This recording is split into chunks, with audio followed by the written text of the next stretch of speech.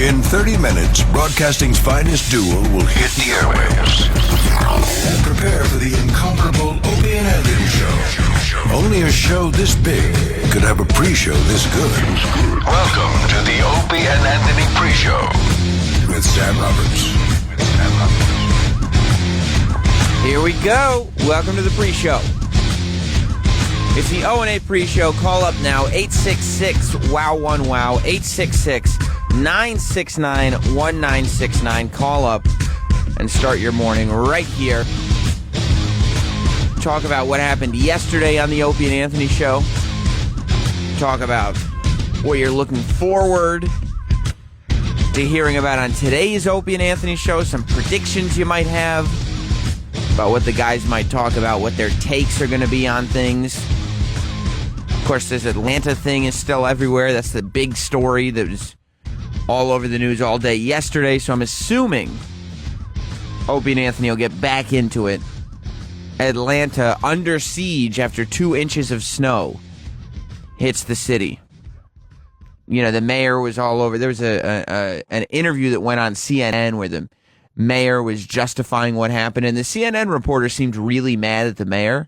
But at the same time, I think CNN is located in Atlanta, so it sounded like she was just mad because she had to wait in traffic so long. But yesterday, we talked about it on the Opie and Anthony show. There was 2 inches of snow hit Atlanta. They were not prepared. They do not usually get any snow at all. It was very cold and icy as well. And, I mean, it ended up being a situation where there were hundreds and, if not thousands of cars on the highway. Everybody backed up. Kids were stuck in their schools. The emergency crews had to come in and rescue Atlanta citizens from their cars. There are now, I guess, everybody's safe. There were no fatalities. But there are now hundreds of abandoned cars on the Atlanta highway because of 2 inches of snow. I don't know, but maybe that's because we're from New York. Let's start with Mark on Long Island. What's up, Mark? Good morning, Mastic, Sam Roberts. How are you today? I'm great. How are you? Very well, very well. I just wanted to say I loved how Roland scumbagged Opie yesterday by not eating any of the delicious treats that he brought in. And, because he said he wasn't eating any sugar. He did. I guess he did. I don't know. Roland had food day yesterday, and it makes you kind of, it gives you a bit of interpretation as to how Roland may have gotten to the point that he's gotten to when yesterday he was bringing in ice cream sandwiches and chicken wings for breakfast. Let's actually start. This was Roland. He's on this diet. He's abandoned Dr. Ian Smith, and he's trying to say that he can eat whatever he wants as long as there's no sugar or grain, right? Or grain in it. So he said brisket was fine yesterday. This is Roland trying to justify his meats. Roland was saying there's some brisket coming in, and I go, is that on your diet? He said, yes. How is brisket on your diet? How is brisket on your diet? Because, gentlemen, it's a meat. It's like a steak, so brisket, but no sauce, please. See, the sugar, I understand cutting down sugars and grains, but I don't believe that you can eat anything you want as long as there's no sugar and grains. Yeah, I know that you can lose weight doing Sister, that. it's in the book. I'm so excited. This goes against Dr. Ian Smith's diet. I don't Dr. believe Ian's it. book is under fiction. Jesus. See, I would think fiction would be the book that says you could eat anything you want. Exactly. That book, I believe, is called the Bible. Yes, that's my Bible. It's your Bible. Of course, Roland still taking shots at Dr. Ian Smith yesterday on the Opie and Anthony show. This sounds like Brock Lesnar's diet that Roland's on, where he just eats meats. It's going to be a matter of days before we find out that Roland has diverticulitis. Of course, Florentine was on the show yesterday, Jim Florentine, and he had an observation about Roland's health. I'm going to get way into Florentine because Florentine was outstanding on the show yesterday. But listen to what Florentine said about waiting with Roland in the office before he came on the show yesterday. Oh, I'm sorry. That's track 10. Well, I think he's together. doing more of a thing where no carbs. Right. So he's just going No with the grains. all protein And no chocolate. But he's gonna crash. Yeah. What I think happens so. with those diets? He's gonna start eating carbs again. He's gonna crash. It'll last for like 4 or 5 days, and then all of a sudden he's gonna. Or more. 2 weeks. Huh? 2 weeks. But yeah, you have to start eating carbs at one point. And You then need when the carbs for energy and stuff like that too. to fuel you for the rest of the day. Well, I'm fueled. I'm ready for everything. Yeah, fuel you. I'm I was in the office for 23 minutes. He fell asleep 7 times. You have no fuel in your body whatsoever. Florentine's worried about Roland. Then after the show, he saw Roland kind of stretching out, and he was like, "You need carbs. You need carbs." Jason in Oregon, welcome to the Opie and Anthony pre-show. By the way, under 25 minutes before the show begins. I know you don't normally do this, but I would like to send out a song dedication to those. I know it happened a few days ago, but my heart goes out to those people in Colorado. So what happened in Colorado? Oh, you didn't hear about the kid in the high school? I don't know what this guy's talking about. I know there's been bad things to happen in Colorado for a long time. I don't know what happened a few days ago. I thought he was going to send out... I have to come back with a goddamn death dedication. I thought he was going to send out a memo to the people in Atlanta who are trying to survive as they're buried under 2 inches. The Atlanta conversation brought up something very interesting with Opie and Anthony yesterday. Apparently... O&A were very close to being a local Atlanta show. Not being syndicated in Atlanta, but being like, we're an Atlanta radio show. Let's go to track 1, Sal. This is what O&A brought up yesterday when they were talking about the, I don't know if you can call it a snowstorm if there's only 2 inches of snow, but the Atlanta version of the snowstorm. You do understand the Opie and Anthony show is very popular in Atlanta. Atlanta? I was there, yeah. You were just there, so Yeah. you just missed this shit. I just missed it by about 2 days, and they were really, really very hardcore fans. We almost worked down there. Oh, we certainly almost did. I mean, if we didn't have 2 offers in New York City, we would have worked in Atlanta. Yeah, slow down. I'd have been living in Buckhead. So we took advantage of their steak dinners and everything, knowing we were never going to go to Atlanta. Compound South in Buckhead. Buckhead. Buckhead's just like New York. Just like New York. Is it? I like those guys. They were cool. They wined and dined us, but it didn't work out. Didn't work out. Put us in the Ritz-Carlton. My God. Oh, it was wonderful. I remember watching a ridiculous, just lightning storm, whatever the fuck you call them, from the top of the Ritz-Carlton. Going, God damn, this is kind of cool down here. It was. Big, huge fucking windows. And the call came from New York City, and we couldn't fucking get out of Atlanta quick enough. The big 2 selling points for Atlanta were lightning and windows. Who would have thought Opie and Anthony were that close to being an Atlanta show? I guess it's when they were on WNEW, and that was obviously the run in radio that made them famous. It got them to where they are today. I do wonder what would have happened if they'd ended up in Atlanta. I don't know. I mean, would they be here on Sirius XM? Would they still be stuck in Atlanta? Would they have cars abandoned on the highway right now? I just don't know. Let's go to Tommy in Texas here on the Opie and Anthony pre-show. Tommy. Hey, what's going on, Sam? How you doing, buddy? Hey, yesterday with all that food around Shamu Roland, was he in the corner shaking with beads of sweat on his forehead because he couldn't eat none? He seemed to do all right, but I think that's also because he's on this diet where he can eat what he wants. You know what I mean? Like, I think if he hadn't been able to eat brisket, it would have been a little tougher for him. But the fact that he's convinced himself that he can eat whatever he wants as long as it's not cake, and as much of it as he wants, makes it a little easier for him. A lot going on today, a lot that Opie and Anthony are going to get into once the show begins. No Macklemore news today, but some Justin Bieber news. I like that Justin Bieber has kind of gone from being a celebrity that, like, teenage girls love but a few grown-ups hate, to just being like, you're supposed to hate Justin Bieber. He's one of those celebrities that now you just hate. He was back in a courthouse. Well, not a courthouse, but I guess he was with police yesterday. He turned himself in to assault charges in Toronto.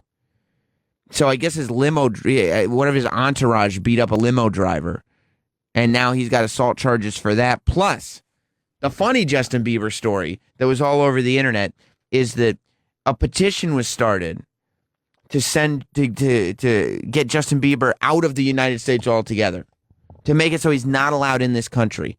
I guess that petition has over 100,000. It's 1,100. It's not impressive at all. 100,000 signatures on it. And now the White House actually has to acknowledge it as a real petition. I mean, they're not going to do anything. They're not going to deport Justin Bieber, but it is funny that it has to be acknowledged as a thing. Yesterday, it was still Macklemore. Macklemore was the one taking the heat from Opie and Anthony yesterday.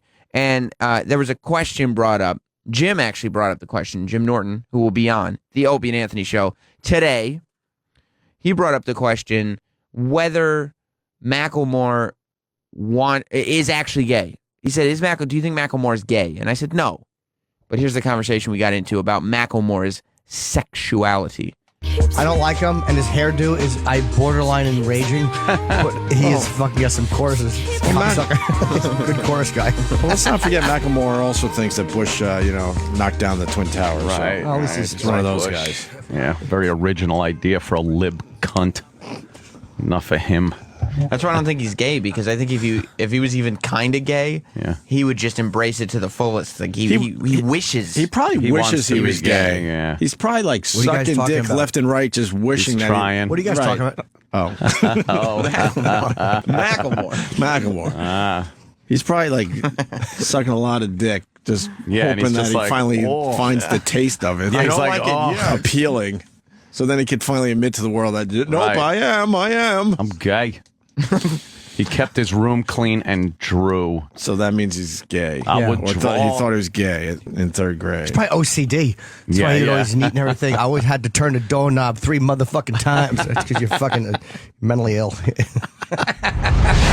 I mean, you could tell. I think Opie was right on the money. You can tell anybody who is that hard up for acceptance, like who will apologize to somebody over text and then Instagram a picture of that text so that everybody knows you apologized. And the apology is for winning an award. It's not even for doing anything wrong. Anybody that will go out of their way to make sure that they are mentioning at all times, oh, no, you're so much better than me. Oh, no. But did everybody notice what a good person I was? Did everybody notice that I did the right thing here? There's one person over there that didn't quite get it. Did you see it? Anybody who's like that would love any reason to relate to a minority, especially, I mean, if they could be a part of that. I'm surprised he's not pretending to be gay just so he can say, you know what, I feel the same discrimination that you do. Because then he would try to lump himself in with gays. He would say that the gay struggle is the same thing as the black struggle. He could lump himself in with black people, Asian people. He'd be crying at that episode of Gilligan's Island we watched the other day. He would figure out a way, Macklemore would, to shoehorn into any conversation about minorities not being treated well, if he was gay, which is why he's not hiding anything except the fact that he's probably a terrible person. That's the one part of his personality that he doesn't let out. I'm looking into the main studio right now. Opie's in the building. E-Rock just walked in there. I don't know why. He walked in there with popcorn, more of Dr. Ian Smith's popcorn that we keep talking about. I don't know if he's trying to be proactive, if he thinks like every day now we need popcorn in there, but they were getting mad. Maybe it's not a bad idea. They were getting mad yesterday about the fact that the chocolate, we got a box of chocolate yesterday. And at the same time, Jim Norton found out that I thought we had run out of popcorn, and he wanted popcorn. They got very mad at free food. Let's go to track 4 and listen to how it went down. Are you still reading the note? Yeah. Why? The note. So you mentioned you like samples, and I told you I would send you some of the best chocolates you have ever tasted, made locally in Connecticut. Right. Sure. Connecticut. And shipped all over the world, expanding with new ideas and confections for all to joy. So they've been around since 1946 and no one knows their name? They started on Fox Way. Munson. Old Munson got back from the war and decided, I've seen enough death and carnage. I'm going into chocolate. I'm going into a happy business. That's it. He continues, I think you will find that Munson's chocolates will be on the top of your list when it comes to quality confections. Did you have Not a my list? chocolate confections list. I never want to hear quality confections again. Enclosed, you will find a selection. We make over 250 varieties of chocolates. He wrote down all of them that he sent. We know what he sent. We looked at it. Yeah, we're looking at it right now. You actually missed what you're supposed to read on the note anyway. Oh. Yeah, here's the entire note. Okay. Dear Opie and Anthony, Yeah. you were talking about chocolate. These are the ones I make. Please plug me on the air.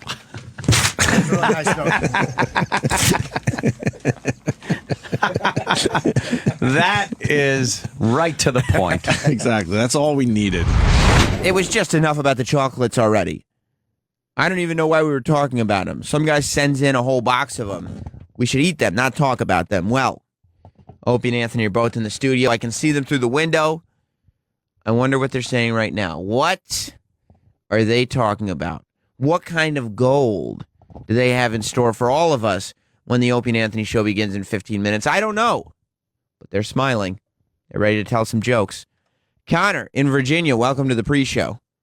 Sam Roberts, how are you? Good, buddy. How are you? Pretty good. I heard you talk about Macklemore. I just wanted to say that all these celebrities are trying to group themselves into shit they're not a part of, like Justin Bieber. What's Justin Bieber doing? What's Justin Bieber doing? I mean, like, what's he grouping himself into? Oh, he's trying to act like he's some street fucking thug. Yeah. Yeah, he's like the opposite of Macklemore. Macklemore's trying to act like he's like Macklemore wants to be a black guy, but he wants to be like an educated black man. So he can talk about the plight of his people. Whereas Justin Bieber wants to be like a little thugged out black kid. Yeah, exactly. You know, well, it's an orange gangster. Right, exactly. Like Lil Zah.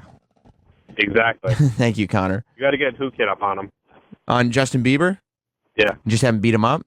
Yeah. Yeah. Rough up a little bit. All right, thanks, Connor. All right. He's like, yeah, that's exactly what I'm talking about, Sam. Yeah, put a hit out on him. Peter in Massachusetts. Hey, how you doing, Sam? Good, how are you doing? Good, thanks. I wanted to ask you about CM Punk quitting yesterday. Well, this story, I hope Opie and Anthony get into it. I texted Jim about it because I wanted to see if he could. I don't have CM Punk's phone number, but I wanted Jim to text him and see if he could get him on the air. This is a story that kind of broke out. It's a wrestling story, but it broke out to the mainstream. It was on TMZ. It was on Yahoo News. Apparently, CM Punk, who's a friend of the show, he's been on the show a bunch of times. We found out he's a big Jim Norton fan when he was on. And he's a big WWE star. Got super fed up with whatever was going on behind the scenes at that wrestling organization on Monday. And before their TV show, he walked off, he quit the company, and he flew home to Chicago. I mean, what do I think about what's going on? I think if you're getting paid millions of dollars, like if you have millions of dollars in the bank, right? If you have money, you don't need money anymore, at least for the short term, and you don't enjoy what you're doing at work, you should stop doing it. Why would you keep doing it? That's a good point. Right? The other question I had was on the Opie and Anthony death clock. Now they killed Papa John's talking about him yesterday. What do you mean? Papa John's dead? Yeah, that's what I read last night, was Papa John was dead. Papa John didn't die, did he? Sal's going to look that up. I could be wrong. All right. I'll talk to you later, Peter. I hope Papa John's not dead. Sal's looking up. I don't even think you need to. I mean, I'm pretty sure we would have heard if Papa John was dead. But yeah, hopefully they'll bring up the CM Punk story later today. Speaking about chocolate and the free chocolates that came in, Jim Norton was not the only one upset about chocolates. Remember yesterday on the pre-show, I said that this show has the ability, the Opie and Anthony show has the ability to turn you against whatever you at one time held dear. I talked about it with the movie Face Off. I talked about it with a lot of different things. I think everybody's turning on Macklemore because of this show. Well, Jim Florentine came in, and from the beginning of his appearance was just set out to have a great one. He turned me, and I'll bet a lot of the audience, against chocolate. Like I've never heard this opinion on that dessert before, but this is Jim Florentine's take on it. What's going on, boys? Want some chocolate? No, I'm not 4 years old. Fucking chocolate. I'll bring it home for my son, who's 3.5. You don't treat yourself to chocolate? No. No, why? I treat myself to submityourexgirlfriend.com. That's how I submit myself. Treat myself. You're grown men. You shouldn't be eating chocolate anymore. Seriously. I'm not eating chocolate. If you're at a party, it's like, all right, or there's a fucking dessert at the end of dinner. All right, I'll take a little piece. What have we got here? Yeah. But you shouldn't search it out ever. No. Me and my wife went to dinner the other night, and the guy's like, dessert, anybody? And I'm not even looking at the waiter. My wife knows I don't eat dessert. Right. And she's like, what do you think I should get? He brings the whole plate out, and I'm just staring. I'm not even looking. Yeah. The guy's like, sir, what do you think? And I go, about what? I think the Broncos are going to win. He's like, no, I didn't ask about the Super Bowl. I asked about dessert. I go, I'm a grown man, sir. You think desserts are just for children? Yeah, it's for children. Yeah. You really It's for children and chicks. And then if it's there, Chicks. it's like if you're at a, But you don't go, ooh, this all looks so good. Let me get the dessert menu. You were never a dessert guy? No, and if you're drinking too, it fucks up your buzz. It does fuck You have up a few your buzz. bottles of wine, a couple glasses of wine at dinner, a couple beers. That's You don't true. want to mix in fucking cheesecake. I'll just get like Sugar. an espresso with a side of Zambuca. And yeah. then I'll down that. By side, he means bottle. Florentine is all man. Just the fact that he walked in from the get-go, from the beginning of that clip. Hey, Florentine, you want a piece of chocolate? No. No, I don't want a piece of chocolate. No. No, what am I, 4 years old? No, I'll bring it home for my son. It's for chicks and kids. No. Just like, all right. And you're listening to him, and you're going, yeah, I mean, he makes sense. I guess he's right. He turned me, I tend to agree with him on whatever he says. I went home and wanted chocolate, but I said to myself, no, I can't have that now. I can't be a little girl. Let's go to Larry in Wisconsin. What's up, Larry? Good morning, professional broadcaster. Oh, boy. Sam Roberts. Larry. Hi. Some of these people that you have on the air, like Jim Florentine especially, and some of the other ones, they state, and Opie and Anthony themselves, they state so confidently their opinions and that people take it as fact. I mean, the fact that Florentine doesn't like chocolate shouldn't sway anyone else's opinion about chocolate. Yeah, but he's so convincing. Not only is he convincing, but he doesn't just say, yeah, it's not good, it doesn't taste good. He's saying, like, no, you can do whatever you want, but the reason that I don't eat chocolate is because I'm a man, which implies that if you do eat chocolate, you are less than a man. I understand the implication, and that's the point. What makes his opinion any better than anyone else? Because he states it more forcefully and confidently. Yes. Just like the thing going on about the fantasy football. What does it make a difference to him one way or the other, whether or not people play fantasy football or not? Well, he also likes that they're less of a man. He likes to get under people's skins too. Thank you, Larry. I mean, I can't, maybe because he says it like this, and he just says it so matter-of-factly, like, no, it's not true. No. He was talking about fantasy football again yesterday. Let's go to track 11. Some caller called up to try to defend fantasy football and just made a huge error in judgment with Jim Florentine. See, but the fantasy the only angle they have is like you win it, you're gambling. Yeah, that's so you the one. put what, $200 in the pot, and then you win fucking $1,200 at the end of the year. It's not about the money. You're on a game-to-game basis. It lasts the whole time. And you get to bond with your old friends that you haven't been in contact with. Why can't you just call them? Go, hey, what's going on? How's the wife and kids? Yeah, Want to go get a beer? We'll watch the game at a bar. Something. And it's not just about the money. It's about honor. There's a little bit of honor in winning. He didn't just say that. You're not wrong, dude. He didn't. Shut up, Jimmy. But he's not. Florentine is just got the deuce chills. Now, God, what he Honor. says? Florentine, you want to comment? Wait. Why the honor? I need hold him on. to. All right, guy, why honor? Why honor? Because there's pride. There's some pride in outwitting everybody, picking the right guys. You did your thing. You won. That's true. Some pride Florentine, and honor and pride. Anthony, when you're at the craps table, right. do you have honor and pride that you It's outwitted the fucking honor the and dealer pride. and all that shit when you're playing blackjack? When I say hit me, and my 16 turns into a 21, yeah, it's all about honor and pride. How I got that dealer. I think you're just the fucking degenerate gambler. You Dungeons and Dragons fag. Shut up. Shut up. That's exactly what it is. Dungeons and Dragons for football. Look who I got. I got the mystical sword of Denver. Shut it. It's so funny, too, because Ant is so funny and so convincing with his point of view that he obviously got swayed by Florentine. So once he got swayed by Florentine and you had Anthony and Florentine on the anti-fantasy football bandwagon, you were not going anywhere. Let's go to line 4 and Brandon in Pennsylvania. What's up, Brandon? Not much. What's going on?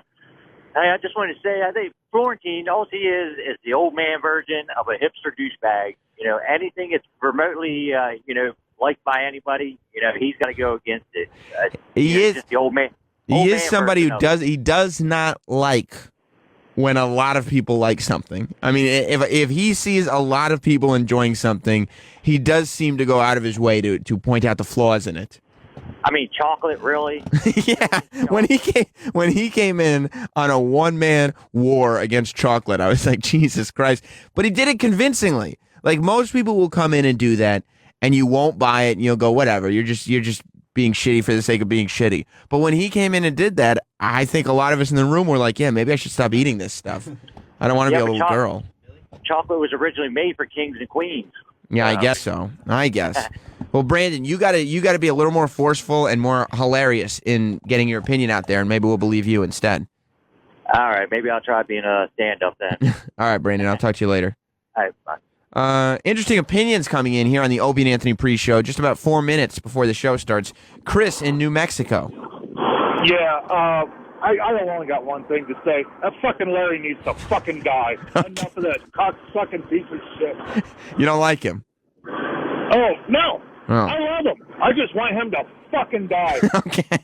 Every fucking day. Larry. Mm-hmm. Die, motherfucker. Shit. Enough of this crap. All right, let's see if we can get some other opinions on the air. Let's go to Brian in Detroit. What's up, Brian? I'm sure that last guy's thoughts. Fuck Larry. He's not a part of the show. It's the Sam pre-show, not the Sam and Larry show. I hope that fucking trucker gets fucking AIDS from some hooker he fucks at some truck stop. Stop calling every fucking day, you fucking faggot. I've never heard such revolt by the callers against another caller. Snowy in Michigan. Samuel, how you doing, sir? Good. I don't have quite the venom every lot of calls have for Larry, mind you, but I will say, why is he surprised that Florentine is the way that he is? I mean, he loves getting under people's skin. The guy made a living making prank calls for a long time. I mean, of course. That's true. No. Fantasy football is crap. No. Yeah, I mean, you're right, and part of it is, I'm sure part of it is trolling, but he does it so goddamn well. Sean in Ohio.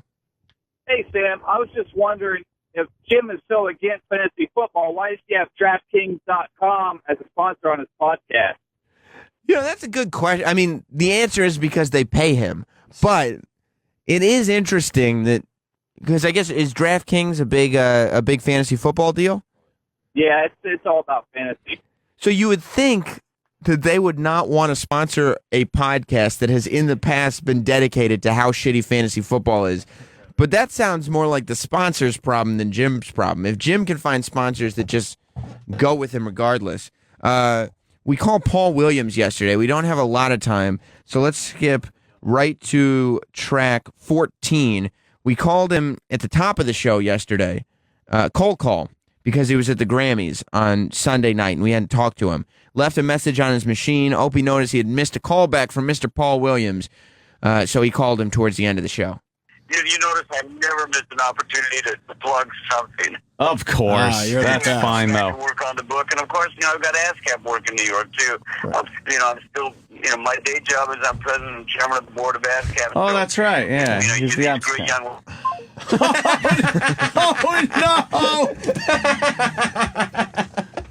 Oh, no! He just hung up on I thought it was a bad connection. No, he just... Why? Because it was all of a sudden, it was pretty clear, and then it just went to nothing. We're good. He was on his way to the airport, and I couldn't really hear him. You were helping him out, right? Yeah, I was helping him out a little bit. Yeah, Love you miss you. Love you miss you, Paul Williams. You got the story anyway, didn't you? Yeah, we did. And then Paul Williams calls back. Opie hangs up on him again. There's many moments that I wish I could share with you from yesterday's show, but I only have 30 minutes here. Borgata Ray, welcome to the pre-show. Hey, Sam, good morning. I want to concur with the other callers. Fuck Larry. Every morning, well, professional broadcaster Sam Roberts, you know what he is? He's a professional cocksucker. Fuck him. I hope he crashes into a snowbank. It's always been so nice to me. I don't understand. Do you hate Larry, Sal? No, Larry's a smart dude. Huh? Yeah, he's nice to everybody. He's nice to the phone screener. I don't know. But you know who's not nice to everybody? Opie, Anthony, and Jim Norton. And that's why we love them so much. All three men are in the studio getting ready for another great show today. We didn't even get into the fact that Ant was tweeting last night about 90 Day Fiance. Remember I showed him that show? I played clips for him. Ant finally got to see a full episode. I hope that conversation will lead in to talking about my 600-pound life. We've been talking about it here on the pre-show for like 3 days. They got great clips in front of them. Will they play them today? We'll find out because the Opie and Anthony show starts right now. My 16 turns into a 21. Yeah. It's all about honor and pride. How I got that dealer. I think you're just the fucking degenerate gambler. You Dungeons and Dragons fag. Shut up. Shut up. That's exactly what it is. Dungeons and Dragons for football. Look who I got. I got the mystical sword of Denver. Shut it.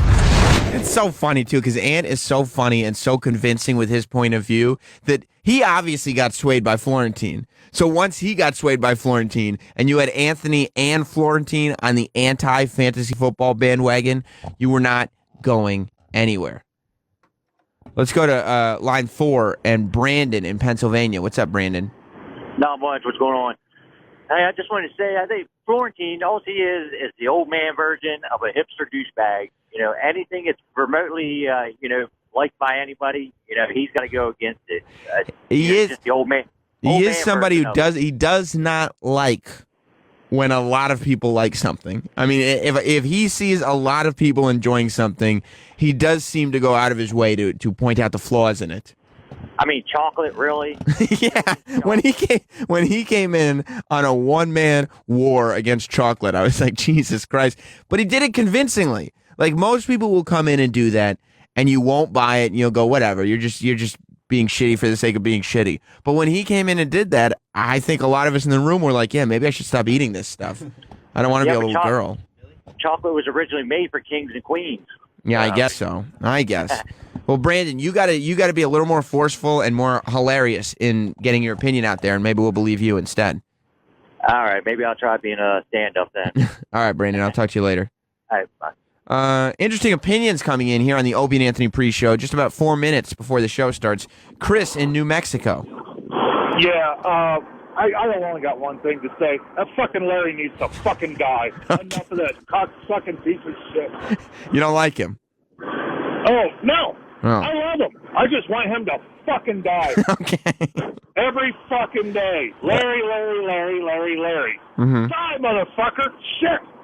Enough of this crap. All right, let's see if we can get some other opinions on the air. Let's go to Brian in Detroit. What's up, Brian? I'm sure that last guy's thoughts. Fuck Larry. He's not a part of the show. It's the Sam pre-show, not the Sam and Larry show. I hope that fucking trucker gets fucking AIDS from some hooker he fucks at some truck stop. Stop calling every fucking day, you fucking faggot. I've never heard such revolt by the callers against another caller. Snowy in Michigan. Samuel, how you doing, sir? Good. I don't have quite the venom every last of the calls have for Larry, mind you, but I will say, why is he surprised that Florentine is the way that he is? I mean, he loves getting under people's skin. The guy made a living making prank calls for a long time. I mean, of course. That's true. No. Fantasy football is crap. No. Yeah, I mean, you're right, and part of it is, I'm sure part of it is trolling, but he does it so goddamn well. Sean in Ohio. Hey, Sam, I was just wondering, if Jim is so against fantasy football, why does he have DraftKings.com as a sponsor on his podcast? You know, that's a good question. I mean, the answer is because they pay him, but it is interesting that, because I guess, is DraftKings a big fantasy football deal? Yeah, it's all about fantasy. So you would think that they would not want to sponsor a podcast that has in the past been dedicated to how shitty fantasy football is. But that sounds more like the sponsor's problem than Jim's problem. If Jim can find sponsors that just go with him regardless. We called Paul Williams yesterday. We don't have a lot of time, so let's skip right to track 14. We called him at the top of the show yesterday, cold call, because he was at the Grammys on Sunday night, and we hadn't talked to him. Left a message on his machine. Opie noticed he had missed a call back from Mr. Paul Williams. So he called him towards the end of the show. You notice I never missed an opportunity to plug something. Of course. That's fine, I though. work on the book, and of course, I've got ASCAP work in New York too. I'm still, my day job is I'm president and chairman of the board of ASCAP. Oh, that's right. Yeah. He's the great young.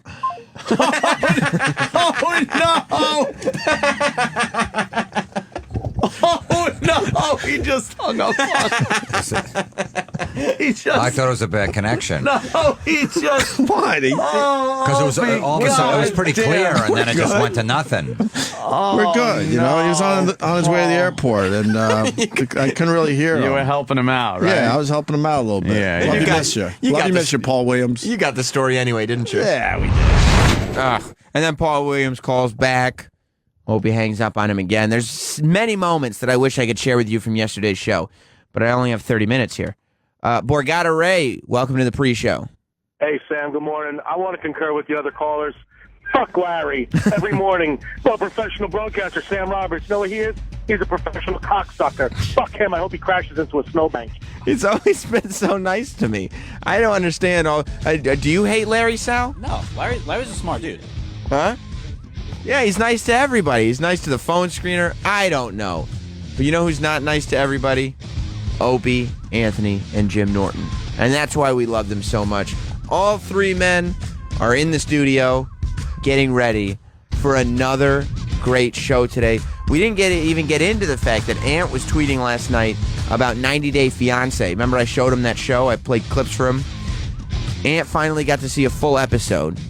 I hope that conversation will lead in to talking about my 600-pound life. We've been talking about it here on the pre-show for like 3 days.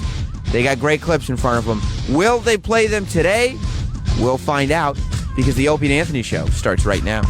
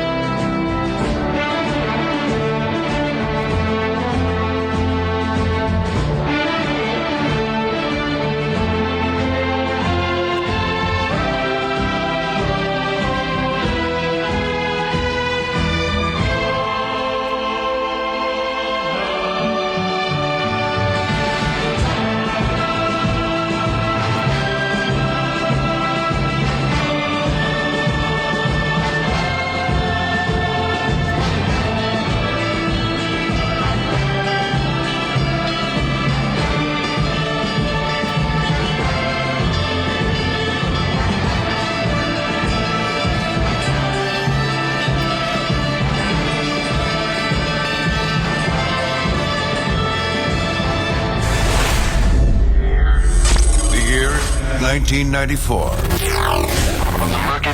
From the murky banks of terrestrial radio, a new hope begins to rise. Opie and Anthony are radio shock jocks known for setting up outrageous stunts. People sure are listening. Two Long Island natives who together would one day change the world as broadcasting's greatest duo.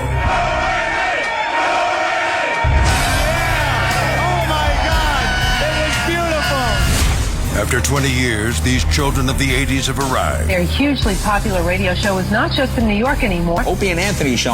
The hottest show there is. Through 55-gallon drums and wiffle ball bats. Oh, and you're pushing it until you're comfortable. From mayors to mayor. It was an April Fool's hoax by two radio disc jockeys. With bottle rockets and bra bombings. And wieners and pigs. Opie and Anthony got their hands on the photo and tweeted it. Two men that have taken a box of cocks further than any. Well, these people will definitely stop. Guaranteed. Lift up the... They've met friends along the way. Is this Jim Norton? I have a raging heart-on right now.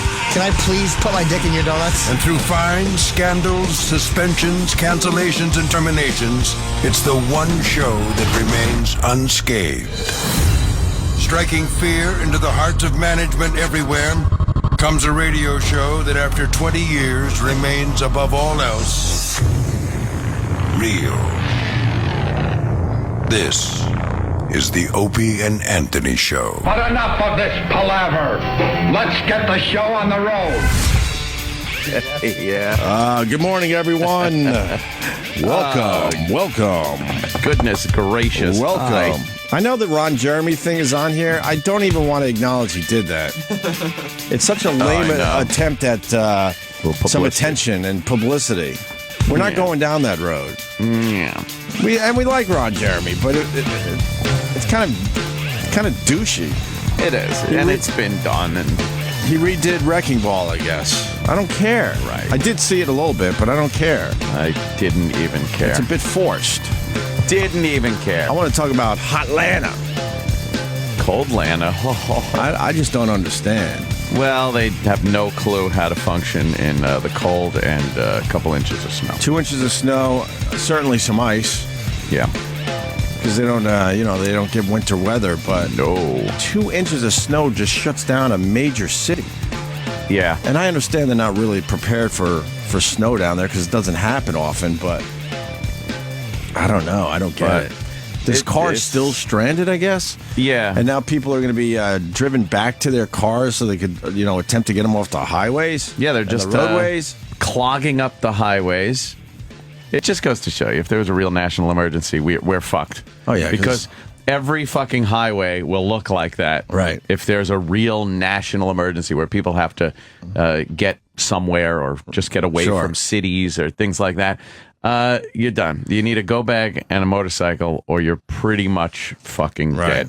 And you can't count on your elected officials. No, they don't know what they're doing either. Anytime you throw them a curve, right? Like anytime it's not just complete business as usual, which they fuck up also, but of course, like business as usual, they will fuck it up, and then they get on, well, we've made some errors. Right. We did make some errors. We're reassessing the situation, and next time we'll... Right. Oh, yeah, okay, next time. We're getting a committee together. Yes, a blue ribbon panel. A blue ribbon panel to see what we did right and what we could do better next time this happens. The guy's like, everyone left at the same time, and that was their problem. All right, well, that happens. Like, we should have had... He goes, we should have had, like, the schools leave first. Right. And then, people at work and the government officials. If you don't have the snow removal capabilities, that's something you could do as an elected official. Go, okay, fuck, all right, we got to. It looks like this shit has happened, so let's. We can't have everyone on the road. Let's just close the schools, and if it turns out it's a bust, oh well. Yeah, I don't know. But I'm seeing the pictures, and it's so funny to me. It's just bumper to bumper, all the lanes closed. Look, there it is on CNN. Like the whole highway shut down. How do they have no snow removal? Like, I can see not being prepared for a storm. Yeah. But how do you have, they have 2 shovels in all of Georgia? It doesn't happen. It doesn't even happen once a year. Yeah. I think they've been talking how this last happened in 2010. So that's what? Yeah. I mean, 4-ish years ago. When you have a budget and then you have snow removal in the budget, or you could take that money and allocate it for something else. For peaches. Right. The old peach industry. Make sure the peaches are all right. They are not putting it towards something that they just don't even use. Oh, no. They take those gambles all the time. Sure. And that's what it is. It's a gamble. Right. Is it going to affect the peaches? I like a good peach every once in a while. Mackinac peaches, Jerry. The Mackinac peaches. But fast forward, sometime in August when the peaches are nice and ripe in this area, they'll say that, well, the prices are a bit high because of that snowstorm back in January. Yeah. Well, Back the in January. peach crop affected by that deep freeze. Right. Yeah. I mean, we've all seen this weather so much up here. And that doesn't shut down anything anywhere else. No, that's a dusting. Right. I guess it really froze the roads up, though. A lot of ice. It doesn't look like a lot of snow, but apparently that was all fucking ice because they have nothing to put on the roads. Right. So people were just sliding around. They couldn't even move their cars. Let me say, we got people that were affected by this shit. Ooh. Let me say hi to Bill in Florida. Bill, what's up? Hello, Bill. Hey, man. Happy birthday, Jimmy. Oh, no. Jesus Christ. No, when a bit is over, my God. That no, bit my ended birthday 2 was years ago. My birthday was yesterday. That's why. That's why he's I see. upset. I see. I get it. No, apparently you don't. What's up? Sure I do. Anyways, in 2010, I was driving in Atlanta during that last storm, and there was just a few inches of snow on the ground. And it was about 2 a.m. when I was driving home. And there was about 35 people on about a 3-mile stretch of road that were just stuck and couldn't move. Yeah. And I had a police officer come up to me and tell me that they wouldn't be out for about 2 days to offer any assistance. So where are we at now? Because the news loves to show you footage that already happened. Yeah. And they present it in a way like, no, this is happening still. This is how it is right now. Yeah. Are those roads still, clogged with cars? Because they just showed the video on TV. Yeah, I think just like the news always does, they're blowing some things out of proportion, but there are some cars stranded. What? The news does that? Occasionally. All right. Thank you, Bill. No problem, guys. Let's go to Atlanta and say hi to Matt. Matt, what's up? Oh. All right, boys. Love your show. Of course you do. Well, thank you. Yeah, you're welcome. Anyway, it's not so much that lack of preparedness and prep for the snow and all that. A lot of people down here just figure as long as their tires are black and round and hold air, that they're good to go. And, it's not like everybody up north. I mean, I'm originally from Cleveland. And, we could drive through 30 inches of snow like it's nothing. Everybody down here, bald tires, ice, forget it. They're done. They're just not ready for this type of thing. You got to think they're just not ready for this type of thing because I don't think they're that stupid down there that they just lose their minds over 2 inches of snow and ice. Last night I was doing some running and there was a news crew videotaping a bridge. I'm actually in Columbus, Georgia right now. They were videotaping a bridge because it still had ice on it after the prison inmates in the half-ton dump truck with some shovels were spreading sand over it. Oh, wow. They couldn't figure out why there was still ice on a bridge. They couldn't figure it out. You got the prisoners out there working? Well, they always say that bridges, freeze. They always have those warnings when you're driving. Yep. Well, the prisoners were the only people working yesterday. Even McDonald's was closed. Well, that's not good.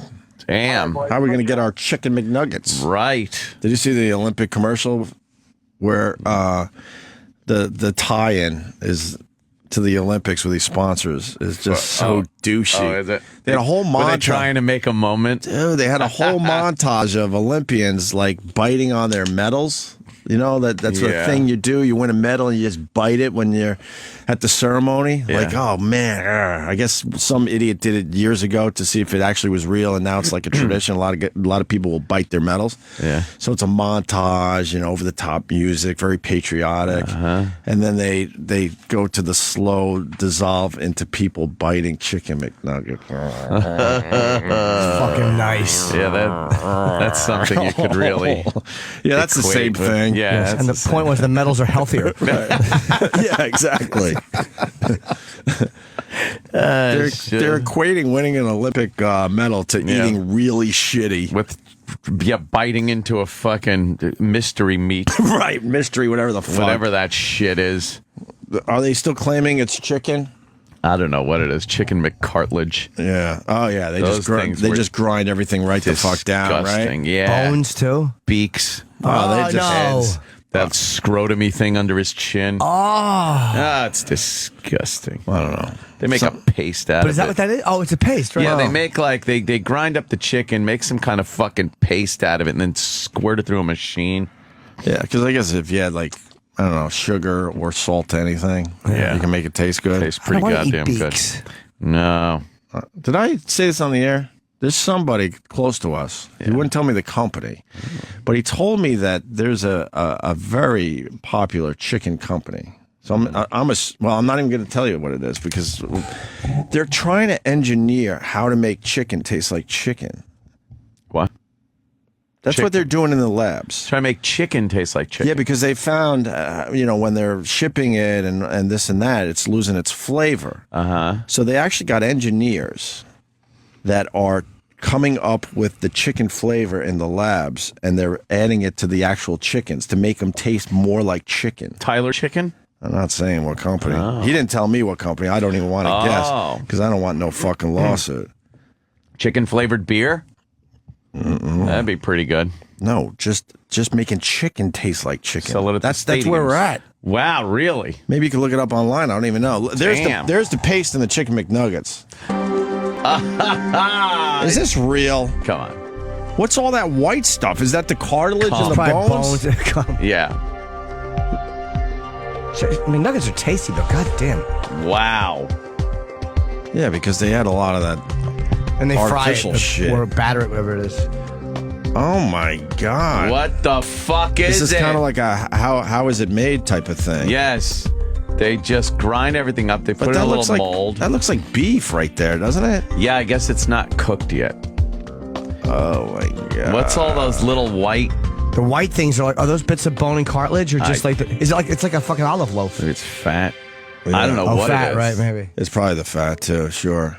Now it's going over some grate. No, that's going into the batter. And now that's batter is that dripping. what it's doing? They're on the grates, but the batter's going through the grates. But it goes through a curtain of whatever that is. Yeah, it looks like batter. Yeah.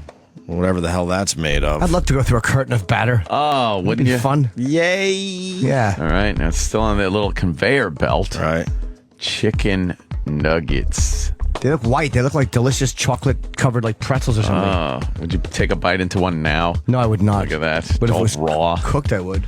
I couldn't tell you the last time I ate at McDonald's or Burger King. Yeah. Couldn't tell you. Yeah. It's been many, many years. I went on a date there recently. Oh, did you? Yeah, she was on a rag, so I'm like, well, get your hopes up for a meal. Oh, that was like an egg type thing, milk thing like a batter, no? The breadcrumb sticks. Oh, I see what and you're then saying. it tumbles off the conveyor onto breadcrumbs, and then more breadcrumbs breadcrumb it. Yeah. On from the top. Yeah, the whole thing's a breadcrumb fucking bevy. Yeah. It's snowing breadcrumbs. So it's covered in that, and now it comes back out, and now they're covered and ready to be deep fried? Yeah. Is that what they do? I don't think they're that healthy. I don't think so either. They taste fucking good though, man. A little sauce and a McNugget. Holy mackerel. What's your favorite sauce, Jimmy? Probably mustard. And a little barbecue once in a while, but if you want the truth, I like a spicier mustard sauce. No. That's me.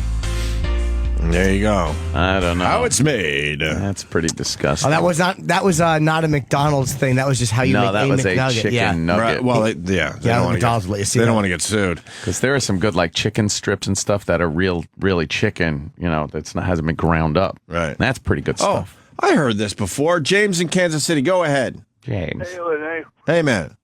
Okay, my boss told me this yesterday about chicken nuggets. She said, you know this wrestling match when you were in high school you wrestle with? Yeah. It's the chemical in this match that when they put in the chicken nuggets, it's on the... All right, dude, what's up with your voice? Someone's got to ask. No. I got to ask you something too. Like, do the McNuggets, do they cook them first or no? Oh, no. You got a cold? Yeah, I got a cold, guys. I caught the show a long time ago. I got a cold, Carson. I think that's some kind of impediment. I kind of feel like shit today myself. I got the flu shot and I'm hanging in there, but got a sore throaty thing today. Yeah. I thought it's been killing me lately. I wonder if can you get a second flu shot? I don't think that does anything. That don't work? No. Yeah, I think once that's in there. Must be a cold. I I'm a big fan of the flu shot, though. You remember the days I would be out 2-3 weeks every fucking winter? Yeah. Now I just get these shitty little, just bothersome things during the winter. A little sore throat the last couple days. Bothersome. Just with that gulpy shit all night long. Gulpy shit. Feels like you got something right there in the back of your throat. You can't gulp. And just watching the alarm clock turning over. Oh, it's now 2:48. That's great. Okay, I'll sleep. 15 minutes later, because I'm gulping that gulpy shit, I wake up again. Oh, now it's 3:07. You got to down some NyQuil or something. I know. I should have. That's the shit. Yeah, but then if you do that too late, then Well, you can't we do get it up late. too early. No, you got to can't do time that shit out perfect. Although Robitussin works pretty good for not making you drowsy, but clearing up like the stuffy nose and the throat and shit. I do like that Robitussin. A good Tylenol PM every once in a while works. Citizen. You do the Tylenol PM? Oh, boy, no. That's nice. Put you out, too. Sometimes just one. Yeah. Just one. Just put you over the edge a little bit. I will fucking fall asleep. Yeah, go ahead, sir. Go ahead, James. Now that we have acknowledged that you have a cold. Yes, go ahead. Continue. Oh, thanks, guys. Sure. Well, I am the cold. Well, I hope you feel better. well, it's about it. oh shit! Oh my God! Are you cheese whizzing this Go cold? ahead, sir. Just relax. I understand how you feel. Just talk about it. It's okay. Worst call of the day right here. Are you trying to... Can I do this for you? Chicken McNuggets are made with the same stuff wrestling mats are. I've heard this. What? I have heard this. They add this in for substance. What, like filler? As a filler. I've heard this. I'm not saying it's true. I don't think that would be Because we're saying Chicken McNuggets. I don't feel like having a lawsuit with a massive fucking corporation. I don't think that's But I have heard this. Can we look this up, Sam Roberts? I don't think they'd sue. Here's why they won't come after you. Because they would have to then say exactly what they do to make it. Right. And I don't think that they would want to. But I heard the wrestling mat thing. It's not like it's actual wrestling mats that they're grinding down. Yeah. But the same shit they put in wrestling mats, they supposedly use that in Chicken McNuggets. I bet that's in Snopes. Go to Snopes. Yep, go to soaps.com. Yeah. Yoga mats. Do a good search. And now this one says McRib contains ingredient most commonly found in yoga mats. So it's like, does it just change all the time? Well, yoga mats are... The quarter pounder with cheese has stuff that is on ping pong table. Watch it be that yoga mats are just delicious. Hey, I always tell you what they put in the hamburgers too. I heard from my grandma they put worms in their hamburgers. Yeah, but Conveying a story from your grandma. They put worms? Yes. I mean, For years she's been. They don't put that in hamburgers. Yeah. Are you bullied? I bet you're bullied. Yeah. And I went to, I was at work. This guy when I was working with, he found old moldy ice in his beverage at Burger King. Well, Burger King. Burger King. Burger King. Burger King. I'm sorry. I have. Wow, you're all about this shit, huh? Yeah. Let's talk about every health violation. Yes. Thought a rat tail once in my fribble. Yes.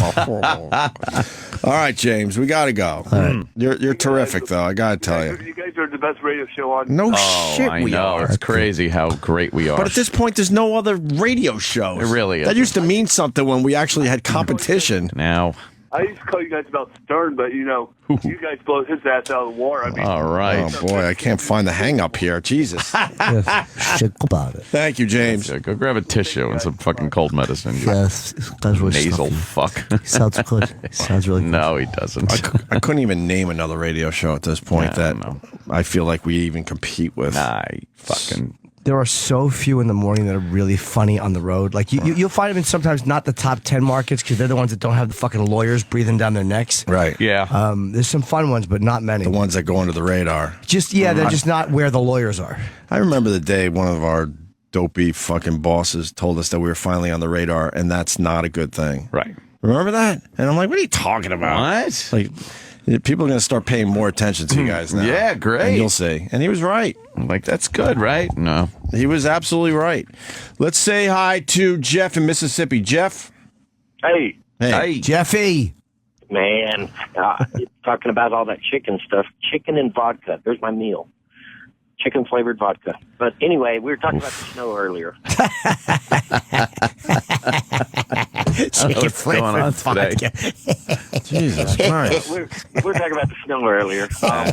In Mississippi, we have 5 snowplows for the whole state. Oh. Yeah, it's more than schools. So when it snows, you got to figure out where to send them. And they keep them up in North Mississippi, and they can't get down here because of the snow. Well, of course you're going to keep... If you only have 5 snowplows, I would assume you would keep them in northern Mississippi. That's right. That's right. That's right. What the state owns about 5 snowplows, and they have little spreaders on the back. But that has worked out in your favor for many, many years that they don't have a budget for snow removal. You do understand that. That's very true. Very and then every true. once in a while you're going to get caught. They don't need to put it in the budget because it's like insurance. Take a gamble on it. And Atlanta is in hell. And you watch, they're not going to change everything for next year. They're going to take the same gamble next year. Yeah. Well, they were talking about some lady having her baby on the interstate. Oh, that happens on a Tuesday. Doesn't. Yeah. If you're going to have a baby, you're going to have a baby. I don't like those stories. They bother me. Enough, right? Yeah. They just bother me. Oh, a lady had a baby on a subway today. Yeah, all right. Are those whites-only snowplows down there in Mississippi? Yeah, the colored ones are very different. They have no snow pushing ability. They're just trucks.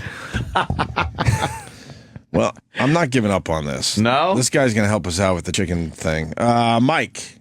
No, I don't want you, Mike. Ryan in New York. Ryan. How you doing, boys? Sorry to Mike, but it was a boring call. And so far, we've had nothing but boring calls. So I'm trying to pump it up here. Ryan, what do you got? What up, yo? I read something on the internet over the summer about these chicken nuggets. Yeah, I know. It's got to be true. Yeah. Somebody actually tried to expose what it was. And what they do is they ground up all the byproducts.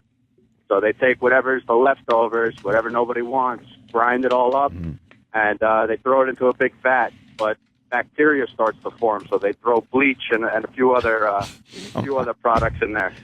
Well, I doubt. Let me say this: I don't think any food place throws. I mean, there's weird shit that goes into food. I don't think anyone just takes bleach and dumps it in there. Ronald McDonald is just dumping Clorox into the vat. Yeah, exactly. On camera. Yeah, but they have to kill all the. What's wrong with just using the good part of a chicken? That's cost. Are they just trying to cut? They're trying to cut corners. Do you know what it is? We would be really shitty if we went into the chicken McNugget business. Yeah. So we would do it properly and wonder why our profits suck. Can you imagine that you use a chicken and then you look in the garbage and there's a lot of chicken left. Yeah. That head and feet. I hate to see all that thrown out. Let's do something. Use that. Your first shot is you take a hammer and you mash them and nobody eats them. That's how chicken wings were discovered, by the way. Back in the day, if you live in Buffalo, you get the true story. Yeah. There were a bunch of kids and they were out drinking and they went to a restaurant, their mom's restaurant or whatever. And they're like, Mom, we're hungry. And she's like, man, we sold everything. We have nothing left until the delivery trucks come tomorrow. So then she goes, let me think about this. And it was all the shitty parts of the chicken wings and the chicken legs that they never used back in the day. Yeah. She goes, maybe I could whip something up. So she whips up something with the hot sauce and everything. And that's how chicken wings were invented. Oh. Before that, they wouldn't use those parts of the chicken. You know, they're trying to eat something that was bad, that had gone bad, and they're just trying to cover it with this really weird and buffalo sauce will kill anything. Well, they knew it was a shitty part of the chicken, so they really fucking spiced it up. And that's how it started. I'm going to have wings for the Super Bowl. Are you? Yes, I'm looking forward to that. Hell no. Have some nice blue cheese and cut nice fucking farts all the way home. I met at Roland today. Because, I'm all in with his weird diet. His fucking non-diet. So when all that Super Bowl food came, I knew I wasn't going to eat the chicken wings. Because chicken wings are one of the worst things you could eat. Yeah. They're unbelievable how bad they are for you. Yeah. And all the other stuff. And then I look at that brisket. That was good. And then stupid Roland, he goes, oh, that's on I could eat that. I can eat the brisket. So I'm thinking, if it's on Roland's weird diet, I could eat it today as well. Uh-huh. And then he fucking tells me he was making believe and that there's brown sugar and all this other shit on it. Yeah. That thing tasted amazing. The brisket was phenomenal. It was ridiculous. Of course it was bad for you if it tasted that good. So of course it was. So goddamn good. Yeah. Yeah. It was tasty. It was very all good. that food was good. Yeah. Yep. Certainly was. Hi, Roro. What's up, Roro? Hi, that was Roland. good stuff, man. Yeah, delicious. What are you doing? What? What are you doing? Nothing. It's delicious. You're just sitting down to say hi to us? Sit down, Roland. You relax. Pull up a chair. Eric said to come back here, so I'm going to go back there. Did you see? You take a look. You relax. This is awkward. Did you see Tim's Vermeer? The Pendulette movie? I saw it last night. How was it? You realize there's just fucking people out there that are way more intelligent than you. Oh. I saw that. You just realize that there are people that their brains are wired in such a way that you can't even fucking fathom.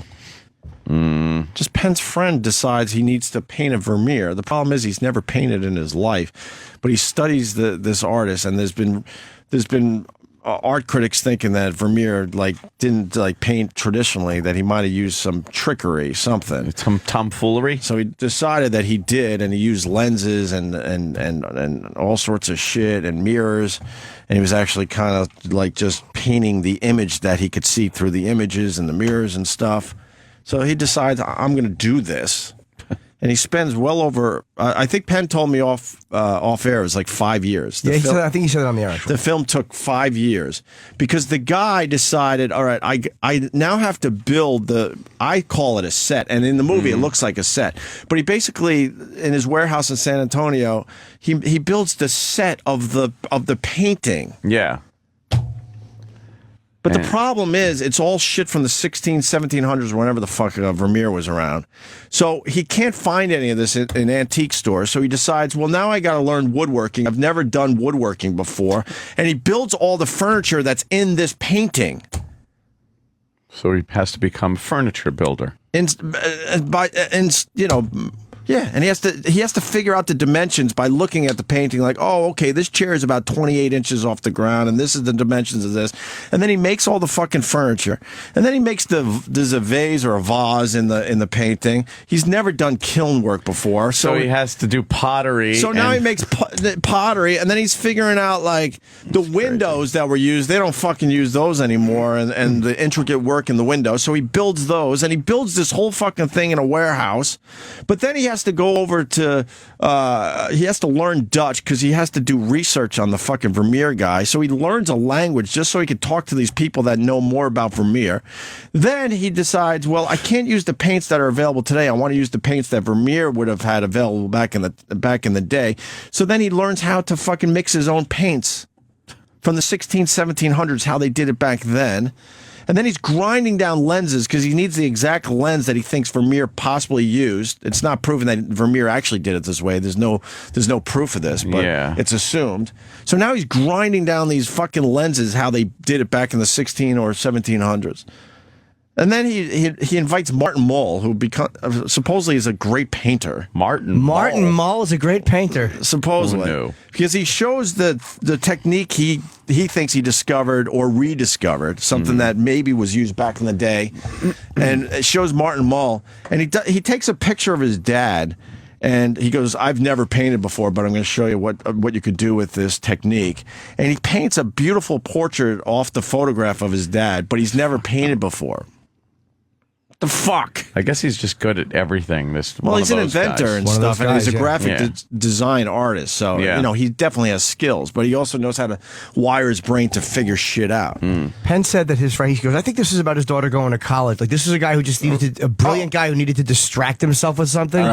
Well, instead of curing cancer for all of us, he decided to do something crazy like this. He studied the clothes because there's two people in the painting. Yeah. I think it's called The Music Lesson if you want to look it up. So he studies the clothing, but they don't make those clothes anymore. So he made those clothes from scratch, getting the right people that know how to fucking sew and shit. Then there's a rug in there that you can't fucking buy anymore. Did he get a loom? Yes, he made the rug. No way, he made the rug. He made the rug. And then he's got the two people. One is his daughter that came back from college for a summer, I think. Puts her in all the clothes that were used in the original painting. She hot? She's all right. And then he has all these apparatuses to make sure she can't move at all, that she kind of, these fucking, vices and stuff. Gee. All in. He cuts, the side of his warehouse out because he has to put those fucking windows in, in the original painting. And then proceeds to painstakingly paint for, I think it was close to 200 days. He said he had to do every individual knot of that rug by hand. Come on. And he's never painted before. What are you even talking about? I'm looking at a picture that he did another picture. Johannes Vermeer, I guess his name was. Yeah. And the girl with a pearl earring. Right. Look, can you look that up? Girl with a pearl necklace. But I thought this was a photo too. This looks like a fucking photograph. Oh, yeah. Even more than this. I guess that's the one this guy likes. Right. Have you seen this before? I've never heard of this guy. I'm just a non. I've never heard of Vermeer. I'm not going to sit here and make believe I did. Go to the second one and say. Have you ever heard of Vermeer? Nope. Right there. I have not heard of. That looks like Scarlett Johansson. That from is the movie. Scarlett Johansson. Oh, it's from a movie? Oh, no wonder. Wait, no. It's a movie poster. That is a movie poster? Or that's a movie poster of No, that's that's not. That's a different photo. Maybe you're she looking played at. some Vermeer character. I don't fucking know. This That one's is the painting. Oh, there's the painting. That doesn't look like Scarlett Johansson. A little bit. Okay. Yeah. Wow, that's pretty good. Yeah. Yeah, so this Tim's Vermeer, I don't think the movie's for everyone, but it's fascinating that there are people that are that smart. I want to see it. I really. I almost went to the premiere the other night, but I just couldn't. But I really want to fucking see it. I enjoyed it. It wasn't slow at all. It wasn't slow at all. Go watch that. It moved quite nicely. But he had to build all that shit. Yeah, that's the crazy And then there's part. an instrument in there. I forgot. It's sort of like a piano, I guess, but it's not a piano. I forgot the name of it. Harpsichord? Oh. No, not even that. I know the hurdy-gurdy? A tuba? I know the basic ones. A flute? Drums? And he built Cornet? He built that instrument so he could paint it. Harmonica? I don't know. Some of them other instruments we got. that are sort of like a piano, though. Oboe? It wouldn't be an oboe. Lolly. Yeah, that played pretty good.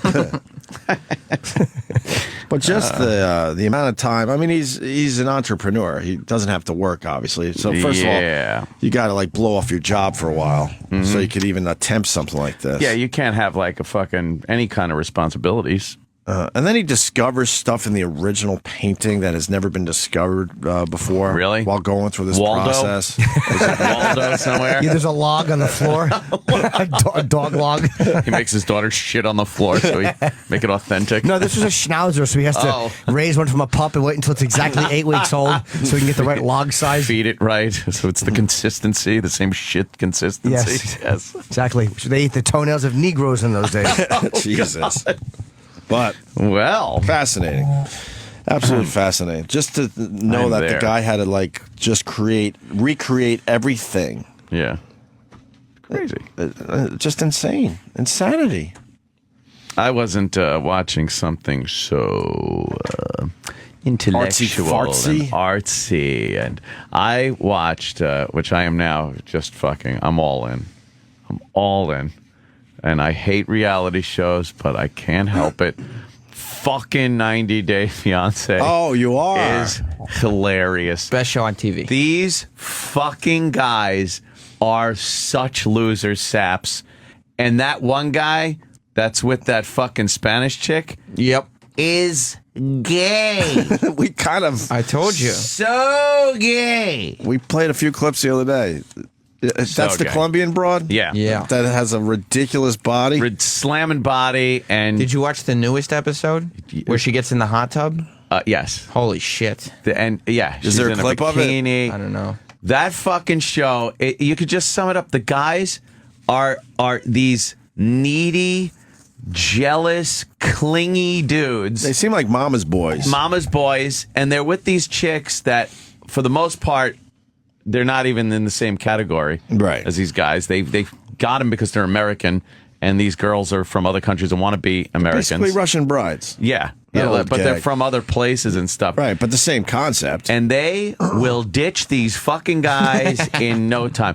That Brazilian model girl is stunning. Yeah. She went to get her hair done, and she's like, I'm done getting my hair to do the... And then the girl's like, you could be a model. Right. And she gives her a number, and the guy's like, well, I'm a little nervous about her model. Like they just know. Putting her in any situation where a guy might actually talk to her is petrifying to these saps. Someone's going to pull up with a Ferrari and just yank her out of that house. Never to be seen again, and that guy's going to be on the floor crying in the fetal position. The guy's a little overweight. He's got like male pattern balding going on, and he's with this girl that is absolutely has the potential of being a model. Yeah. Oh, that's great. And he knows it. That's the thing. He fucking knows that he's done. He's just sitting there like realizing that he's so close to her finding out that she's hot. Right. And once she finds out that she's hot, she's going to be like, why am I hanging out with this overweight Mormon Yes. Weirdo. When she's fucking talking and she's like, she says I was beautiful. I don't know. I don't. She said I can be model. I can be model. and they put the fake eyelashes on her and do her whole makeup, and they turn it to the mirror camera thing, and I just went like, holy fuck, this is the hottest girl I've ever seen. What about the one from Cleveland with the Russian broad? Oh, that fucking thing. Another sap? She is so not into this dude. Not even slightly. Not a bit.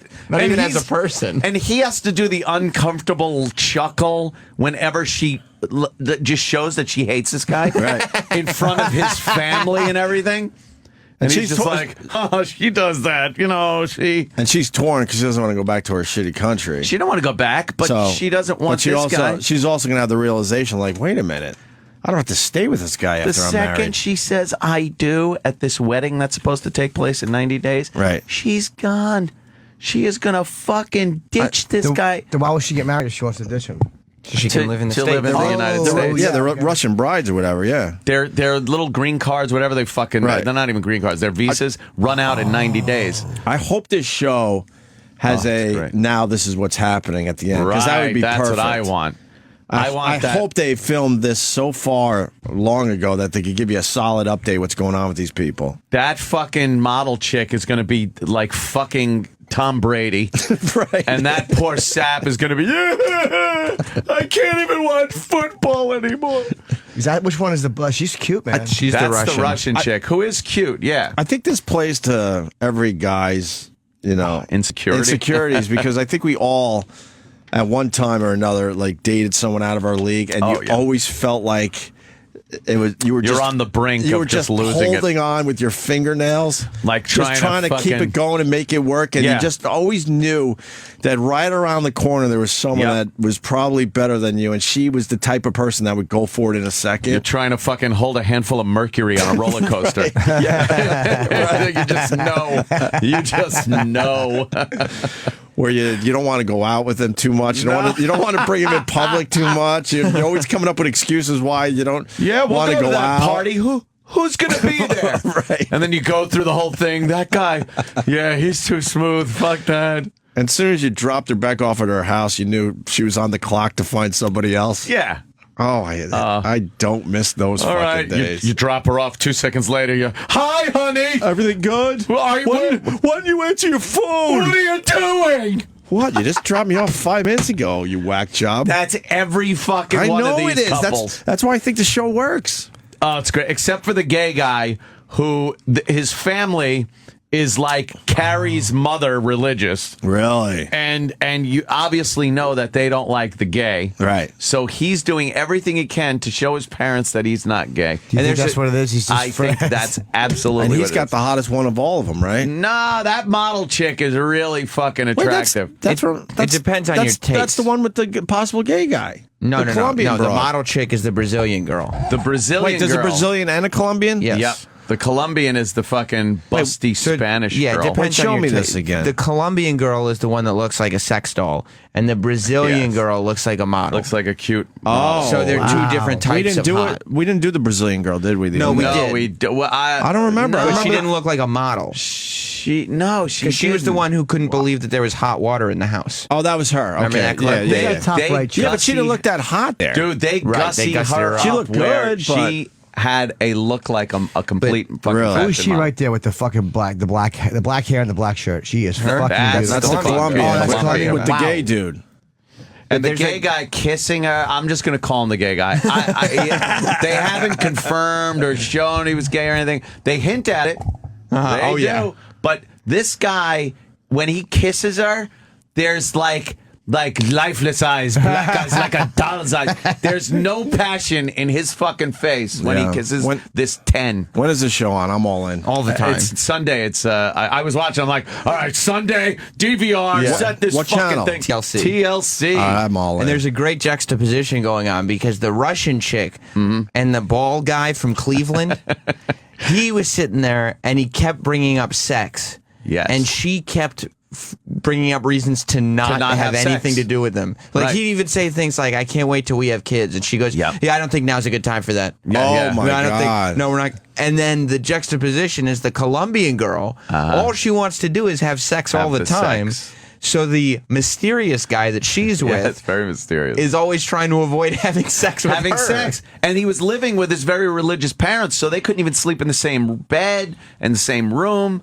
And I think he liked that because it was a good excuse. Right. But they finally moved out and got an apartment where there's like a jacuzzi and stuff. Right. So they show them in the jacuzzi. He gets in wearing a cowboy hat. Right. And they have some wine, and she gets in. She comes walking in with the fucking bikini on. Holy and it's like, this is the greatest show on television. I gotta go And then on. she gets in the jacuzzi and goes to kiss him, and he's just like you'd kiss your fucking grandma. Oh, my and God. he doesn't care. And the producers of this show are so great because number one, they give her like the tiniest bikini you've ever seen, big fucking tits. And when she was staying with his parents, she came down the stairs at one point. And what amounts to lingerie? Yeah, wearing this like nightie with tiny shorts and but hose too, like pantyhose. Yeah. She Like comes just down the for sexiest breakfast. outfit you ever saw. And they show the parents are like, What a slut. They're thinking slut. They're thinking slut, whore. My Or maybe poor they're boy. happy their son's fucking finally with a woman who They were not happy. Oh, they weren't happy. No, I told her to think put that- a robe on. They want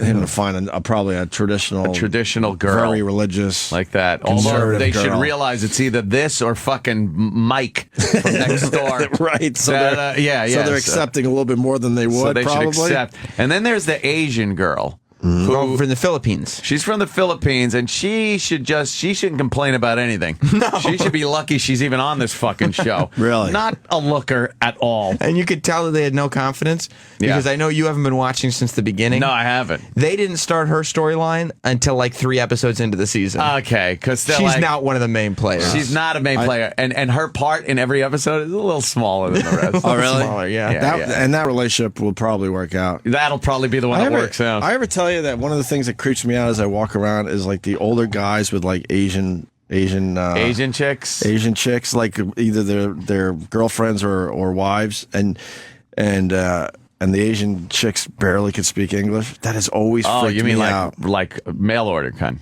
It's always freaked me out. The Yeah, guys yeah. that go and get an Asian broad. It creeps whole me out, man, mindset all there. the time. Yeah, yeah. And there's a drastic age difference, but there's also a language problem because she doesn't really speak the English. Maybe it's a fetish. The English. I'm sure it is. It's Well, it's so obviously a setup too. It's so obvious. It's There's nothing real there. uncomfortable. Like the guy is like just taking care of his fetish. It's is this the chick? Who's that? You have to pay for it. Oh, fuck Pay that. Pay for what? A clip? What are you No, the talking episode. about? How much is it? That fucking girl, though, when she was in that beauty shop and they're gussying her up, it was like, oh no. All I was thinking was, oh no, this poor fucking guy doesn't know what he's in for.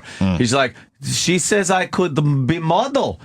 And he's like, oh. He kind of looks a little thing, and then she goes, she gave me number to call. Oh, and he's shit. like, ha, no. And he's like, they do the little interview with him. He goes, there's a lot of people in that industry. I don't want them sucking her into the whole thing. Oh, does he just not want her talking to anyone? And what's his job? Oh, it's some shitty thing, right? Like she's gonna be a model, and she's going to be a model. And you they know- showed like coming attractions of her in a photography studio. No. And she's got like little props and they're taking her pictures and she looks stunning. And she's taken to it like a fish to water. Yes! He was just taking photos of her in their apartment. Right, with a and she with just the started camera. mugging for the camera and She's moving her smiling. arms. She's and- smiling, throwing her hair. It's like, oh boy, this guy's fucking going to be one lonely motherfucker. He's going to be a heartbroken motherfucker. Do you think she would upgrade him for somebody else? Oh, in a second. She wow. just doesn't know it's out there yet. Yeah. She just doesn't has know. no idea. But when she figures it out, forget it. She doesn't know she's hot as fuck, and Right. she doesn't know that any guy that is 1,000 times better than this guy in terms of, what girls deem better are out there just waiting How for her. How did these people meet? Like, how did she On the meet internet. him? Internet, like some kind of a, hey, come to the United States. Fucking. Except now that they're all on TV too, all three. the Philippines girl will be fine. But all three of the other girls, they're all going to end up with professional athletes. Oh, all of them. Absolutely. Probably black, too. I would think so. Amazing. Yeah, it's great. It's great. I was all in. I liked the clips the other day, but now you've completely sold me. It's fantastic. I wish it was on demand on TLC because I want to catch up on can't see any clips. older episodes. We watched the clips. Yeah. We got to talk to Randy in Kansas. Oh, yeah? I was just talking to him directly. Awkward. Oh, yeah. Go ahead, Randy. Oh. Good morning. Hi. Awkward. What's up? Yes. I'd just like to say that when I was 33 and my wife of 19 years ran off, I did what any guy would do. I went out and I got me a new one. Little did I know it would be so great. Filipino gals are the greatest. She was 23. I was 43. I'm now 59. She's going to be 39. And maybe I do creep people out, but I couldn't be happier. And if these divorced dicks here in the United States would ever catch on, they'd have a great life. They're domesticated. This is what I'm saying. Domesticated. They shit on the papers. It's great. How'd you meet her? They're toilet trained. I met her through a publication called Island Girl. And See? Island Girl, a publication. Who am I to say? But I'm just saying this is one of those things that creeps me out. Did she speak a lot of English when you met her? You know, my wife could speak English, but she wouldn't talk to me for 4 days because she thought she was embarrassed about her grade of English that she spoke. Oh, look at that! And now she won't shut up. Either that, or she every time you touched her, she wanted to scream, "Stop touching me!" Yeah. For me, the best move I ever made in my entire life. Oh, wow. For the other 6 guys that I knew, they all went down in flames. So it's. Oh, what? Hold on. So you know 6 other guys that did exactly what you did, and those didn't work out. Yeah. This is why this show is going to work. Yeah. Because I would imagine the odds are these things don't work out in the end. You might be the exception. I am the exception, and I can tell you that people go over there with the intention of impressing these girls, thinking that I got money, I got houses, I got cars. No, that's not what they want. They want respect, because most of the girls over there, at the time I was over there, were 80% virgin rate, and mostly Catholic, but 80% virgin. I know, turns you off, right? Show off, fucking popped her cherry. Hold on. My fist. We went through this way too quickly. So you went on a website called Island Girl, or a publication, whatever you said. A publication. Okay. So then is it a catalog of girls that possibly are available? A catalog of girls that are available, and Okay. And then what? Then you go to the Philippines to meet them? Yeah, I flew over to Cebu City, and of course I had like 10 or 12 of them lined up. But rope one out of the herd, man. So, all right, there's 12 lined up. Then what happens?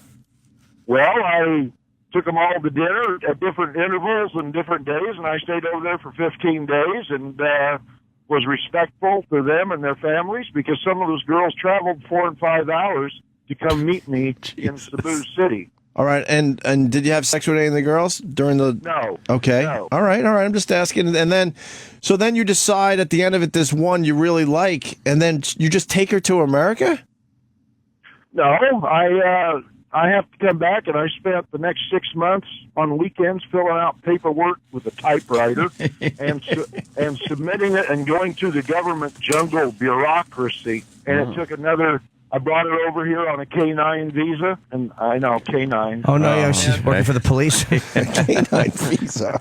Well, let me ask you a question, dude. How do you know she's not looking for somebody else this whole time? Or using you just to get to America, and then she's going to ditch you? Well, Jim, I didn't have nothing to lose after 20 years of being married and then wiped out. I got nothing. Wow, he really was turned off. Yeah, to you were American just like, fuck chicks. it, I'm going to take a chance. Fuck that. I'm going to take a chance. I had nothing to lose. And besides that, I looked at her family history. her father was murdered when she was 6, and her mom. Well, it's serious. Do you understand what I said earlier? That this is exactly what creeps me out. This creeps me out when I see you guys. Dad was murdered. But it's worked for you, so. Yeah, plus arranged marriages have happened forever, too. So, I mean, there are cases where you can meet somebody in weird circumstances and, I guess, make it work. Right. Wow. Well, it takes, like my wife said, she goes, I didn't know who my brother or sister were. I love them. I can, you learn to love people through their behavior. Okay. You're right, though. It's creepy. All right. Thank you. Creepy. That's not as creepy as I thought it would be. No, it's work. But he proved my point. The other 6 he knows that they did not work out. Right. What happened in some of those situations? They just ditched the guy to find something better in America? Well, one fellow disclosed that he was extremely rich, and he asked me, he says, what can I do? I don't know how to tell her. So he told her, and the girl went nuts and just, started spending money, and he was an oddball anyway, but he had a lot of money, and she just, for going from 0 to 300 mile an hour is very hard. Right. All right. Yeah, these girls got nothing, and then all of a sudden, Why would he disclose he was rich? That's the first thing I would say if I was rich. Yeah, right. No. And I looked at letters that my wife had received from different guys. One guy wanted to start a new race. I was thought Anthony. One guy wanted to start an experiment and was going to have super children and wanted to start a new race. Island of Dr. Moreau. Oh my God! What a super race! What a crazy world! I like that. And good idea. Some of them wanted to get married on the side. We can get married and stay by the beach, but we don't need to tell anybody. That's a there's good idea. a lot of abuse. Right. A lot of abuse of girls over there. I would imagine. But it worked out for you. Good for you, Randy. I'm great. I'm happy. Wow. All right, buddy. Thanks for sharing. Fascinating. Great stuff going on. Let's go to Justin in Ohio. Justin. Hey, guys. How you doing? Pretty good. Boy. Hey, I got a neighbor here in Canton that he's on his 4th Russian wife now. Wow. He's done 4 Russian brides, your neighbor. Yeah, he's been with her for like 3-4 years now, but before that, he had 3 other ones that would come over. You'd see them. They'd be there for a couple of weeks, 2-3 months at the most, and then they'd disappear. Be no woman around for a couple of months, and then a new one would pop up. He was killing them. So maybe he just does this because he likes to fuck these hot Russian girls. Maybe it's an arrangement he has with. True. Yeah. Well, this Maybe guy. he doesn't You're want saying her there's like a return policy? Yeah, exactly. It's like it was like the last dude was saying. He's got some magazine where you go through. It's got photos, and you apply, and they send them over. And I guess it was just kind of like this show where he was testing them out, and then if it didn't work out, he sent them back until he got one he liked. Wow, Jesus! Who enforces that though? What do you call the customer complaint department? Right. This one's broken. Yeah, my wife can't cook. This thing won't fuck me. Right. Yeah, this thing has a fucking disgusting smelling undercarriage. All right, Justin. All right, guys. Thanks. Now, someone else is asking the show you guys are watching, which I will absolutely start watching. Is it real? People are saying, do you believe it's real? I do. You do? I think so, yeah. Yeah. Except, you know what's funny about that Russian chick that we think is scamming this guy? Like, she's the most obvious scammer because she hates him. Right. Yeah. Not only, she's got something up her sleeve because not only does she know the language, but she gets dialect. Like she was saying, like, she's just hanging out talking to these random girls. And like nobody who just learned the language would say random like She's that. very proficient in English. Yeah. And But I is think weird. But I think that's less of producers trying to set something up, right? And more of her being like, "No, I'm going to really learn how they speak in America, right? I'm going to fuck someone over, fit in, and then fuck someone over." And the guy's sister is completely against this. Oh yeah, she's like, "This girl is fucking scamming." Right. Well, they all see the writing on the wall. Yeah. Do you see the way they took her? They took her to. He took her to a place that is like, oh, this is where we're gonna have our reception, a wedding reception, and it's just some little dive place. And the guy that owns the place is nice enough. He's like, yeah, we could fit 40, some. But it's people. like a little restaurant. It's like almost like a. But it's like a restaurant, a mom and pop TGI Fridays. Right. Yeah. So, but she's like sitting there. She's like, no, I had the idea of something more romantic, and this is not what I want. Oh, I don't want that. She won't eat in front of people. Yeah, she has she wouldn't eat in front of his family. Yeah. And then he goes, well, I mean, she doesn't really like it, but I was thinking that once they brought the food out, that she would enjoy the food and turn around. You want to try some? A little bite? She won't have one bite She's of like, anything. No. Oh, no. Which one was that again? The Russian. Oh, the Russian, yeah. The one who really just treats him like shit. Yeah, she is extremely cold. Oh, they're all cold. Extremely. I've never met a Russian chick that I would want to date that was like, that had the accent. Right. They all strike me as very, very bloodless, even though they might not be. They never seem nice to me. She's on a 90-day visa. She's engaged. She's marrying this dude. Yeah. And he starts talking about sex, and she goes, I think we should wait. No. He goes, yeah, we've been talking for a while. Like, they've been talking for over a year. And she gets there, and she's like, no, I need to know him more. Oh, boy. Oh, no. Oh, boy. And any girl, if they're attracted to a guy that she's engaged to, would be fucking him right off the bat. There you go. All right. Yeah. Fascinating. Great. What is it called again? 90 Day Fiance. We're all in. It's a really good show. I'm going home and watching an episode as soon as I get home. Oh, yeah. And they replay it a lot, too, I think. So you should be able to find it. Jeff in Delaware. Jeff? Hey, what's going on, guys? What's up, Jeff? Man, I was looking like an idiot at the gym, just with a big smile on my face the whole time. That new podcast, man. I don't know what happened to that character Jimmy did, the frown person. I don't know. I can't remember his name. Oh, it turned into something else. Yeah. Frank the Frowner. Frank the Frowner, right. Thank you. Frank the Frowner became Ted Sheckler. Yes. Yeah, where he just pissed and shit for 15, 20 minutes, and Bob Kelly kept throwing up. Jesus Christ, that was funny. Well, thanks, man. I don't remember it, but I appreciate it. Yeah, this week's podcast is getting very good reviews. It's called Super Puke with Bob Kelly. All the times he's puked on our show, or a lot of the times anyway. And the bits around him puking are hilarious too. So not all the times he's puked, only the very best times. Only the first 2 hours of his vomiting. Oh yeah, I don't think we got all of them. No, that's for sure. So go download our latest podcast. Every Wednesday, a brand new Opie and Anthony podcast, and this one seems to be doing very well. Yeah. It's called Super Puke with Bob Kelly. Bob Kelly puking, there's very few things that make me laugh as hard as him vomiting. Yeah. That fuck, because it's so real and genuine. Right. Oh, Voss is a bad puker too, but Bobby is a faster puker. Like Voss has to smell something gross or a fart. Yeah. Right. But Bobby can literally just look at a photo of a roid and an asshole And he will begin vomiting. Right into vomit mode. Yeah. Right. Yeah, that was fucking great. Hey, I also watched Midnight Cowboy last night. And starting it. And do you know who the fucking guy is with the glasses that blows Joe Buck in the movie theater? Let me guess, because I'm picturing him. I can picture him. Yeah. No. He's the guy that played the fucking head of the network on Seinfeld.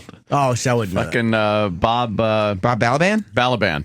That's Bob fucking Balaban. It didn't even, I couldn't even figure, I'm looking going like, and then after I found out, I'm like, no fucking way. That's Bob Balaban. Which is odd because that's John Voight in the part. And, you know, John Voight's car and fucking. Oh yeah, let me go back to that bald picture.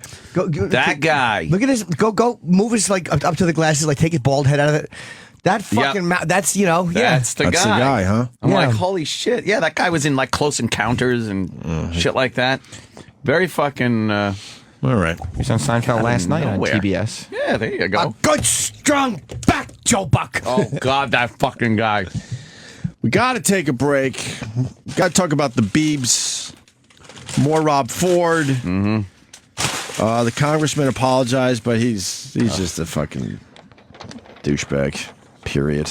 But he'll explain why he wanted. That's him. That's him. That's That's the real him, not the apologetic guy. The guy that's threatening some little wormy fucking reporter. That didn't even ask anything too crazy, to be honest with you. No. He Just was asked a fucking question. More within his within his means to ask that. Of course. And then the shit. We'll figure it out.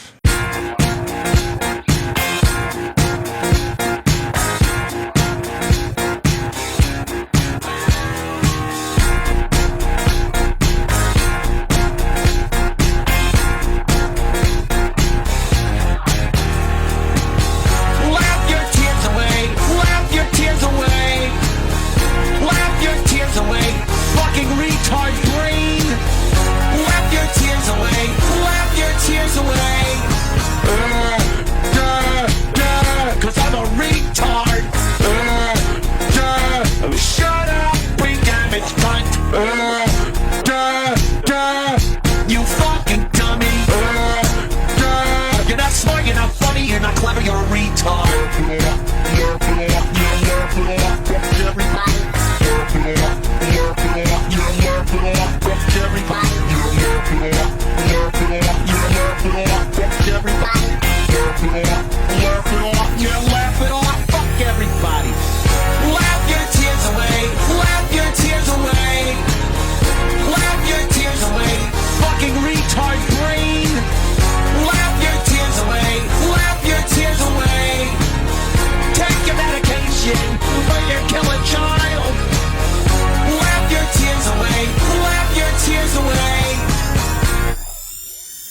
On the next American War Stories.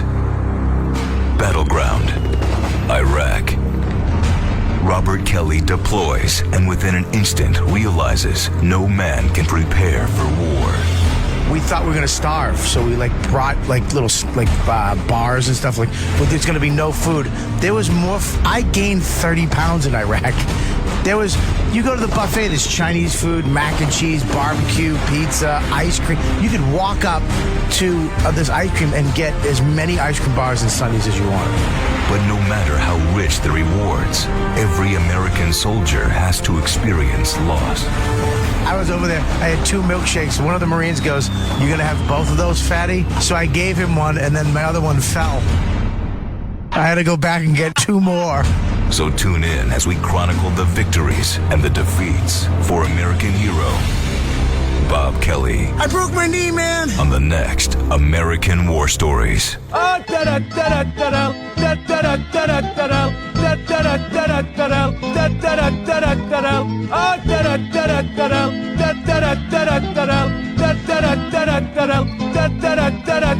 the fuck are you doing? No! It's fucking distracting. Fuck! I want you off the fucking set, you prick! What don't you fucking understand? Let's go again! Oh,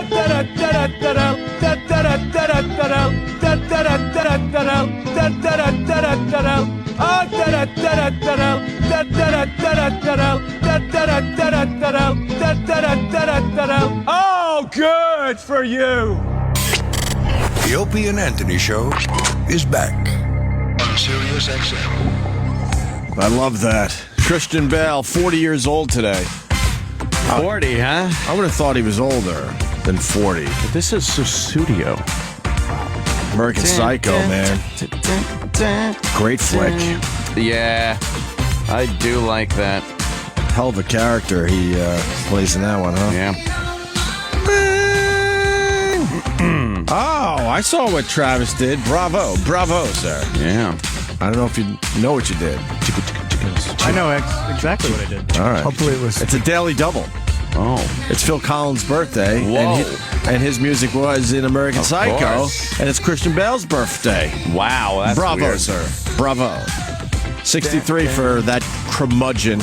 Yeah, he was a dick. We met him once. He was a dick. I was trying to be. I was out of my mind because I listened to a lot of Phil Collins and Genesis when I was a child of the 80s. Phil was a douche. And then we got to meet him, and I was trying to be cool, and he just didn't want to have it. Yeah. Christian Bale from Empire of the Sun. Holy shit. He was just a kid. Yeah. He's been acting his entire life, man. Unbelievable. He is fucking great, Christian Bale. He really is. He was unbelievable in American Hustle. Yeah, that was good. And I don't like him as Batman, but it's not that he stinks. I just don't like the choice he made. It's not like you couldn't do it different. I just don't like where he decided to go with it. I think he did a good Batman. I hated him as that,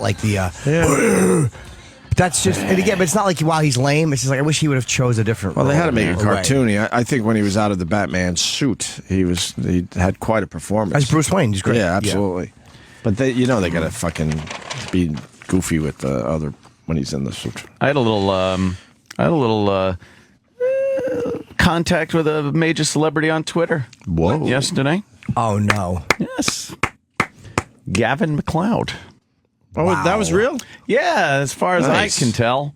Is he verified? The guy, he's not verified. Neither was Gary Berghoff. Well, and no, heartbreaking. I think it was. I know Gary Berghoff wasn't real. I knew that. I figured he wasn't, but there was a couple of things. Something tells me Patton Oswalt, even though. Yeah. I don't know why I think that. It was just too politically incorrect. It just was. Oh, that sucks. I don't know. I didn't know this, dude. It was heartbreaking because it's so funny. I mean, the stories about Alan Alda and shit like that. Right. But I noticed everything he posted was just shit that was already available online. There was nothing that he didn't have any personal pictures or video clips that he would put up of anything that wasn't already just online. Right. You know, that's a good point. And one thing that did kind of make me go, was he tweeted to me, yeah, I liked you on Tough Crowd. I remember I went there one day, and Quentin Heggs was the warm-up guy, because he was. We went backstage to see Colin, but he was too busy. And a couple things tipped me off. Like, first of all, you wouldn't be too busy to see Gary Berger. But second of all, I would have heard that. Yeah, when I was at Tough Crowd. Of course. Radar from MASH was here. Yeah. And I never heard that. I'm like, that's weird. Who do you think it is? I thought Patton. I don't know why I thought Patton for some reason. It seems like something he would do. Somebody, maybe because of the Tough Crowd tie-in, he was on a couple times. Or a bunch of times. Or Colin. It's one of those guys. Colin. That'd be hilarious. Right. Well, I don't know about Gavin McLeod. Who the fuck knows if it's real? But there was a picture that he posted yesterday of the Love Boat. Right. The Pacific Princess apparently is laying on its side in some shipyard, ready to be just disassembled. Really? And ripped apart. So they had a bunch of pictures of it. But it was tipped over, squeezed between two other ships. Right. It's amazingly huge. And, it's just there. So I just put a nice parking job stubing. And he said, well, I gave it a try. So it was like our little exchange. You didn't see the picture, though? Punch up the picture of the Love Boat. Because here's what happens. Remember the Love Boat? The Love Boat. And they show the ship. There it is. Wow. That's the Love Boat. We just don't feel like saving any shit. No. You would think they could do something with that. Scrap it. Even cut it up. Just have it somewhere and people could walk around and check it out or something. I don't know. Well, probably nothing on there is probably like the set, because it was a lot of it was probably sets. Yeah. True. They have other pictures of people when they were using it as a cruise ship. They were up by the pool and hanging out, and then you realize it's just, look, it's sailing, and there it is, just laying on its side, waiting to be hacked up into pieces. Why was it parked like that? I don't know. It just kind of pulled in. And it's and like left tilted. it. That's old. Yeah. What year was that? Like 75, 77? Yeah. Christ. That's an old fucking ship right there. Speaking of ships, the shit ship has come in. The shit ship came in to Jersey. New Jersey. And of course, anytime something happens, the press just waits for the passengers to get off so they could get their quotes. I don't. How awful. These cruise companies are fucking greedy. Yeah. Because I heard they're only giving a 50% discount. I guess they figure because they did have some good time. Supposedly only 2 days, and then I heard all hell started breaking loose 2 days in. Yeah. And by the third day, you couldn't even go to the emergency area or see a nurse or anything like that. It was all full up. Right. Was it all flu? Is that what it was, or food poisoning? Dude, they were shitting and puking. Oh, you got something on this, Kenny? Half price on this cruise and half price on another cruise. Oh. You sure? So they're giving you a new cruise for 50% off. Right. Okay. They're giving half their money back now, and then if they take another cruise, they get the other half. I got you. Okay. But that's a way to save some money because a lot of those people aren't going to take a cruise anytime soon. Sure. After shitting your brains out for 5-6 straight days. And most people don't just go on cruises like, a couple of times a year. You plan for years, a lot of these people to go on. But you see what they did there? Because they knew they would save money if they did it that way. They should just give 100% fucking a refund. Yeah, they got to pay those motherfuckers. What is it? What does it happen? If someone gets one flu or something, it just goes around? Is that what it is? Or is it is not the flu? It's it's a virus. It's a virus. Just that shit on something that size. So many people jammed together. You're touching a lot of the same stuff. It's so easy to spread something around. Do they wear like masks, people, or no? No. Like, I mean, they should have those. I'm sure they have them on board. Oh, you mean Asians do? They love those masks. Oh, you mean if some people start getting sick, right? Then you can throw your mask on. They quarantine the people when you get sick and you go see somebody on the ship. They will put you in your room, put a fucking quarantine sticker on it, and you're not allowed to leave your goddamn room. Did you see any of those when you went on a cruise? Yeah, there were a couple of quarantines. Oh my god! If somebody pukes somewhere or something, they lock them up. But we're all selfish. So let's say you come down with a little stomach thing and you're on a cruise You're not ship. gonna say I'm not telling anyone. I don't want to be fucking quarantined. Do they give you money? Like, if they quarantine you, what is the motive for you to tell? Because, like, your cruise is ruined. So will they say, like, look, we'll give you a little money off your next cruise. You have to stay in your room. Oh, no. Okay, so then why would you? That's a mistake they make. You're locked Why up. would you at that point? Why would you tell them? It's the law of the sea. Because they lock you up and then they don't really do the right thing in the end. Right. Because what the mistake people make is like, oh, I got a little stomach. I'm going to go down to the nurse's station, and then all of a sudden the red lights go off, and next thing you know, they're hauling you back to your room and putting that sticker on the door. I'm going to go shart in the jacuzzi. Fuck. I don't shart in I just give a good whoosh. Oh, a good whoosh. I know why they wouldn't. By the way, take my hand sideways and give my crack a good quick whoosh. Fuck. Because people would be faking sickness just to get another cruise. Right. So that wouldn't make sense. Right. Yeah, a bunch of dishonest Where's that clip? people. Oh, it's on my Instagram. Yeah, get that clip. I want to hear that. I found it on the news last night. I was watching the news, and they were interviewing some of these people getting off the ship, and apparently it's just terrible. There were a bunch of old people on this cruise. All right, Sam's finding the clip. Hi, who's this? This is Bobo. How you doing, guys? Oh, no. Why? What do you want? You guys were talking about my tweeting yesterday when I was saying that I had won that date with that calendar girl. Okay. Yeah, and I wanted to talk about that. Okay. Uh-huh. Yeah, you guys didn't talk to me yesterday because I had to get the call in. Okay. Right. Well, you're here now. What do you got? What? I was going to let you guys know, yes, it is true. I did win that date, and I'll be posting pictures and stuff when it happens.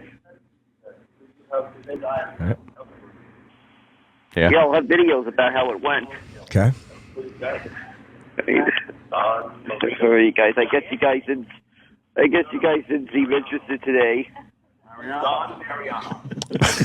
We're in the middle of something. Yeah, we're in the middle of something there, Bobo. Right now, we're in the middle of something. Yeah. All right. Well, I'll see you guys at Super Show 2.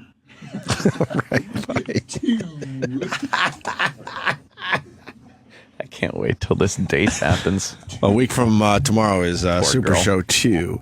Anyway, so here's the clip from the shit ship. Yeah, they were talking to a bunch of the passengers that got off, and this is one of those. Anytime a cruise leaves from Jersey, I'm sorry, I don't know. There's something about being bundled up in winter coats. But it's convenient. I'm looking at it. Yeah. I just have to go to Bayonne, and then in a couple of days, I'm in the Caribbean. Are they the same ships as you have Miami and stuff? The same ones? Yeah. Yeah, pretty much. I don't know. What's the best cruise line? I don't know. You got to ask Iraq. The Royal Caribbean is very good. You know, even though they had this ship. You can't avoid that. No, there's no way to avoid people getting sick. And you hear what they're doing? Yeah. They're hosing the whole fucking... We talk about this all the time. They're hosing down the whole ship. Hosing meaning cleaning it from top to bottom. And getting it ready for a ship that's leaving tomorrow. Load it up. They aren't wasting any fucking time. Yeah.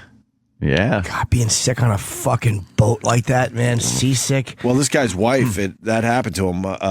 John, Jersey, what's up? Hey, what's up? Yeah, my wife and I were on a cruise ship, we had one of them big suites in the back, paid over $12,000, 12 days we're at on the ship. Like the first day we're there, we're drinking and stuff, and the next thing I know, the second day she starts shitting herself, and we go down to the infirmary, and we go down there, and the lady goes, how many times you been shitting? And my wife said 20, but it's actually more like 50. So then they said, okay, you're quarantined. And me, I was like, do I have to be in there too with her? And they said, nope. And I said, okay, perfect, man. It was like a beautiful first 5 days of vacation. Oh, shit. Ditched his wife. Time. Yeah. So wait a minute. You had to sleep in the room with her, though, right? Oh, yeah. I slept in a room with her. Since she had a suite, you get a butler. He was like her ship husband.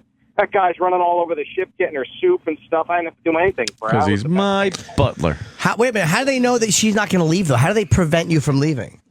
Nothing. I guess like an honor system or something. You have, especially somebody like this guy with a really nice suite, and the staff is really attentive. They know where the fuck you are at all times. Okay. If you're supposed to be in your room, they know when you're in your room or not in your room. Yeah. And they're going to tattle on you.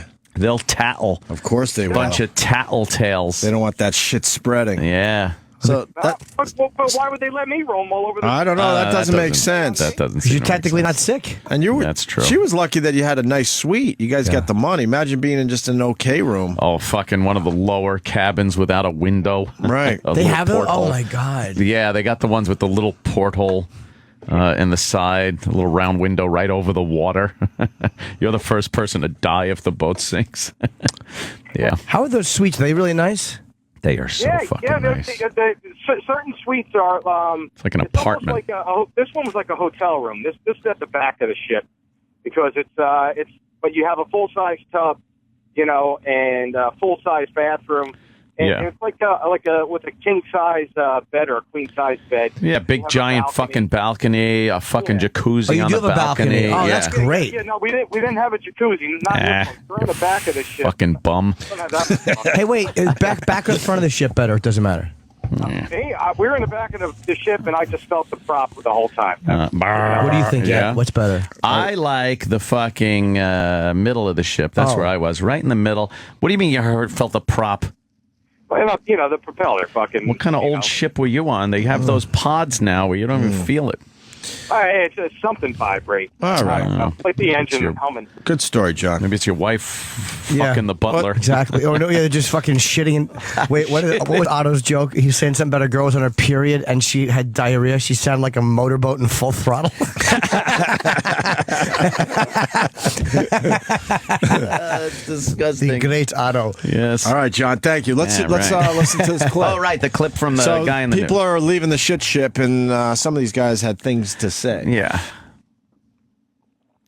The behavior of fellow passengers. It was brutal. It was downright brutal. It was unfortunate. That's the only reason why I wanted to get off the boat, because all the you-know-whats on the boat. It was downright rude and disrespectful.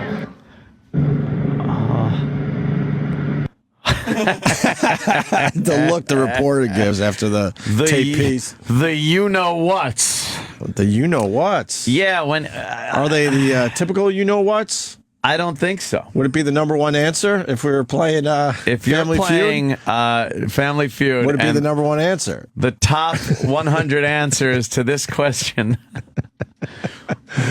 What do you equate to you-know-whats? Wow. No, I don't think he meant that. It came off very weird. Right. I think he meant assholes or old people. Okay. They showed that would maybe be the fifth answer. People. That would be the fifth answer on the board. They showed a bunch of old people getting off this boat. Like, this boat was packed with old people. Right. And I'm sure they aren't very patient or nice. Old people, they get this thing where if they're inconvenienced, they don't give a shit anymore. They figure, fuck it. I'm just going to mouth off and tell these people to go fuck themselves. Right. I've been on this earth long enough. Right. And I deserve better. They don't give a shit that they're taking up all the time at the pharmacy counter. They love standing there chit-chatting with the pharmacist. You get annoyed at that? Oh, my God. I cannot tell you. It's the worst. I cannot even fucking tell you when I step up there to get my Propecia so my follicles don't fall out. Yes. Does that shit work? Oh, yeah. Yo, Propecia. I don't know. My follicles are still in. But why would they fall out? I don't know. If you keep going bald. Folliculitis. You keep fucking... But don't you know the line of your baldness? And then you get all that filled in? Yeah, but what happens if the fucking... line starts behind moving? the Maginot line? What happens if you get flanked? Okay. If baldness flanks out your front line, you're fucked. I see my problem areas, and I know it's not going to go any further than that. It's pretty obvious when you look in the mirror after a while. You're like, know too. Okay, that's my line. I know too. I just like keeping it, Keeping it all together? I keep it real. Yeah. Yeah. So you stand there at the pharmacy, and the plugs aren't going to fall out. No. Those are permanent. So you admitted they stay there plugs. forever. No, it's about time you admitted their plugs. I've just fessed to the fact that people will call them that, even though they're individually placed individual follicles. Why did that company go out of business? They didn't. I thought they did. No, they merged with Bosley. Oh, okay. They merged with Elmer's.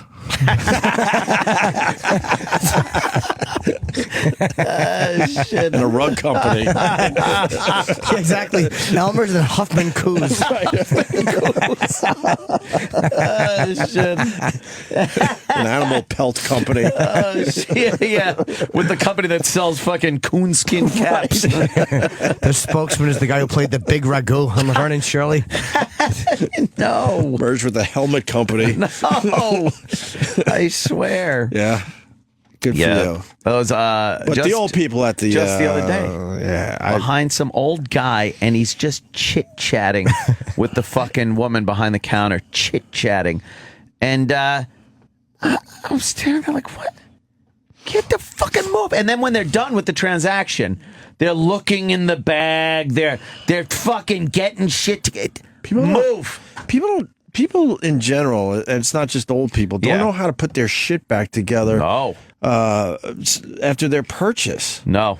I always feel like that guy. I don't want to be in anyone's way. So if I have shit out, I just take all my shit and I move it a lousy foot to the right. Move it. Which signals your turn. You can But now these step people up. have to put all their crap right back together. They gotta rearrange everything. They're fucking working a Rubik's Cube. It's unbelievable. Get the fuck out of the way. It's annoying. I don't know why people don't notice other people when they're out and about. Yes. Old people, I'll tell you what, there's old people. They know that after this futzing of the receipts and straightening of the bills and looking at the pills, it's the walker back to being alone and smelling their own skin falling off. Okay, just a family that won't talk to them, neighbors that are young and viral and loud. They live a life of terror and loneliness. Right. And the only connection they feel is the young pharmacist when they go, "Could I take this in the morning?" And they go, "Yes, you can, valuable person. Sure you can. Person who is still worthy of my time. You're not alone. I'm right here talking to you. Okay, let me just futz around and put away my receipts, because once we lose eye contact, I won't see anybody for a week." Holy shit. That's exactly Jimmy it. is the worst. I feel guilty. But you're 100% right. They do annoy me, though. But they're the only ones I don't get as annoyed at, because I'm like, after this, they are probably going home to be by themselves. That transaction means everything to them. Yeah, man. To us, it's just like, God, fuck, I got to go to the drugstore. You get all mad. That's but to their them, it's social everything. life. Yeah. That is, picture you going to the best fucking party that you've ever been to. That's what that is to them. Oh, God. That's me getting to talk to Ozzy somewhere. Right. And fucking just other people standing behind going, "Come on already, I got to talk to Ozzy. Hurry up, get out of here." Fuck you. Yeah, I'm hey, whoa, here. this is important. Important stuff. Is this twice a day? Yeah, it's written on the fucking label. Now move your shit. Just all the things that you want to say to somebody else, their toenails bother them, and they figure there's a person here who has answers. My toenails are falling off. What do I do about my moderate to severe psoriasis? Yes. Talks like that. That Moderate commercial. to severe. I'm having trouble handling my moderate to severe. Talks like that. Wouldn't you just let it go at that point? Right? I would assume. Should be an ad for Fuck Smith it. & Wesson. Here's your solution, dunce. Here it is. Here you go. And there's a metal hat that comes with it to keep the ceiling pristine. Take one by mouth. Do you know? Do you know how much they would poo-poo a product if it was a suicide assistant? A tight-fitting, solid steel hat that kept the bullet from going through the ceiling. Oh, that's scandalous. Oh, they would poo-poo it. That dull thud of a bullet hitting solid ship steel. And a little vent in the side so it can leak out onto your neck. Jesus. Oh, fuck. Hey, I love it. What are you gonna do? What are you gonna do? You got to deal with it. I'm not courteous to the old people because of the fact that that's all they got going. It's more so I don't know what they've done in their very long life. Right. And, if If you're just like yelling at some old guy over something trivial and you realize he was fucking holding his buddy's guts in on the beaches of Normandy or something, you're kind of a fucking asshole, I actually give him a pass every time. I do give him a pass. I give him a pass every time. I'm still annoyed, but it annoys the piss out of me. I don't say anything. But I don't say anything. Not either. me. Yeah. I bully them. Do you? I grab them by their shirt collars. Give them a good bullying? Yeah, or I'll just start shaking them and I'll go, hurry up! Imagine how scared he'd be. Oh, the poor fella. I know. No, I go behind them and I grab their shoulders and shake them, and they just drop everything on the pharmacy counter. They get all nervous. Their dog is yelping at me. I'll tell you someone that doesn't tolerate old people. That would be Tony Danza. Oh, Tony Danza, right, in the elevator. Danza. You don't want to hear it. I was leaving our gym, me and Jimmy's gym the other day, and the elevator was full. You know, when you're walking down and those doors are closing? Yep. And this old lady, I say old, she was in her 70s, and she decides to do the right thing. She sees me and another guy, and she decides to hit that button to reopen the doors. And I get in, and all I see is Tony Danza. He doesn't recognize me because I got my hat on. I got this stupid beard right now. Angry. And he goes, Jesus Christ, what are you going for employee of the day? And not kidding. He was so fucking mad that this lady hit that open the door button. You're not the boss of me. Who's the boss? Yeah. What, are you going to go catch a taxi? And then he wouldn't let it go for what amounts to a 10-second elevator ride. Just kept going. Oh, geez, you work here? You going for employee? He kept going with employee of the day. And everyone, the elevator was packed. They were all so uncomfortable because it was an older lady. Right. It wasn't a dude or something where you go, oh, come on, what the fuck? I don't like those button-pushing martyrs, but it's an old lady. Yeah. Don't push the fucking button. All right. Are you going to react like Tony Danza did? No. Okay, good. And then, But don't push the fucking button. And then the lady starts to pop. Well, I'm really sorry. And he's like, jeez, that button. Poor cunt and hit her face. Exactly. Hey, my personality. Where'd my talk show go? I get such a bubbling personality. Thoughts and prayers to the person that missed the elevator. Exactly. Thoughts and prayers, but she opens the door for Opie, and all of a sudden he's an asshole. But he really just snapped quickly. And then, of course, I have to bounce it out. So I'm like, thank you very much, man. That was very nice of you. And he's like, I could feel him in the back. Like, fuck you too? Yeah, he's like, "Arr." Very, very busy man. He probably was in a hurry. But the funny part about that, and I think it's for everyone, now, I thought that was awesome. Right. But if I'm in the elevator and she did it for somebody else, I would be pissed too. You're pissed. But I wouldn't be vocal about it. Yeah. In that instance, because, it's an old fucking frail lady. I do not like that fucking move when people hit that button. Unless they do it for you. And then you're happy. Well, yeah. Because that's human nature right there, though. How about they hit the button, right? Yeah. They let the person in, and the person hits the floor right below the one you're to get out. Then it's like, oh, no, double whammy. Oh, I don't know how. Yeah, it annoys me too, and I shouldn't. I'm listening to you, and I'm like, I know. It is irritating. It's so annoying, but it's like, it really is seconds. I wouldn't say anything to her. I just because she's old, but I would just start mumbling out loud. Someone's gonna get their head caved in as soon as this elevator stops. It was just how he went from 0 to 10 that quickly over something. Yeah, just nonsense. And then wouldn't let it go. Tony Danza. No, I hate elevators. Yeah, not quite the. I hate when people get on to do the one floor thing when you're like, there's a fucking staircase. No one takes the stairs. One lousy floor, you can't take the staircase. And sometimes they don't know if that door locks behind you. No, it's I get stuck in the stairwell. It's the obvious ones where you're like, seriously, I saw the staircase. Yeah, you really couldn't just walk one stupid level down. Yeah. Jimmy Kimmel.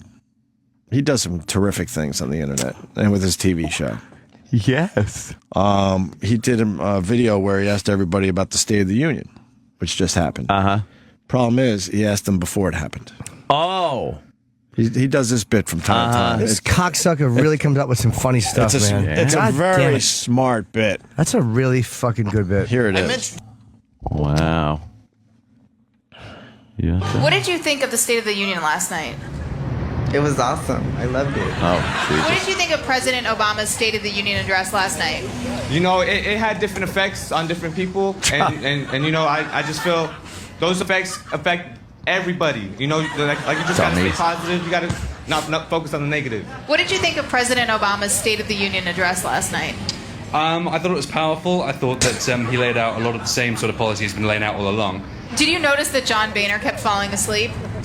I did. I'm not sure if he was actually asleep or just resting his eyes, as they say, but yeah, it was not the best thing to see on national television, but there we go. So you stayed up and watched the whole thing? Not the whole...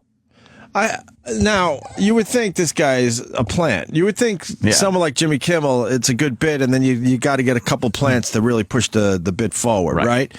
But after listening to Penn Jillette the other day, I'm not so sure. Right. Because he described this exact thing. When there's TV cameras and stuff, you don't want to disappoint the person, so you'll subconsciously give them what they're asking for.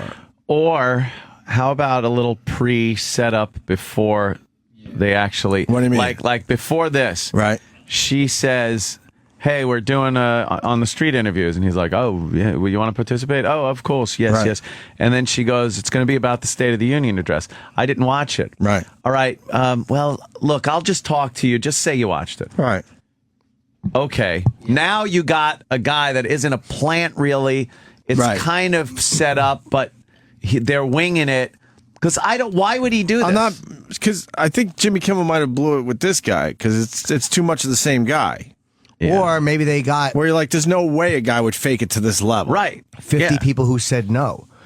Maybe there's 50 people that said no, I didn't see it. And we're always only seeing the guys that said yeah. Oh, of course, yeah. There seems to be more to this. No, I think there's more to it. That's what I'm... Yeah, that's there's why I want to some stop type of setup. All right. Well, things I was, again, pretty tired, but I caught, the middle 20, so yeah. And what do you think of the weird tie that Obama was wearing last night? I mean, I support the weird tie. That's what I do. I support trying to be kind of get different with his fashion. But yeah, it was kind of weird, but I support it because I'm kind of weird myself. For people who didn't see it, can you describe what it looked like? Something I would wear to the bingo hall with my grandma to be funny. It was kind of like... Betty Boop? Yeah, Betty, that's a good word for it. Betty Boop. Mm-hmm. What did you think of President Obama's State of the Union address last night? I thought it was pretty good, but as a young person myself, I can only question it so far because fucking Hollywood. I have beliefs about what's going on. Just and the gay capital of the world. What specifically was good about it? Just that he was addressing what everybody was talking about, which is what? Actually, I don't know. I haven't even seen it. Where were you when you watched it? In a hotel room. And did you watch it with anyone? With my wife. And what did she think of it? Well, she was pretty much nodding off and sleeping. Did you think that there was too much product placement in the State of the Union? Yeah, that kind of surprises me. Kind of cheapens politics a little bit. Who lied more last night, the president or you? Who? I'm asking you. Pause real quick. The questions sound like they're being ADR'd, I think. I believe that's what it is, or AV, or whatever it's called. I should know that. In post? Yes. You can hear it's a little bit, it almost sounds like they're in a studio, but they're probably just modifying her questions in post. Right. Like, she's not saying who lied last night more, you or him. Right. They probably did ask about the State of the Union. And they probably... Or just certain questions. I don't like this piece. Or just setting it up like I think okay. All right, here's one of the setups they could do. Hey, how you doing? We want to talk about the State of the Union. It's not till tomorrow though, but we're going to air this the day after. So we're just going to ask you some vague questions about it, and then we'll air it after the State of the Union takes place. So go. Hey, you see the State of the Union? Yeah, I did. Yeah, there's so many ways to set this up. Or they're asking about last year's State of the Union. Or they're going to just see last year's State of the Union. Last year's State of the Union. Or right. Yeah. There's I think it's something going on. It's like, just go with it and be like, I saw it, and it was. This isn't just someone stepping up to this microphone, cold, her asking, did you see the State of the Union last night, and them going off like this. There is something set up that isn't being shown. They're pumping it up. Yeah. I don't like this one. No. Kimmel usually does a pretty good job, but I'm not buying this. And keep in mind that Kimmel came from radio. Right. And the man on the street pump up questions is a very radio thing. Very radio. I would have said, I seen the fucking nukes. Wow. Jesus. Let's see a little more of this. A little more. Probably me. What did you lie about? The fact that I saw all of it, because I was nodding off. So did you see any of it? Oh, I saw most. No, I'd say half of it. So you're not lying about seeing half of it? No. Okay, so what did you think about Obama faking the heart attack at the end? I think that was more for shock value, not sympathy or what have you, but just I mean, yeah, he did get shocked when they brought that defibrillator. Exactly. What did you think of President Obama's State of the Union address last night? It was all right. Oh my God. What was your favorite part of it? The end.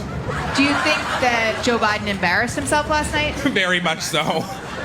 Could you, were you shocked when you saw that, or? I was pretty shocked when I saw him fall asleep. That was not good. Can you describe what you saw? Gay guys. They're hilarious. Kind of nodding out. Gotta be honest. Kind of like he was on drugs. Maybe. And then what? Then he just fell asleep. And what did? But that's also like when you were talking about the ADR or whatever, that she could have said, "Were you shocked to see Joe Biden?" Yeah, he fell asleep. Yeah. Cut that part of the question out. Mm-hmm. You know what I mean? And so when he says, "Yeah, he fell asleep," it sounds like he's just coming out of nowhere and lying. Yeah. Obama do? He continued. I was pretty much not even looking at Obama by that point. There wasn't much going on besides watching the vice president. Yeah, hard to concentrate. Yeah, a little bit. Totally. Was there anything during the speech that made you angry? That it wasn't over quicker. Why did you force yourself to watch it if you didn't want to watch it? Well, it's important to be able to talk to people about things that are going on in our generation. You don't want to sound uneducated. Even if they haven't happened yet? Yeah, pretty much. This hasn't even happened, has it? That's awesome. That's freaking awesome. Thank you so much for taking part in Live Witness News. You're welcome. I think we all learned a valuable lesson there. I don't know. Something's going on there. He just does a good job. I don't know. He didn't pull that one off. Okay, wait. Maybe it's a combination. Yeah. I'm sure they may have said, Obama. Do you see Obama's State of the Union address last night? For people that went, it wasn't last night. Goodbye. Some people probably went, no. No, what happened? Well, we're just talking to people who've seen it, so just act like you saw it. Right. So then he's like, oh, it didn't happen yet. So they may only fed them a little bit, but they tell them you're going to lie. That's kind of what and you then say. you get a couple that, you get hook, line, and sinker, no matter what. But what is it with the gay guy and I don't know, like buddy. that voice thing? What is with that voice thing? Well, is it genetic? Like people say, you don't learn to be gay. You don't. It's you're born gay. Everyone says, a lot of gay advocates and everything say, no, you're born gay. There's nothing you can do about it. There's no. So when you're born gay, do you get this something in your DNA that makes you talk like that? No, it's probably learned. That part's probably learned, almost like growing up Italian. By who? It's like a bonus. No, being grown up somewhere, yeah. And all of your role models are a certain way. Like somebody pointed out to me years ago, before there were gays on TV or you didn't know anyone was gay, a lot of effeminate guys had to look up to. They probably related more to the women in the scenes falling in love with the star. Yeah, I mean, that's the only thing. There's some reason for it. I think a femininity to it. I think you got whole thing. I think you got the gay voice. The gay voice. I think you're just born with the. He has the gay face. The gay face and voice. I don't know. It's probably a little of everything. There's gay guys that don't talk like that. Well, yeah, there are. But you said the other day that it's your theory that all gay guys would aspire to talk like that. Yeah, yeah. You said that every gay guy wants to be over the top flamboyant. This guy. I don't agree with that at all. I believe that's just ridiculous. The majority of gay gentlemen want to be like this guy. Be out there just, I'm a gay man. So you think there's gays that hold all that back? Yes. But don't you think there are a lot of gay guys that don't want to be defined by sexuality? No. You don't think so? I don't think so. Like the way you walk down the street and people are not like, that guy puts his dick in vaginas. Yeah. You don't think there are gay guys that also wouldn't want people to immediately just be like, oh, he's a Peter Pumper? Not many. You know, not many. Okay. This also, some guys may pump it up a bit more because, like when you're doing this, it says that you're being open and free, almost. And I'm not saying all of them. I'm not saying it's not natural, right? But like, if on a scale from 1 to 10, his natural voice would be say a 6 in that. Maybe he subconsciously makes it a 9 because that's being who I am and that's being free and out and not hiding any. I don't know. Maybe people exaggerate a little bit. It just seems odd that there is a gay dialect, a gay accent. There's something that when a gay man talks, there's this sound that you can identify and go, I am right now. I think that guy is gay. Just that there is that at all. I'm not saying everybody or the majority even. I'm not saying guys are like that. I don't know how many. But just the fact that it exists at all is a very odd thing to me. Well, I think you're born with most of that voice. You think? Yeah, and then maybe you pump it up a little bit. Yeah? I think so. It's fucking weird. I think so. I don't know. But there are gay guys that don't sound anything like that. And they're not I know that. And they're not holding the gay voice back. They might be. You know, fucking McMillan and wife, that guy? Right. You think when he wasn't shooting shit that he sounded like that? I bet when he was out with the guys, Rock Hudson, we're talking about, Rock Hudson, right? and there were a few cocktails going in him. He sounded more like that. I bet this would come out a little bit. Sure, but that's same not with Robert Reed. You know, you're not watching the Brady Bunch and seeing that, but I bet you. I don't know if those are good examples though, because they really had to like protect their livelihood, which it was acting, and acting in straight roles. So. But that's what you're seeing. You're not seeing maybe the honest. But the gay is now way more accepting. So you would think then if that's the case, then every gay guy would sound like that. Because then why would they hide it anymore? Maybe it's like when MC Search is talking to a black guy, he gets that whole black dialect. Right. But when he's not, he sounds like the middle-aged Jewish gentleman he is. Right. See, he changes back and forth. Maybe the gay guy, when he's just hanging out with, your standard issue people, he's talking like a regular guy. And then when he gets around the gay friends at night, maybe that comes out like MC Search and then the black people. Then they let it go a little bit. Yeah, I understand that part. Yeah, they let it fly. I understand that part of it, but I don't think it's. I don't think they're holding back to the point where they all sound like that. No, this guy's way over the top, but it's there. There is a definite. I mean, you could talk to anybody and say, all right, imitate how a gay guy talks. And they're all going to have the same kind of... We got a gay guy in line. Caricature. Let's say hi to Dan in Wyoming. Dan. What do you got on this, Dan? Hey, guys. Long-time listener, first-time caller. No one cares. I'm just kidding, Dan. All right. So I just wanted to say that I'm an openly gay guy, and I got to disagree with Anthony. Oh. I have absolutely no ambition to talk like that or be like that, and I'm not holding back anything. Yeah? Yeah. We hear a little. We hear a little voice. Gay. I hear a little gay. Little gay. Little gay's coming through. That's the little. Just a little. You can hear it. Like 10%. Yeah. I might just be holding back. Yeah. When you get around your gay friends, I bet you talk a little differently. I really don't. Not that I'm aware. I really don't. See, I don't. I'm just fucking with you. Well, not literally. I'm just, I don't know. I believe this guy. A lot of them do talk much more effeminate when they're around each other. Yeah. Me personally, I don't. How's that Wyoming for gays? Oh, fuck. Not too... It's exactly how you would expect it to be. Not too supportive? No. Yeah. It's better than it was 10 years ago. Yeah. You sound a little gay, sir. I got to be honest with you. I just got to be honest. I'm not even kidding. You sound a little gay. But he doesn't sound like the guy from the Jimmy Kimmel piece. No, he doesn't. But I guarantee you when he's hanging with his friends, it goes up after a few notch Cosmos. Or two. Yeah. I guarantee you. Why does he have to drink Cosmos? What? What do you drink, Dan? I had Jack and Coke all the way. Oh, What? that's your drink. Who's Jack? Exactly. They do Coke. He jacks in Coke. He just named your drink, Anthony. No, I drink Captain Morgan. Oh, and Captain Coke. Morgan and Coke. You're right. Because it's sweeter. You're right. All right, Dan. Thank Dan. you. Have fun in being gay in Wyoming. Dan the man. Remember Tippy Tom? I certainly do. A gay homeless gentleman of ours who's no longer with us. Matt reminds us of something. Go ahead, Matt. Yeah, I just remember when y'all talked to him when he was in the hospital and when he was sober, he sounded very gay. Remember that? It was so weird. I do remember that. We all know the Tippy Tom that's like, I'm up on a stage. But a raging alcoholic is holding back that gay voice. Holding that goes back against the gay. That goes against your theory. Because then when he was laid up in the hospital completely sober and we talked to him on the phone, he was like, Well, I'm here at the hospital.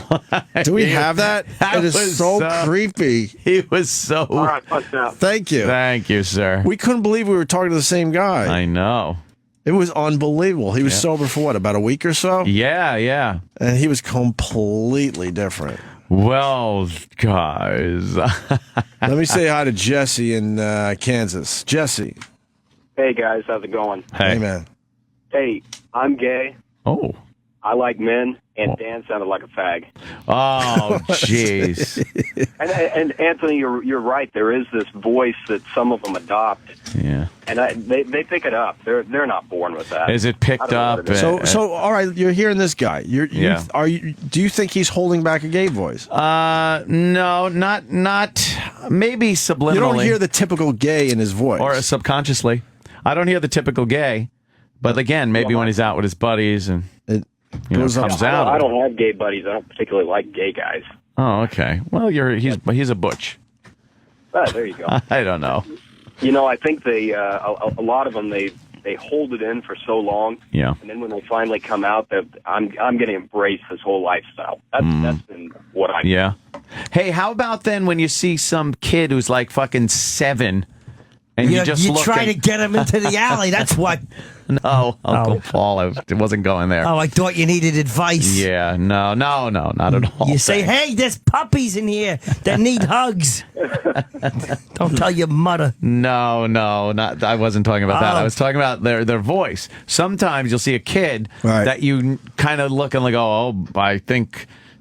his sexuality might not be heterosexual. Right. And then he's talking, and he's got an effeminate lisp or something to his voice. Now, where does that come from?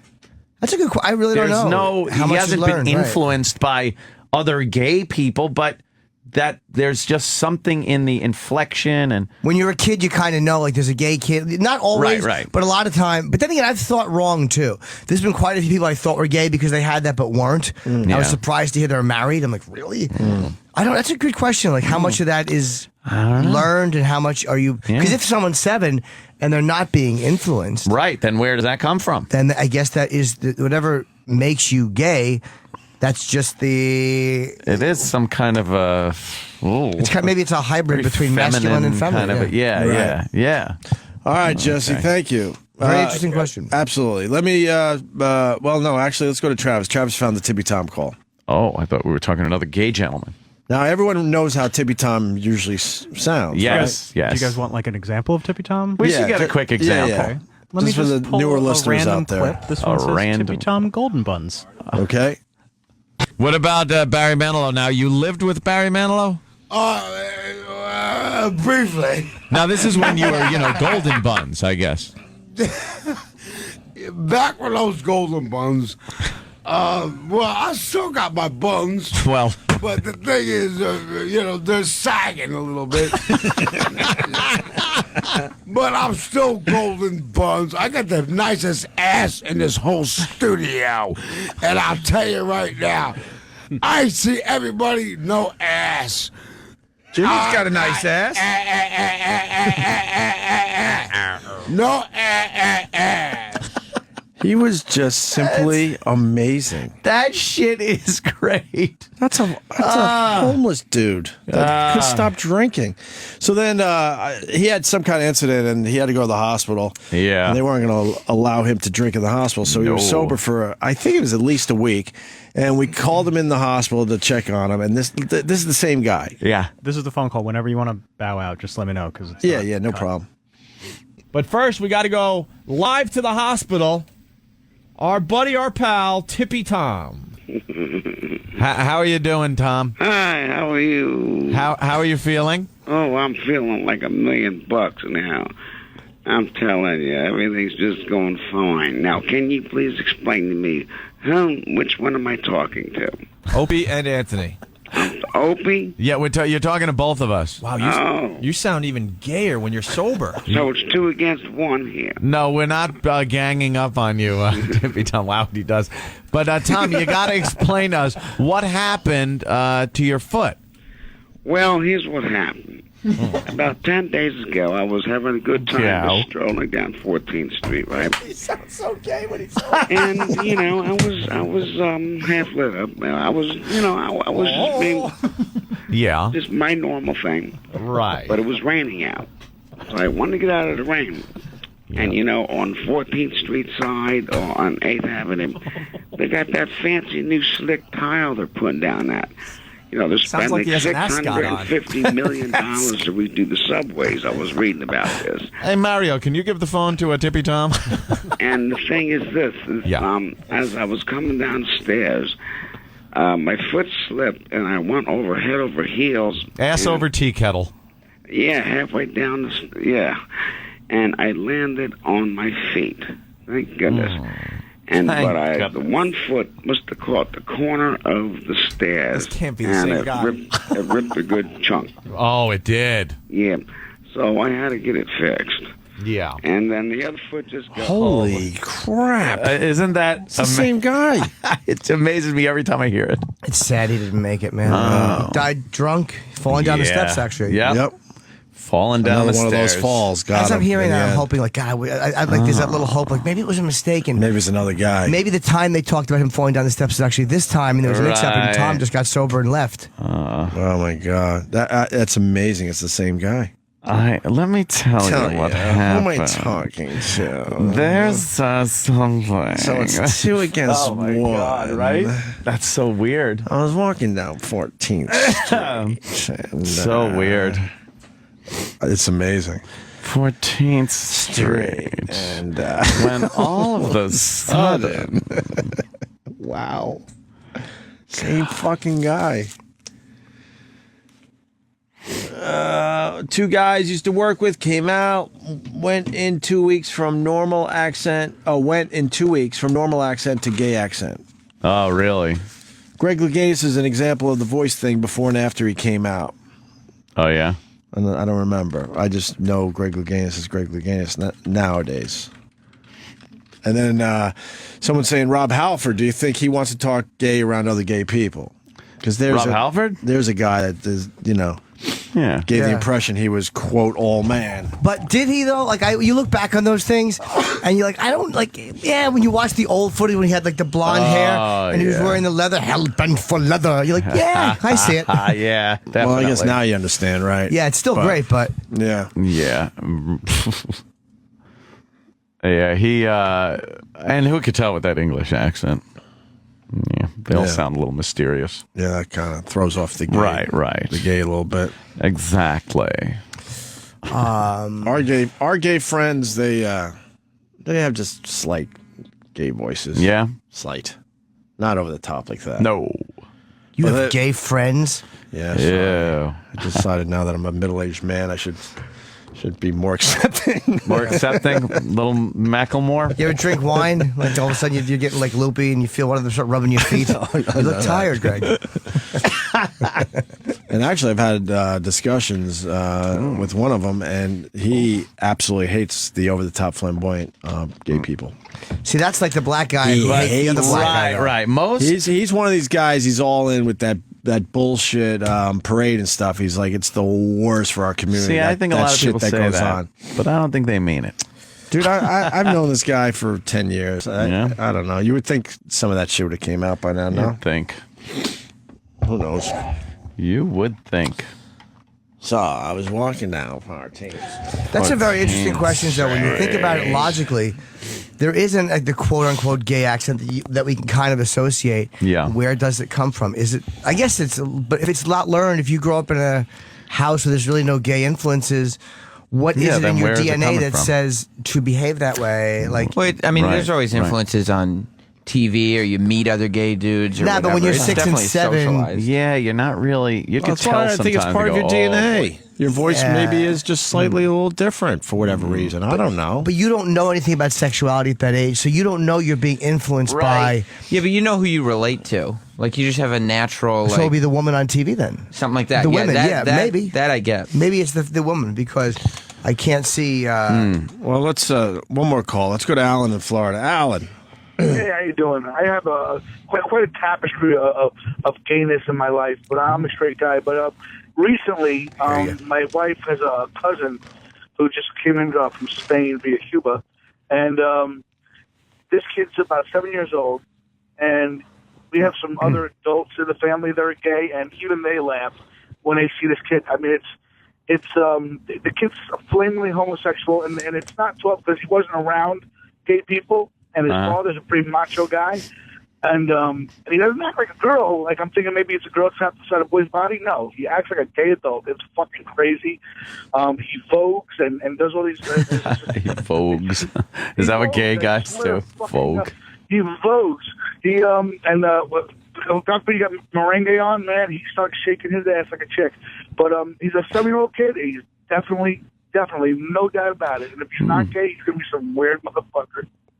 All right. And do you laugh at him? We don't know. Oh, God. Never. I mean, we don't even know if his parents are aware. You gotta realize, I don't really get to speak to the parents much because they don't speak a word of English. So, but the father seems like a pretty macho guy, and they don't seem to they don't really pay attention to their kid when we're at family functions, which is often. Right. They don't really seem like how I'm all over my kid, And I don't know if they're just denying it or they're not aware. I mean, it's obvious. I mean, completely, utterly. The old nature nurture thing. Sure. The eternal who question. knows? I think it's a definitely combination. Nature in this case. All right. And as far as my childhood, I had a brother who's 15 years older than me, and he was a flaming homosexual. And I grew up as an 8-year-old kid going to his buddy's house, who was his lover, and having spaghetti and meatballs because he was an awesome cook. He was from Italy. Is that a euphemism for something? No, but I was around a lot of gay men as a small child, and it never even occurred to me they were gay because there was no sexuality that was shown in front of me. Even though they talked a little funny, it wasn't, funny. They weren't imposing anything on me as a child. They were having meatballs and spaghetti. They were drinking wine. It was, like normal grown-ups, Clockwork Orange meal. Spaghetti and wine. I know, right? I think Try the wine. I think we're all finally figuring out that gays aren't monsters. Well, yeah. We come from a time that might have been what was told to you. The homosexual. Right, remember that fucking movie? Fast forward a few decades, and most of us believe they're not monsters, and just because they're gay, they're not going to hit on you. Stay away from the homosexual. His sick mind. Right. You're like, what the fuck? Yeah. Those are those old 50s films. All right, Alan. Good. Thank you. All right. Bye, Al. Someone brings up a good point. Lesbians that have the over-the-top gay voice. Yeah, or the butch. But they definitely sound a bit more manly. Well, manly? They go the other way with it, right? Well, yeah, but... not all, though. No, not as many as, you see the gay guys. Like Ellen. You watch Ellen. It's not like, she sounds like a lesbian. Yeah, but the gay guy has been embraced. It's a celebration. Oh, yay, it's my favorite gays. And nobody says that about, look at my lesbos are here. That's true. But remember Taylor from the NEW days out of Dallas? She was in our contest, and she was ridiculously hot. Yeah. And I was convinced there's no way she was gay. And we all tried to, turn her. No. And she just would not have it. And I kept looking at her there's no way you're gay. Yeah. She must not be. She must be, or she wouldn't have sex with anybody in this room. What woman could withstand this test? Right? Come on, ladies. I hope I got her name right. I think it was Taylor. And I kept looking at this woman going, there's no way you are. There was not a sign that she was... a lesbian when you were just hanging out with her. She dressed like the other, ridiculously over the top hot girls that did our show and all that. Yeah. And she acted the part this is what guys like from the female form, and this is how I move to turn on guys. But then when it came down to it, she was a lesbian. I'm like, there's no fucking way you are. That happen? I don't know. Jeez. Let's go to Paul in I think it's the Bronx. The Bronx. Hey. Paul. What's up, guys? Hey. Hi. I don't know, maybe they have too much estrogen, so they're really, all the time they're fighting back the gay voice, and then when they're comfortable, they let it go. But speaking of gay voices and being gay, I think it's time you guys play that, Mom, I'm gay. That's real old school. Does it hold up? Mom. You have it? I don't even know. I got to be honest. We'll go to break with this. I don't know if it holds up. I haven't heard this. Swallower. I think I think just with the accent and everything. It was 97, 98 when this whole coming out thing was becoming a thing. So we decided on our radio show to have completely straight guys cold call their moms and say they were gay. And I remember we did it all afternoon, but this is the one that sticks out. Because it's just the accent, and he's all man anyway. He's just some dopey guy trying to convince his mom he's gay. But he says it so confidently, too. Like, dick. Like, Right. All right, let's play this going into break. Thanks, Paul. I forgot all about this call. You got it. All right, man, and we'll be back. All right, Bob, are you ready to play Hi, Mom, I'm Gay? Absolutely. Now, I hear you're 35 years old. Yeah. Never been married. Ever. Are you gay? No rope swallowing. All right, Bob, let's give it a shot. All right. Hello? Mom, can you hear me, darling? Yeah. It's Bobby. Bobby? Yeah. Where are you? I'm at work. Yeah, well, you sound awful funny. Yeah, I know. All right. Hey, Mom, you sitting down? Why? I got to tell you something. What? Don't get nervous. Something I've been meaning to tell you. I was going to tell you when you called earlier today. Yeah? I'm gay. Oh, you're full of shit. I'm a Twinkie. I swear it. Bobby, will you stop it? I have enough aggravation. What? How come you never believe me? Because I don't believe you. Why? Well, you just had a child, Bobby. Yeah. That was to throw you off. Yeah, okay. I wanted to tell you that. I was hoping you wouldn't take it lightly, but... Bobby. What? Are you trying to be funny? I'm not. I had to tell you, I just don't feel right. I've known it ever since I was a kid. Bobby, are you with Donna? Not at the moment. Not at the moment. All right. With Lenny. You can tell your father that. I'm not even going to bring it up. All right. You're the one that's always said some terrible things about those people. So what's all of a sudden? Well, it was to throw everyone off, Bobby, I don't believe it. However, You still love me? I've had enough heartache. I think, good You still love me? Of course I love you. You just won't kiss me on the lips anymore, huh? What the hell are you doing, drinking? No. No. Yeah, all right. Okay, I'm working. Your father's out to lunch. Have you told Gene this? No, I was going to spring it on him tonight. Yeah, that's nice. Yeah, you do that. Stand a long distance away, will you? I will, out of arm's reach. Bobby, don't give me that baloney, please. You break my heart when you do things like this. I'll talk to you later when I can sit down with you. Yeah, that'd be nice. All right. All right. Love you. See you later. I love you, too. Okay. Holy Jesus. Dude. I got to get back to her quick, man. She's going to put a knife in her wrist. You better do that. The Pepe Sinclair News Company presents Personal Hygiene and You, a beginner's guide. As we move into the future, personal hygiene is becoming more and more important to our daily lives. Why, look, there is Hollywood celebrity Jim Norton. Mr. Norton, what is the most important part of your daily hygiene regimen? I like my own asshole to sparkle. And sparkle it does. How do you achieve such a sparkle, Mr. Norton? This is how I wipe my ass. There's the toilet. I put one foot up and I go like this, and I arch my asshole out, and I fucking open the cheeks, and I make sure that I get in there. I put a finger all the way up in until it's fucking completely clean. Even on those extra messy days? If it looks like there's still more work to be done, then I'll do like a wet wipe or whatever, and I'll wrap it around my finger and push it almost up. You never know when a massage therapist might have to get in there, Why, here comes Teddy, the neighborhood scamp. Hi, Teddy. Do you clean your rectum? Every day. Why don't you show Jim how you do it? Wait, you don't go in? No, Mr. Norton. I just wipe it like I thought I was supposed to. Oh, no. I gotta get in there because I like my asshole to feel clean. When I was a kid, I didn't wipe good enough. My asshole would get raw. So I've learned. Oh, I get it. Thanks, Mr. Norton. You're welcome, Teddy. We've all learned a little something today. I like a nice, clean ass. Makes me feel like a better person. We couldn't agree more. Tune in to our next personal hygiene lesson when we'll go over the schmegma removal process. And remember, clean assholes for a better tomorrow. Opie and Anthony have been excelling at this for 20 years. Need proof? Listen to this 20th anniversary Opie and Anthony radio gem. All right, yeah, Papa Rock is going to try to have Papa Rock. Francine say what's on the paper. All right? We're writing down the clue. All right, we're writing down the clue. And you're going to have 30 seconds. I got the bed in front of me here. Oh, good. Don't have okay. 30 seconds. All right. So you got 30 seconds, Papa Rock, to make Francine say what's on the paper, okay? He's thinking, all right, what is it? Whisper it to everybody, Jimmy, out there in Radio Land. Things on a plane. You didn't hear that, did you, Francine? Things I can guess that one real a easy. plane. All right, here we go. Here's Papa Rock. Go. Stewardess.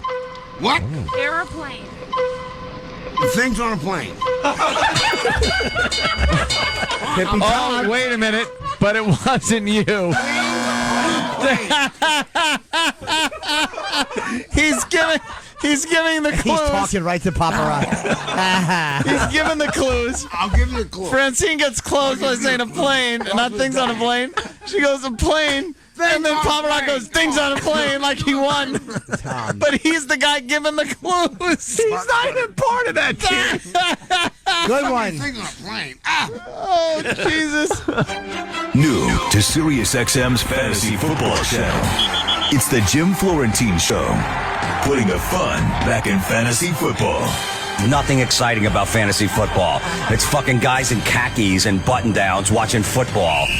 They bring their laptops to a fucking sports bar to come over. Who just scored that touchdown? I go, why? I got him on my team. Fuck you.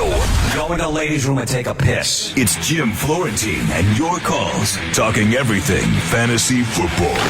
Hey, Jim, what's the best way to keep up with your team while the game is on? Nobody watches fucking football with a laptop open. Nobody. You have a fucking case of beer and some sandwiches, and you're talking about fucking getting a hand job from a stripper in the during a commercial from the night before. Hey, man, you know all your listeners love fantasy football? All right, I don't give a shit. No fucking manly men play fantasy football. We aren't even sure why we hired him. Seems counterproductive. And we're gonna open our fucking laptops and our iPads, and we're gonna have a draft. Who are you gonna take? How about taking in the ass, you fucking homos, with your fucking fantasy football? It's just nerdness. The Jim Florentine Show on SiriusXM's Fantasy Football Channel. Go in the ladies' room and take a piss. Winter weather can severely impact your ability to meet with your team. Roads are closed, flights get canceled, and people stay home sick. So be prepared. Sign up for GoToMeeting with HD Faces by Citrix. It's the powerfully simple way to meet and collaborate online, no matter what the weather is like. Sign up for GoToMeeting from your computer or mobile device and launch your first meeting in seconds. Then, no matter where you are, you'll be instantly connected to your team. You can share your screen to collaborate on projects in real time and turn on your webcam to see each other face to face. Even when you can't make it into the office, you can still meet in person and be productive. Start your free 30-day trial or GoToMeeting today. It's easy to get started. Visit GoToMeeting.com, click the Try It Free button, and use the promo code OPIE, O-P-I-E. That's GoToMeeting.com. Click the Try It Free button and enter promo code OPIE, O-P-I-E. GoToMeeting with HD Faces by Citrix. Meeting is believing. After 20 years, you would want a break too. But the guys are back now. Enjoy. It's the Opie and Anthony Show on SiriusXM. Do it like this.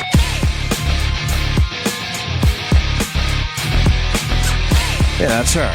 Exactly. We found the picture. Damn. Couple things. The Hi Mom, I'm Gay. A couple people think they were radio actors. Radio actors! Oh, no, not at all. Because they said the mom played, not just one guy actually, but said the mom played her part perfectly. Yeah. Well, we did it all day. That was the best one. And I remember, you should have heard the bad ones. And I remember that was the phone call that had us meet with the gays. Yes. Because the whole thing was some kind of gay group called Bruce Mittman at AAF. Uh-huh. I think that's an AAF call. Yeah, it is. Okay, Definitely. An AAF call.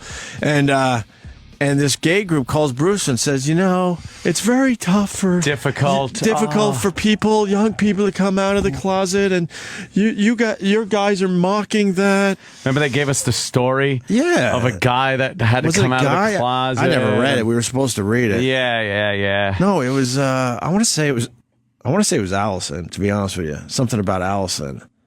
Really? I thought it was a dude, and he had to come out to his mother and father. I don't know. We go into Bruce Mittman's office, and then they brought in the gay the gay group, and they hated us. Yeah. We were everything that was wrong with society. Society, yeah. And then they handed out the dittos. Yes. Remember all the stuff they wanted us to read? We had to do homework.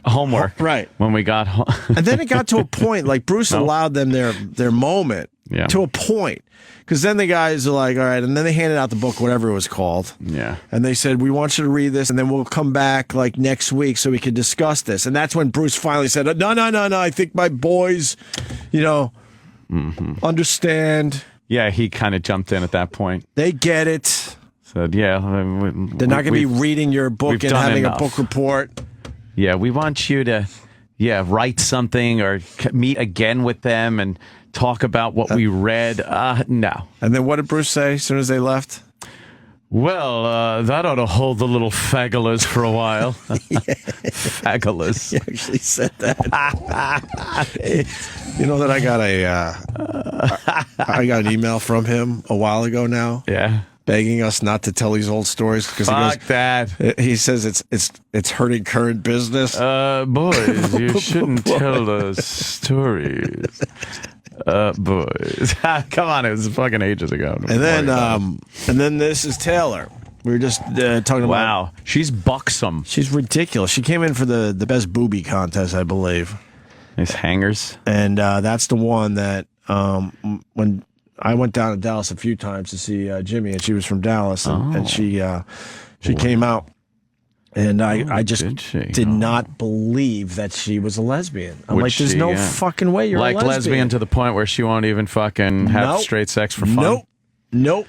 I'd like to believe that hotter lesbian girls are willing to fucking jump on a dick every so often. Yeah. Are you? Just for the fun of it. What? Would you jump on a dick just for the fun of it? I'm not a girl. Oh. Girls kiss each other and fucking shit like that. Like, there's more of a gray area with girl sexuality. Their gray area is a lot wider than the guys' gray area. Guys, it's very stark. Right. Girls work on a gradient of sexuality. We are definitely the guy's gray area ends with a hug. And that's if something tragic happens, where someone really needs. But with women, the gray area is like feeling each other up, making out a little bit in a bar. I got new implants. Feel my tits. Oh, these are nice.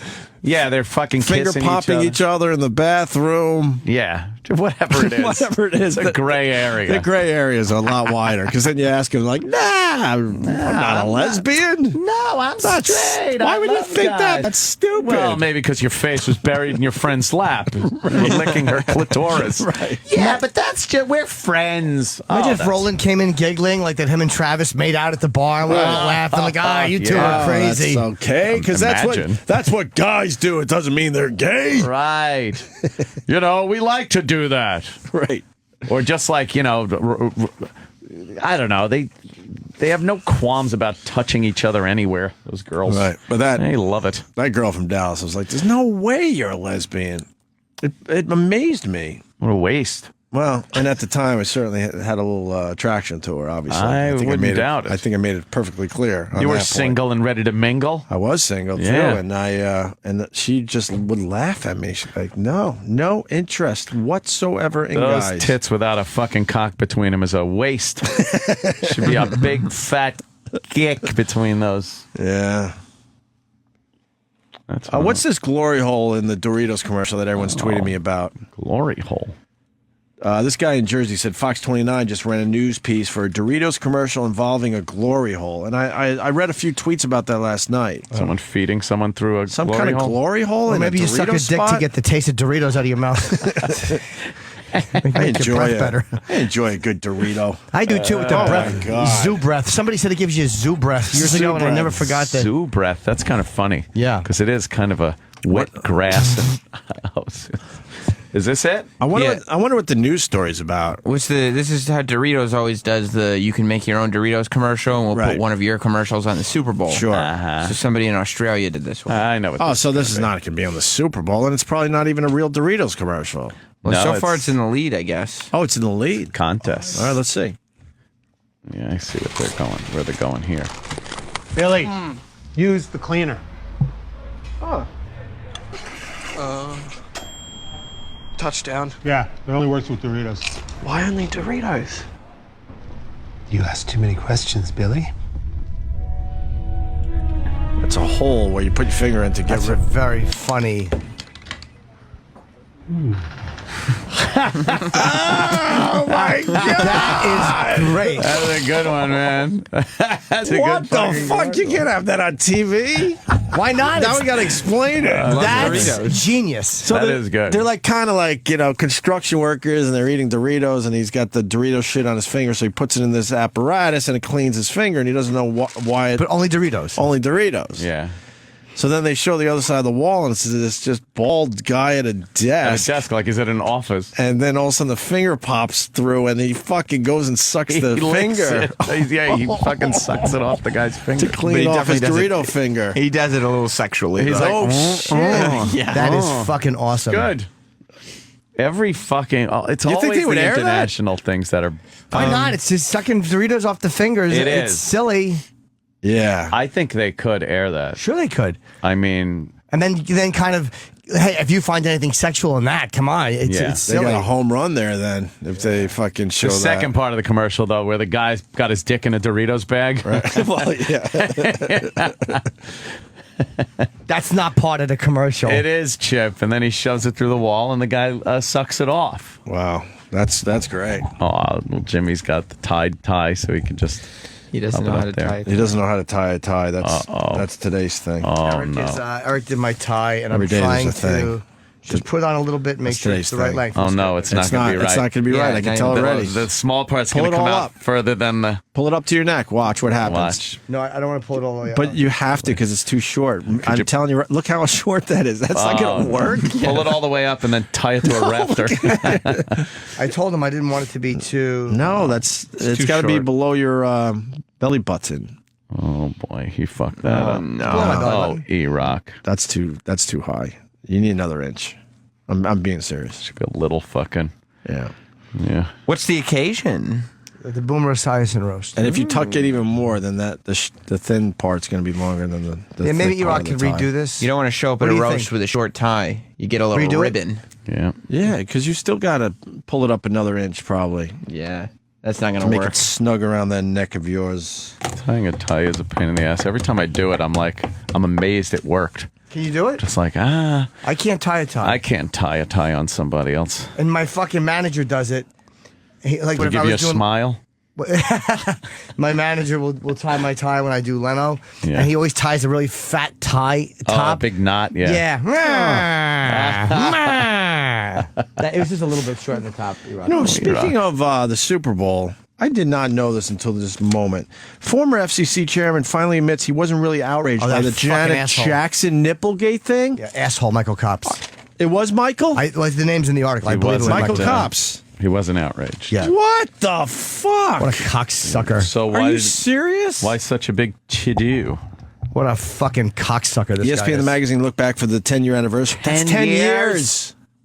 Holy shit. It feels like about 10 years. No, it feels like 5. 10 years. Wow, that was 10 years? 10 years ago, I had a Super Bowl party at my house. And my ex walked in from another party because we weren't hanging anymore. And fucking everyone went home immediately because of her horrendous attitude that she brought ruined through it. the front door. She ruined it. It was my family. bad And they all energies. knew it was time to fucking go home. Wow. That was 10 years. You know what? Not a bad thin tie. Oh, you got it, E-Rock? That's nice. You were actually used to a different neck length. Oh, maybe I knew there'd be something there. Sam had a comment about your. Oh, boy. Yeah. Both ties, I have a choice. I'll tell you, E-Rock is the go-to fucking tie guy in this. Ah, look at that. Go-to tie guy. Riveting. I couldn't even tell you the last time I wore a tie. So when am I ever going to use him for the go-to tie guy? It's gotta- important to have one, though. I gotta isn't it? wear one Anthony today. doesn't wear ties, so when are we going to fucking use him for the tie thing? You know. I'm gonna fucking. I got some. He did save me a sea salt shred pop Nice. from Dr. Ian Smith. Somebody's in brown nose mode. Brown nose. shit. Why only 3 bags? Because I thought you said you were going to take some home. You're not going to carry all the rest of that home, are you? Yeah, give me a fucking All right, it's been 2 shopping days bag. and you haven't, so I just put them in the office. Wait, but this is the last sea salt, right? I think he just called you a piece of shit. He did. I'm only into the sea salt. I'm not a honey barbecue guy. He was like, well, Never you didn't been a take honey him home barbecue yet, guy. Dick. You want a honey barbecue? Nah. You want a kettle? Nah. Oh, you don't want you don't want to crazy glue your teeth together again. Well, that's true too. So I opened up that ice cream sandwich and fucking teeth came popping out of my face. I had to crazy glue them in. Good thing they're just dentures.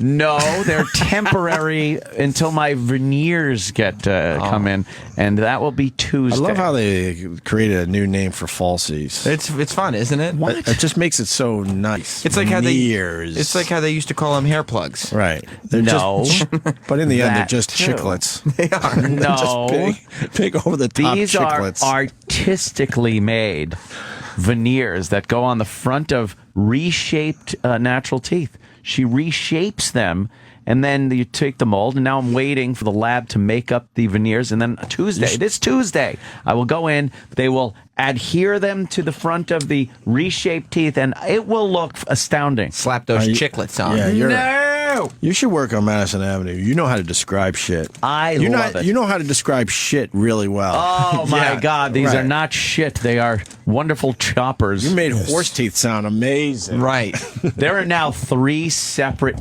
cracked pieces of these that I've glued back on with crazy glue. How much more time you got? Tuesday.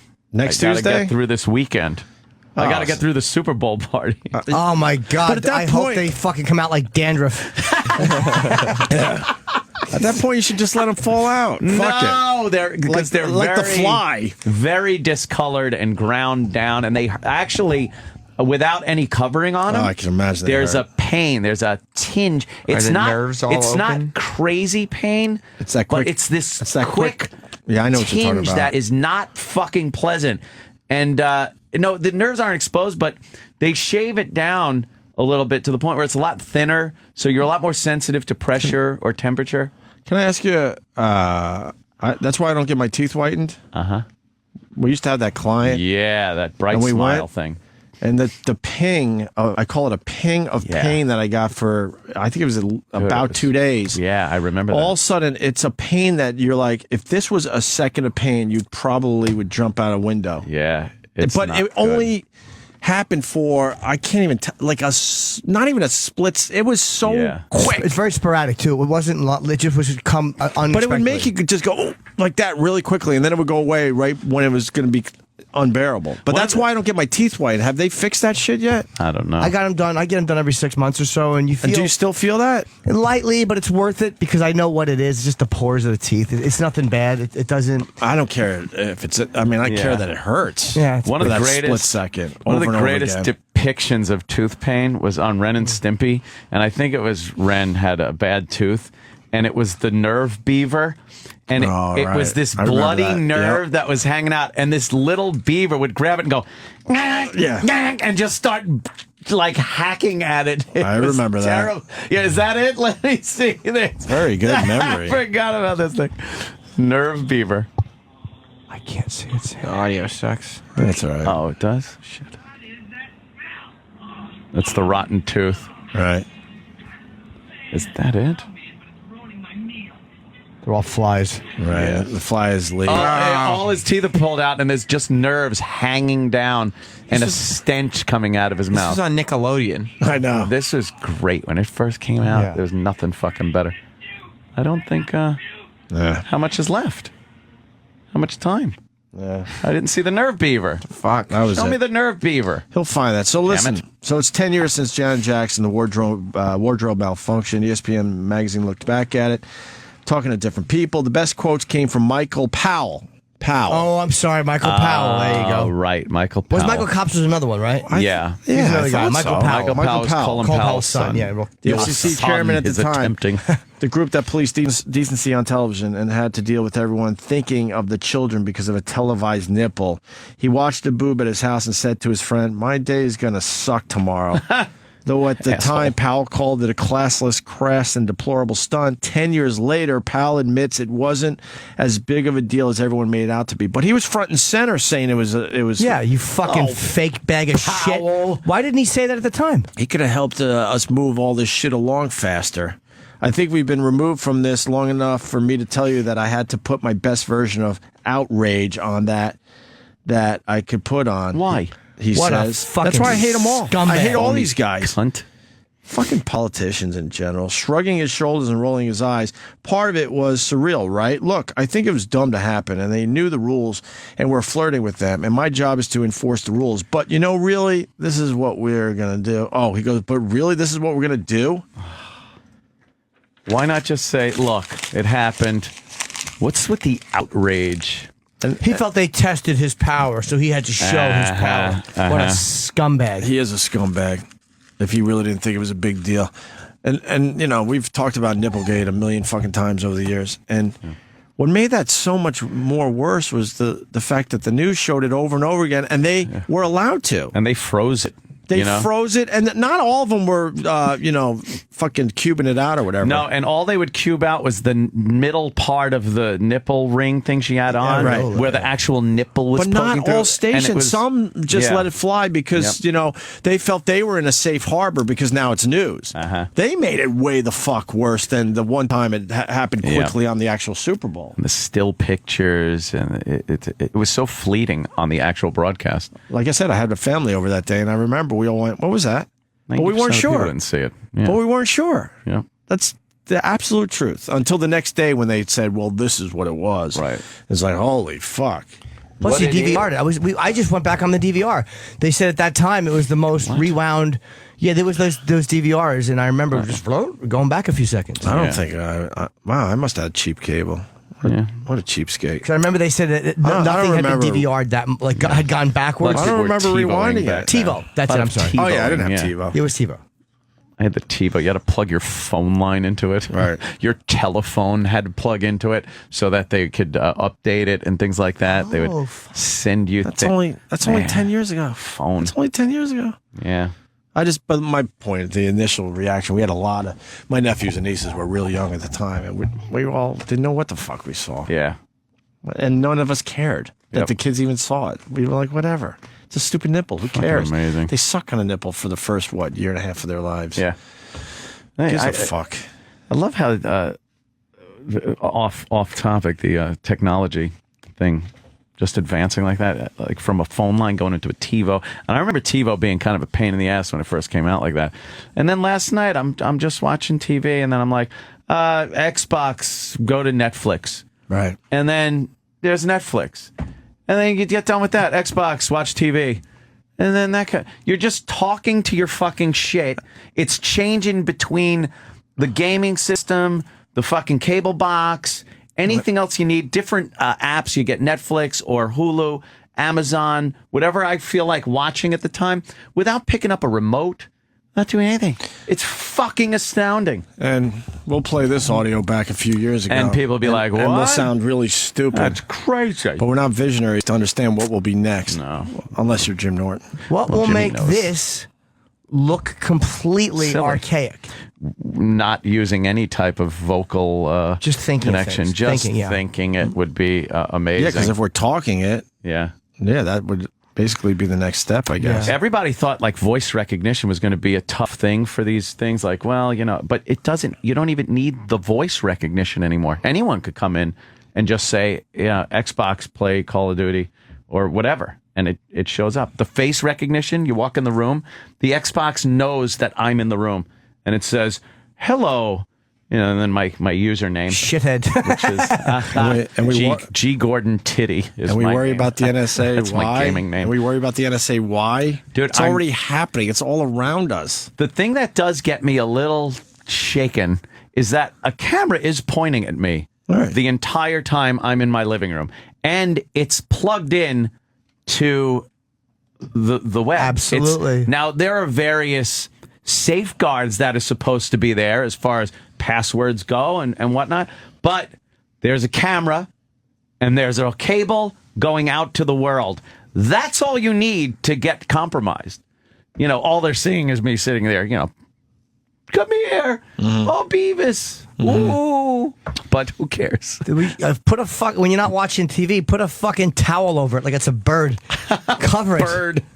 I don't know, because even if I'm not watching TV, and I come in the room, it knows that That's it's me. true. It signs me in under who I am, so I could then play Call of Duty or something. I don't know. It is something that should definitely, you should be leery of it if you're doing something bad. Maybe maybe you don't want to have your Xbox gaming system in the same room where you're growing weed. Right. You got a lot of lights and you're weed fucking, or you're cutting up fucking coke.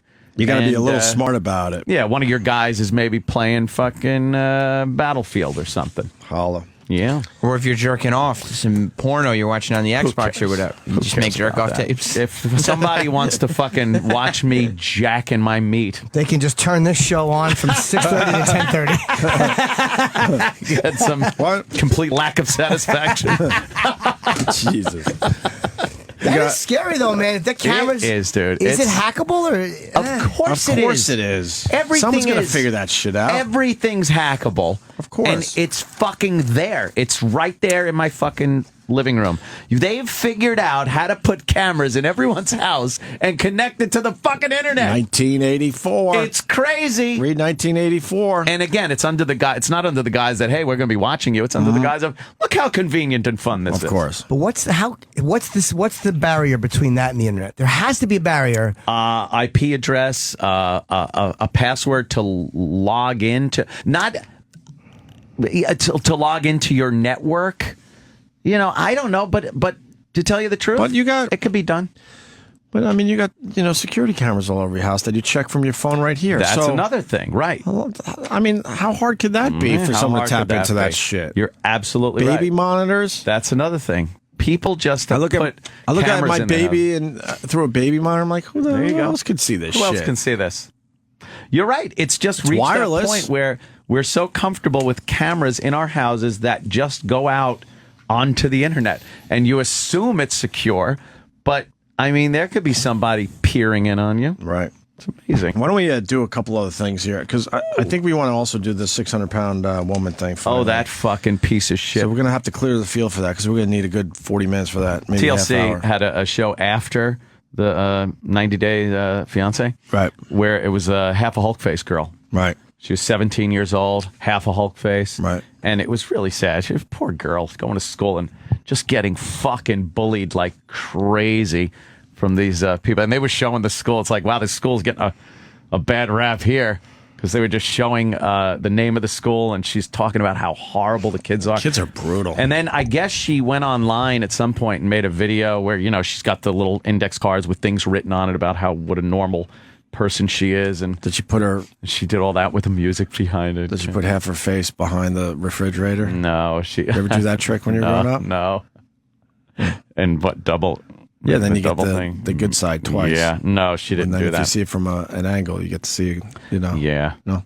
She talked about how bullied she was, and then I guess the next day she woke up and there was a fuckload of messages and stuff of support. And everything. Good. And then she had an operation at the end where they kind of fucking propped her face up a little bit. So now instead of being a 1, she's a 2. I don't even They know. don't have That's that not even a surgery figured number. out. There's not even a number. It's beyond a number at that point. But she seemed nice enough. On Shark Tank, they showed how people could tap into webcams. Oh yeah. Oh yeah. Is it Hackers are reasonable? definitely looking through people's webcams and fucking up their lives. Yeah, see, I don't want it to recognize me when I walk in. Once it's on, it's on. Yeah. But I don't need it to recognize me when I walk in. I'll just fucking turn. Just put the Groucho Marx glasses on every time you enter your room. Here's what it is. When it recognizes you, and then you say Xbox go home, it goes to the home screen, and it's customized to you. It's got all of your apps and everything. So then if somebody else walks in that it identifies, and you say Xbox go home, it will be their personalized thing with all their apps on. Did you get a record of everyone that walked in the room? Well, you have to be it has to know you. You have to have a profile on that Xbox. It won't just say like, hey, look, it's Opie. I got you. Yeah. Well, let's say I'm on there. Yeah. And a whole bunch of your other. Oh, yeah. There friends could be and like stuff. 6 people in the fucking room. It'll know each person individually. But then could you go back and go, oh, these are all the people that use my Xbox today? Yep. Wow. Yeah, definitely. Cool. I like that. There is some fucking weird, scary thing, though. Yeah. Why don't we talk about a couple other things really fast? This Yeah, where's Brooklyn that? school thing is pissing me off. Brooklyn school cutting gifted program to boost diversity. Diversity to schmersity. Hate diversity. But why do people that are smarter than others have to suffer for this shit? Because it's we have to bring everybody up. A popular gifted program will get the axe after Ditmas Park School officials chose diversity over exclusivity. Citing a lack of diversity, PS 139 principal Mary McDonald informed parents in a letter that the students of academic rigor and 2 other in-house programs would no longer accept applications for incoming kindergartners. Our kindergarten classes will be Oh boy. Heterogeneous? A new word. A new fucking PC word. Heterogeneously grouped to reflect the diversity of our student body and the community we live in. McDonald told parents in letters posted on the photo sharing site Flickr. More than 2/3 of the school's roughly 1,000 students are black or Hispanic, while Asian American and white students made up 28%, according to Education Department records. So there's too many, white kids and Asian kids? Of course there are. In the gifted program. In the gifted program. So now they all get penalized for being smarter than everyone else, right? Right. Because you have to throw in people that... God, what are we doing? Well, at the same time, there's a black student union, and of course, Minnesota, at a college where they're asking that racial... people thought it was crazy when racial descriptions not be used in suspect descriptions. Right. Of course. The Black Students Union of course doesn't want racial...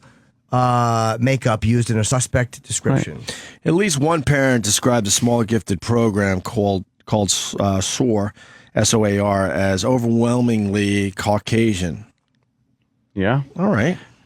Is there a criteria to get in besides race? Is that what, do they say you can only be white, or is there a academic criteria? There's an academic criteria. Oh, see? It's not just race? It doesn't say whites only on the door? Huh, then I wonder why. Smart whites only. It's both. Okay. Yeah. I gotcha. Did you hear what happened with Howard University? Apparently, they were welcoming back the students through some local ads and billboards and whatnot, and it said, "Welcome back students of Howard University," which is a predominantly black school. Right. And it showed a white girl as a student smiling, and, it's some fucking pizza place or something welcoming the students back. Right. There was outrage by the student body saying that this is not representative of Howard University, having a white... Meanwhile, there are a couple of white people that go there. It is overwhelmingly black. Sure. But why then can't you show, and why is there outrage? Why? Because it's a small portion of Howard University? In that case, only 1 in 10 television commercials should have black people in it. If you want to just base it on that... why is Cheerios being represented by an interracial couple with a child when that probably doesn't amount to 0.0 something of the actual population of the country? Let's argue that. Because white people are fucking fakes and have zero balls to say this stuff. But they sure get into those smart schools with the Asians. But you know what I'm saying, though? That's all it is. It's people not just going, shut the fuck up. Yeah, I hear you. Frustrating, very frustrating. I hear you. Let me say hi to Josh in North Carolina. Josh, I bet he's going to Josh us. A little bit. Chip loves it. I know. Hey, boys, how's it going? Hi. Hey, when my son was in elementary school, there were about 20 kids that were white and were sort of intelligent, and every year they would spread them out. So like in first grade, they'd have 3 or 4 of them in each of the classes. And it went that way through every year of elementary school. To raise the GPA? Oh, wait, Colin. I see Colin Quinn on Fox. Oh, hold on a minute, brother. Boulevard? You're over it, right? I was over it the minute I heard it. What is this, Disney? What are we in Orlando? Hey, let's change the name to Mickey Mouse Boulevard. It's Broadway.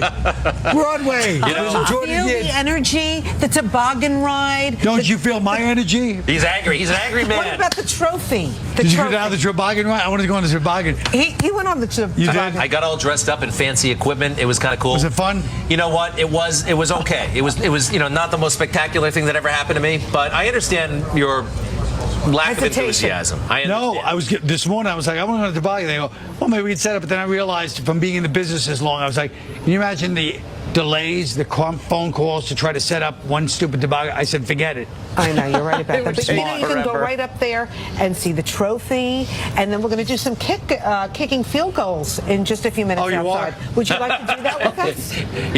He's unimpressed. No, I like the idea of kicking field goals. It could be fun, but it just sounds like a hassle. It's going to be another hour. It's not going to be a hassle. What's wrong with you? Don't you have the Super Bowl spirit? No, I don't. Are you going to the game on Sunday? No, I didn't even get tickets. The last time I heard you this this man. You know what gets him? Street fairs. That's right. You don't like street fairs either. I love street fairs. No, come on. You going on and on about street fairs. You know, socks. Who needs socks on a Sunday afternoon at a Souvlaki, right? This is your bit. Socks and Souvlaki. Where did he get socks and Souvlaki right next door to each other? So, all right. So he's not into the Super Bowl. I'm doing. Well, tell us about your latest project. I'm doing the Writers Guild Awards Saturday night. I'm hosting. Oh. Saturday night. Right at the Edison Hotel, right on the corner. Oh, that should be fun. Yeah. So who's going to be there? Who's going to be there? Yeah. You know what? David Simon, the guy from The Wire, you know. All right, some luminaries. Yeah. Kerry. You know what He happened? doesn't even know who's going to be there. No, he doesn't. Do you know what happened in the Edison lobby? What happened? Luca Brasi got whacked in The Godfather. What do you mean? In the Edison Hotel, in the lobby. Greg lives in Walk down. movies. Yeah, You the hear band. the band. This is beautiful. This is Super Bowl Boulevard. Oh, don't. But that was in the movie. It was in the movie, but it's when you walk in, you'll recognize it. You'll recognize it. So, all right, good luck with that. By the way, tell us about Unconstitutional. I saw it in person here in New York. Incredible show. Can people still see it?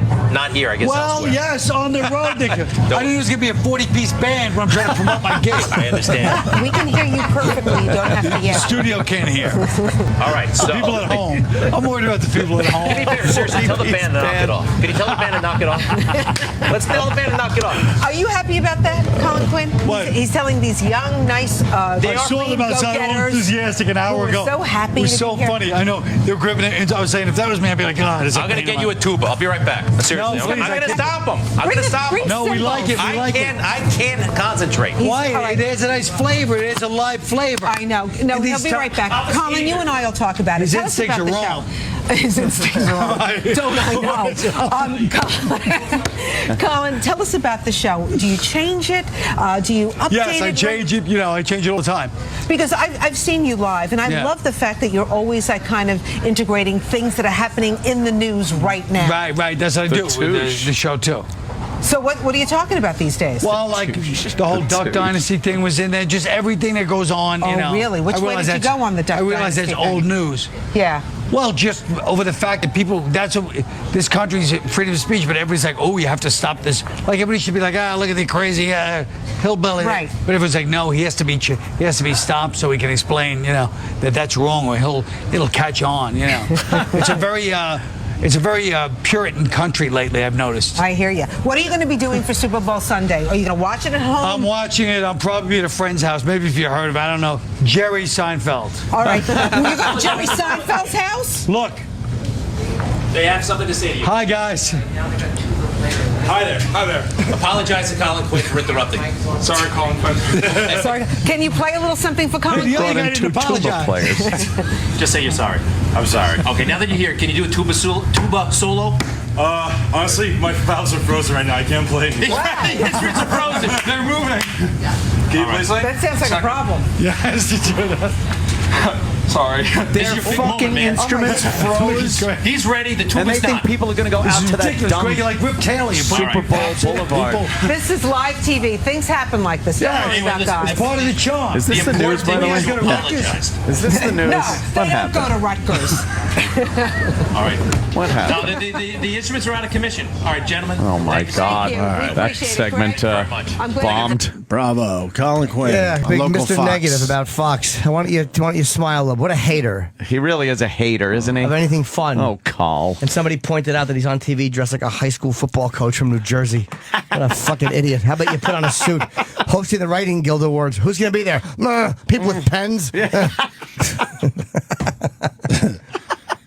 Yeah. Oh, Carl. He's terrible at plugging. That whole thing with that Super Bowl Boulevard thing. Look, there's no one there. Yeah. It's kind of a bust. It's a cold that cannot be dealt with, is what it is. It's 19 today in New Yeah, York. you can't just go out there and have a frolic great around, time and frolic at an outdoor festival Right. in 19-degree weather. You ever kick a football in cold weather? You'll Holy break your shit. fucking toe. It hurts every No one's got the fucking proper bone in gear your on. body. Yeah, who's going to that? It's a bust, I Christ, think. a total bust. All right, we're going to take a break. People are on on hold. They could talk about the Xbox thing and how you can hack in. I bet there'll And be people supposedly that have a thing that they'll say, and then other people will call and say that's bullshit. Supposedly there's websites dedicated to it. Oh, yeah? And there's trolling videos and all sorts Are of there shit. videos of Yeah. people? Xbox? Yeah, so That'd be cool. Some of you people stay on the line, or if you hung up, call us back. And then we got clips finally of the 600-pound broad named Penny that you brought to our show a little while ago. Penny. We finally got the good. episode and got the key clips. Bitch. So we'll play that as well. Welcome to another viscous entertainment production of Porno for the Blind. Narrated by sex god Lyle Chipperson. This is Farrah, Backdoor Teen Mom. She's sucking his pecker. Yeah. Yeah. Now she's still sucking his pecker. Now she's back. She stopped and now she's sucking his pecker again. She's holding his pecker. Now she's looking at his pecker. Now she's back up. He's got his pecker in her. He's playing with a clit with his pecker inside of her. He's got his hand on her leg and his other hand on her clit, and he's put his big pecker inside of her. She's moaning because she loves his pecker. She's got her head on a pillow while he slams her cooter with his pecker. That's a cool picture right there. You could see her butthole and his pecker slamming in and out real fast. Now it's out, now it's in, now it's out, now it's in. Now it's out, now it's in. He's holding her butt cheeks while he puts his pecker into her really hard and fast. Now he's moving her hair because it's on her shoulder, and he's holding her hips, and he's putting his pecker in her pussy really hard. He's giving it to her good. That's the way I fuck. Why the fuck did we use that guy's voice? Thanks for listening, and be on the lookout for more Porno for the Blind releases from Viscous Entertainment. They're rich, and they pee, but they're done. Welcome back to the Opie and Anthony Show on Sirius XM. Jeez, enough. Let's go. All right. I don't pee that much anymore. No one's there. What's that? No one's there at that stupid Super Bowl thing. Times Square. They keep showing it on the news, like local a big Fox thing. 5, and they do well locally. Yeah, with Rosanna Scotto. And no one's there. No one's there. They're broadcasting live. They're having a good time, but I don't see any viewers whatsoever for their show. No. So, Super Bowl's ramping up. It's going to be really exciting. Oh, yeah. Just amazing. It's going to be a great game. The excitement in the air around here is just ridiculous. It's really just it's just overwhelming. I gather if the Jets or Giants were in it, this would be like a big thing. People would like be into it more. But it's like no one really seems to give a shit that the Super Bowl is here. I mean, they're trying to hype it. All the channels, the news, everyone's trying to hype it. But the people, like, we don't care. It's fallen short. No the one locals really don't, gives a shit. The locals don't. They care about Super Bowl just like anyone else in another city that doesn't have their team in it.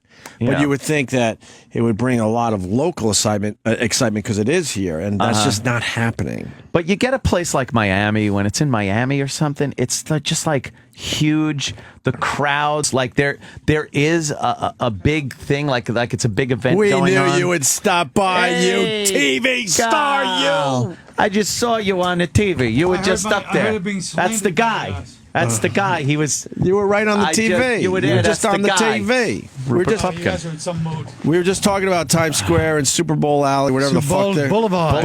Whatever the fuck. And no one gives a fuck. Nobody. It's pathetic. It's 19 degrees. Who wants to fucking stroll And that's down right. the boulevard? When they have all that set up in a warm city, there's Right. so many people you can't even move. Miami Super Bowls, it's huge. But it's just corny. It's Broadway, right. New York, and they're calling it Super Bowl Boulevard. It's corny. I think it's fun, and it just brings the spirit of the Super Bowl to the city. Oh boy. I like it a lot. Go out there, kick a field goal. You don't like Super Bowl Boulevard? Go make a touchdown. Did a good job there on the TV. It's Oh, like you've done that before. Yeah. And then their Colin. their little tuba bit didn't work. No, that was 'Cause great. The tubas were literally They were frozen. frozen. They were frozen. No one's going to go out and have a great outdoor fucking Super Bowl Boulevard moment when the instruments are literally freezing. Right. Who wants to go out there? Look, there's no one there. There's no one there. No one cares. That's basic Times Square traffic. They were hoping for a regular, winter that we usually get, but we got a shitty one this year. It's 19 degrees out. No one wants to be outside. That's too far. At 19. Oh, for crying out loud. You're not bundled up very much for a... Well, you know what? Jim, sit down. We don't need to see your goddamn Puerto Rican dress pants. I'm getting ready as we chat. What are you getting ready for? You going to the Latin Quarter? No, I'm not. I'm hosting an award show, and I have no idea who's going to be there. Fucking idiot. But the truth is, nobody's going to be there. Yeah. David Simon. I want to say Kerry Russell, but I didn't want them to trash her. I don't know what these people make her Kerry Russell. Right. Greg Kelly's kind of a loose wire. He'll say anything. He's a bit crazy, that guy. But he really will. He will actually say, "Who's that? Who is that?" Oh, really? Yeah. And then, and yeah, so it's really, I didn't want to break the news that I'm my biggest name there. The guy wanted me to promote. Oh. And I saw the publicist afterwards, and you should have seen his eyes. He was looking at me. He's like, "Okay, thanks for doing that." Oh, no. Really? Oh, well. Not happy? Was there not a big crowd there? Are they selling tickets for that? I don't know. Oh, boy, you don't know much about this. Yeah, you don't really. Do you have anything written, or are they just... Oh, I got some zingers written, believe me. Yeah. Some zingers. It's been a crazy year for writing, guys. Yeah, I got some jokes. What is it? The Writers Guild? Writers Guild East. Oh, you want to go up and go, what's next? The Lollipop Guild? Oh, with that. That's a good one. That's not even that bad. For Chip, I mean. Right, for Chip. He did that in a semi-Chip voice. Yeah, I didn't want It's like half Chip, half Jim. It's like having those pants and the T-shirt is vintage Jim, UFC, and the and pants. This is the new Jim. That's it. New improved Jim. The big Boomer Esiason roast. Yeah. Oh, it's a roast this afternoon, huh? Yeah. I got some good lines. They should be televising it some on their good radio ones? show, man. They'll probably record some Yeah, shit. they and should play it have for me, Boomer and Carton, should have yeah. me on there. Right. Talk about fucking punching him in the head. I'm mentioning that. I fucking socked him right in the fucking head. You did? Yeah, years You don't ago. know this story Back in after all East- these years? No, this is great. This is an amazing story. This has got to be. Wait, let me guess. First of all, Yeah. All right, guess. I'm gonna say it's at TJ Spratt's. No. We TJ Spratt. This goes way back, Carl. This is a rivalry that goes way This is back. great. This is a fucking Long Island. I'm rivalry. talking Long Island. We're talking East Islip. Not even high school. No. Not high school. We're talking Timber Point Elementary School. I lived on Country Village Lane. Fucking lit up, Boomer. And so did Boomer. Boomer lived right around the corner from me. And This he is was gonna be a good one. he was always the big fucking jock Yes, guy. right. Wait, how many years did you know him back then? Before your lives went separate ways? Probably knew him maybe a year. Oh, okay. Not too long. I thought it was longer than that. No, but he was even Boomer back then. Right. Everyone called him Boomer. Sure. He was the fucking gym teacher's pet, man. Right. This guy, Big blonde jock. Yeah, and he was. Are you the swarthy little Italian? Oh yeah. But Yeah. he was a bully. Good matchup, right? Yeah. He was a fucking bully in school. Sure. Like he would I could say, go yeah. around the cafeteria. And he was the guy Slap that would just milk. smack the back of someone's head, Right. Or he'd grab someone's head and fart in their face, and he was the bully. He was like fucking He was like incognito. crazy fucking bully guy. It's like 80. That character was in every 80s movie. Every 80s Right, movie. right, He's right. the guy. Right. He was the guy.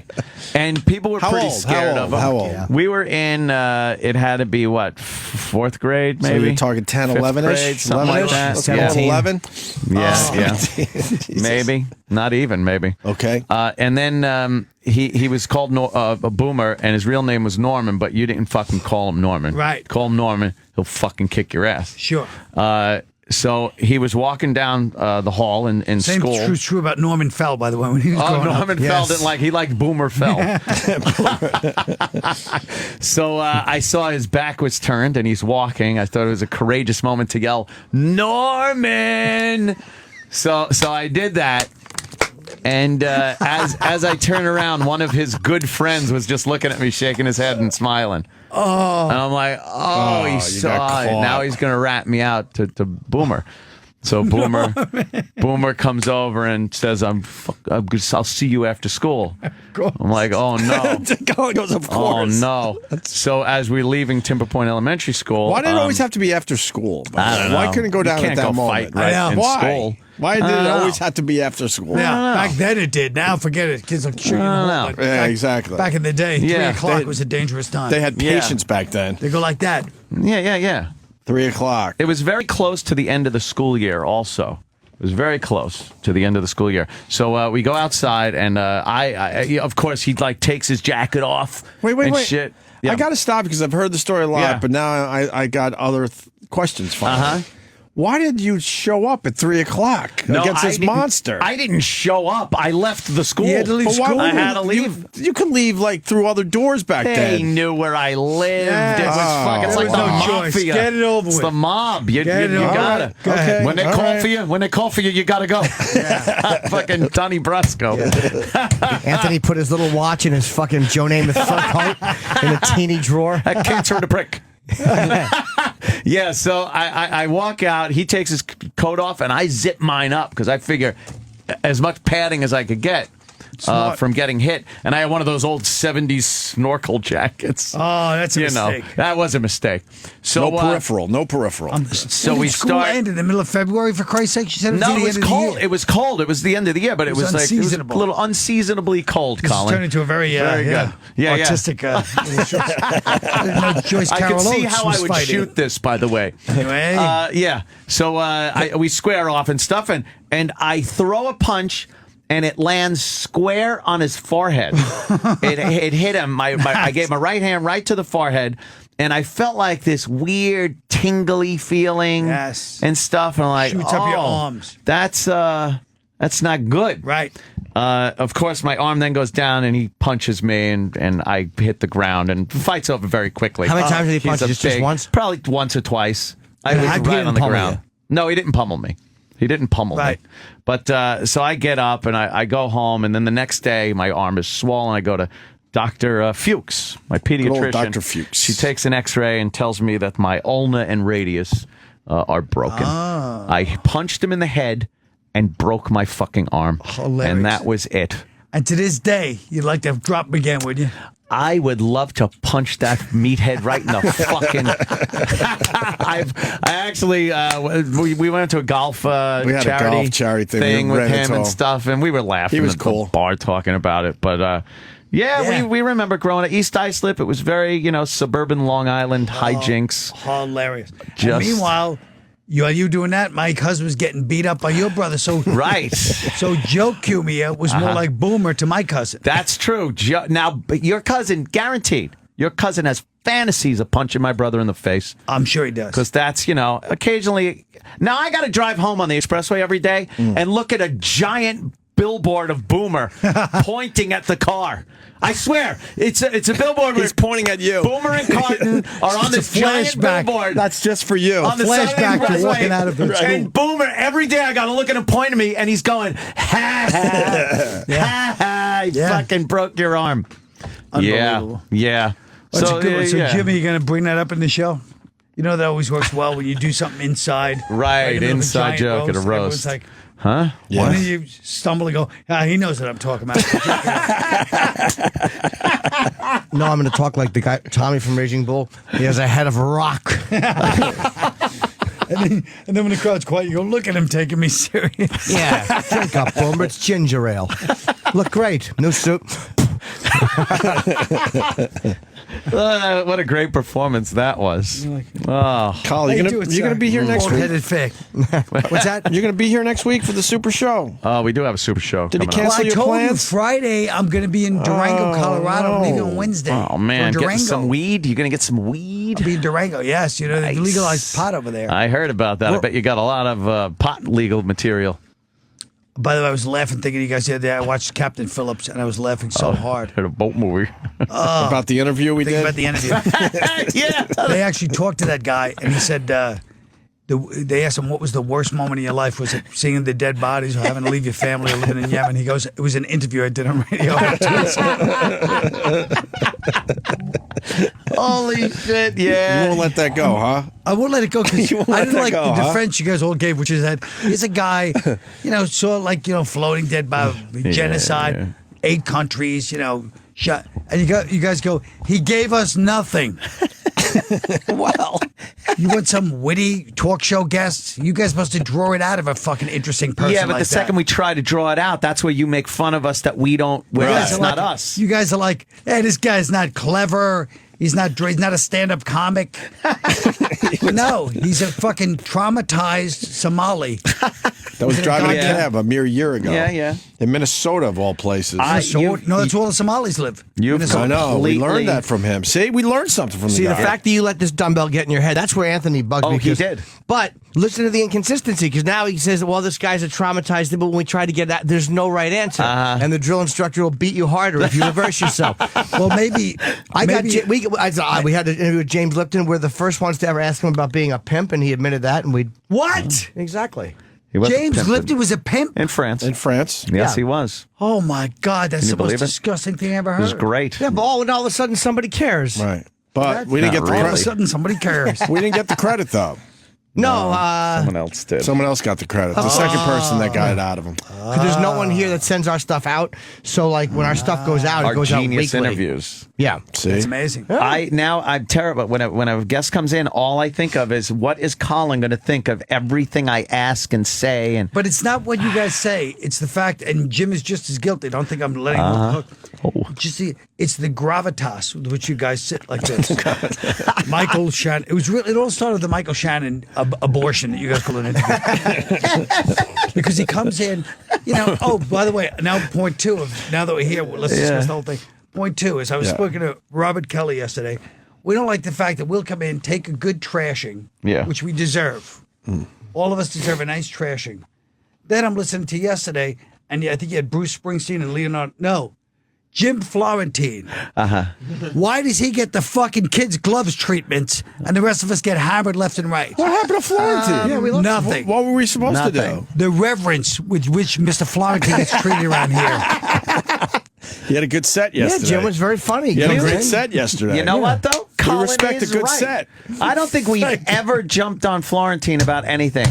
His stories, he tells his stories, and they're always like cool stories. Because he tells it with that voice, when he uses that voice. I'm sick. I don't know how Jim. I'll tell you why. He's the cool kid in class. Because Jim doesn't bring that on himself by jumping on everybody else. You and Bob are the two biggest pieces of shit jump on other people. Florentine will not jump on you. But that's not Jim's nature, so you don't interact with him that way, where you fucking slip up with you or Bob. We get a phone call from you. Oh, your interview's a piece of shit. And Bob, you know what, Dad? You guys, you fucking Yeah, when you guys come in, we're just trying to. When you guys come in, we're just trying to survive. Grabbing at fucking straws. Because Florentine doesn't take shots at us either. It's just all nice and pleasant. Well, I don't like it. I'm going on record as saying I don't like it. He's right, but at least you understand us. Why don't you be nice? I'm not denying it. Okay. I'm not denying there's a, what do you call it, a quid pro quo. Yeah.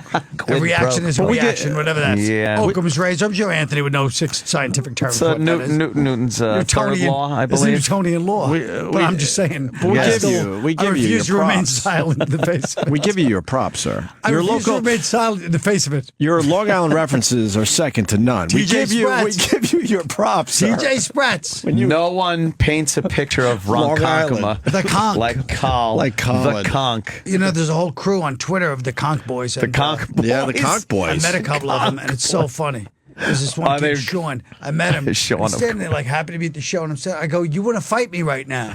And he goes, "Kind of." Just because he's from Ronkonkoma. He's just standing, young guy. That's conch. Like this. And he's like happy to meet me, but his fucking fist closed. You want to fight me? Yeah. They love fighting. Oh, they love to They fight. love to fight. Yeah. They're all just It's we didn't hang out in waiting for a good Ronkonkoma. fight. You know what the best place to fight was? In front of the 7-Eleven. Really? Because you could hang out there, and it's just a parade of other jadruls like every other fucking jerk off that's there. So you could make trouble with anybody. Yeah. Hey, look at this fucking asshole. And all of a sudden there's a fight. And they probably wanted to fight too. It's just always a fight. Hey, Norman. Hey, nice car, faggot. And then you're in a fight. It's great. It's neutral territory because it's just 7-Eleven. You sound like Jim Brewer. A faggot. Well, Jim Brewer is a prime example of Long Island fucking. He's a Ronkonkoma guy. No, he's from Valley Stream. Oh, no, Valley Stream. Yeah, he was Valley Stream. Right. Which, yeah, the Conch is one of the greatest trash places. Unless maybe Mastic or fucking Shirley. Mastic takes the cake. Mastic is great. Mastic is a rough, used to have a bungalow. My place. family had a bungalow out in Mastic Beach. We used to all go out there, a bunch of guineas, fucking head out there with the women with the fucking ziti trays and cooking. The guys are out by the pool drinking Schaefer beer, and the kids are running around fucking either, a miracle they didn't get abducted or drown in the pool. Right. And that was our fucking summer. And the way the Italians do it, too, you would think they're in the fucking Riviera. They got those beach chairs out like, hey, fucking gentlemen. There's fucking, they would set up like tiki torches and little lamps on the table like they're in Hawaii. They're at a luau. Oh, it was great. And then we would go to sleep, and all we'd hear was these horrific sounds of drunk adults. Yeah, we'd go to sleep in like the bungalow, and because it's early, you're a kid, but they would just the cigarettes and the beers. Oh yeah, that was the Riviera. That's great. True. And now it's like of course, when Mastic changed, we had to hear from the relatives, like right when it started changing. It was of course, what the fuck happened to the bungalow? We used to love that place. Right. Now the fucking they took that fucking shit and they. Oh man, believe me. Well, it's like you ever see Gilbert Gottfried used to do that routine about Africa. He goes, I went to Africa the other day. It's all black over there. Used to be you could walk around, leave your door open. What happened? And he said, he does the conversation. He goes, what happened? They got in. They got in. They got in. Really? That's fucking great. So funny. That's funny. Oh, that is funny, man. Yeah, I had to hear that growing up, how they destroyed the Mastic and the bungalow and how wonderful it was before they came in. Because it was paradise before that? Yes. Oh, it was. No. When I tell you there was Mastic was always a When I tell you shithole. there was a 3-foot-high white picket fence around this house with a little lattice work gazebo. How small was the house? And though? vines. How about tomatoes and mustard It was too? fucking. The house was as big as his room. Oh yeah, it was very tiny. 2 levels maybe, but it was as very big as his tiny. room. In their fucking sandals with the black socks, walking out with big cigars and the big guinea stinker cigars. All the women with their cat glasses in front of a slop sink, peeling potatoes. A slop sink. Oh, it was fantastic. Those were the days until fucking. Know what happened there? Yeah. Oh, mama. Paradise. Mama. You didn't have to drive very far back then, to get to paradise. Fucking Colin's Lasciato Napoli. Should we get Lady Di on the phone at least? What? If Why you're not? If you're not going to be part of the Super Show, man. Well, we're doing the Super Show for you. I'm sorry. This whole thing is for you. I warned you guys. I said I couldn't make it. Jimmy can't do it. See, we do nice things for you. That was I know all you set up guys for do. you. I know you guys. And Jimmy's not going to be here. We should cancel the Super Show. Yeah, We should just push it back. reschedule it. I mean, Yeah, just I for another think day. We should Let's call cancel Lady it. Di and cancel it right now.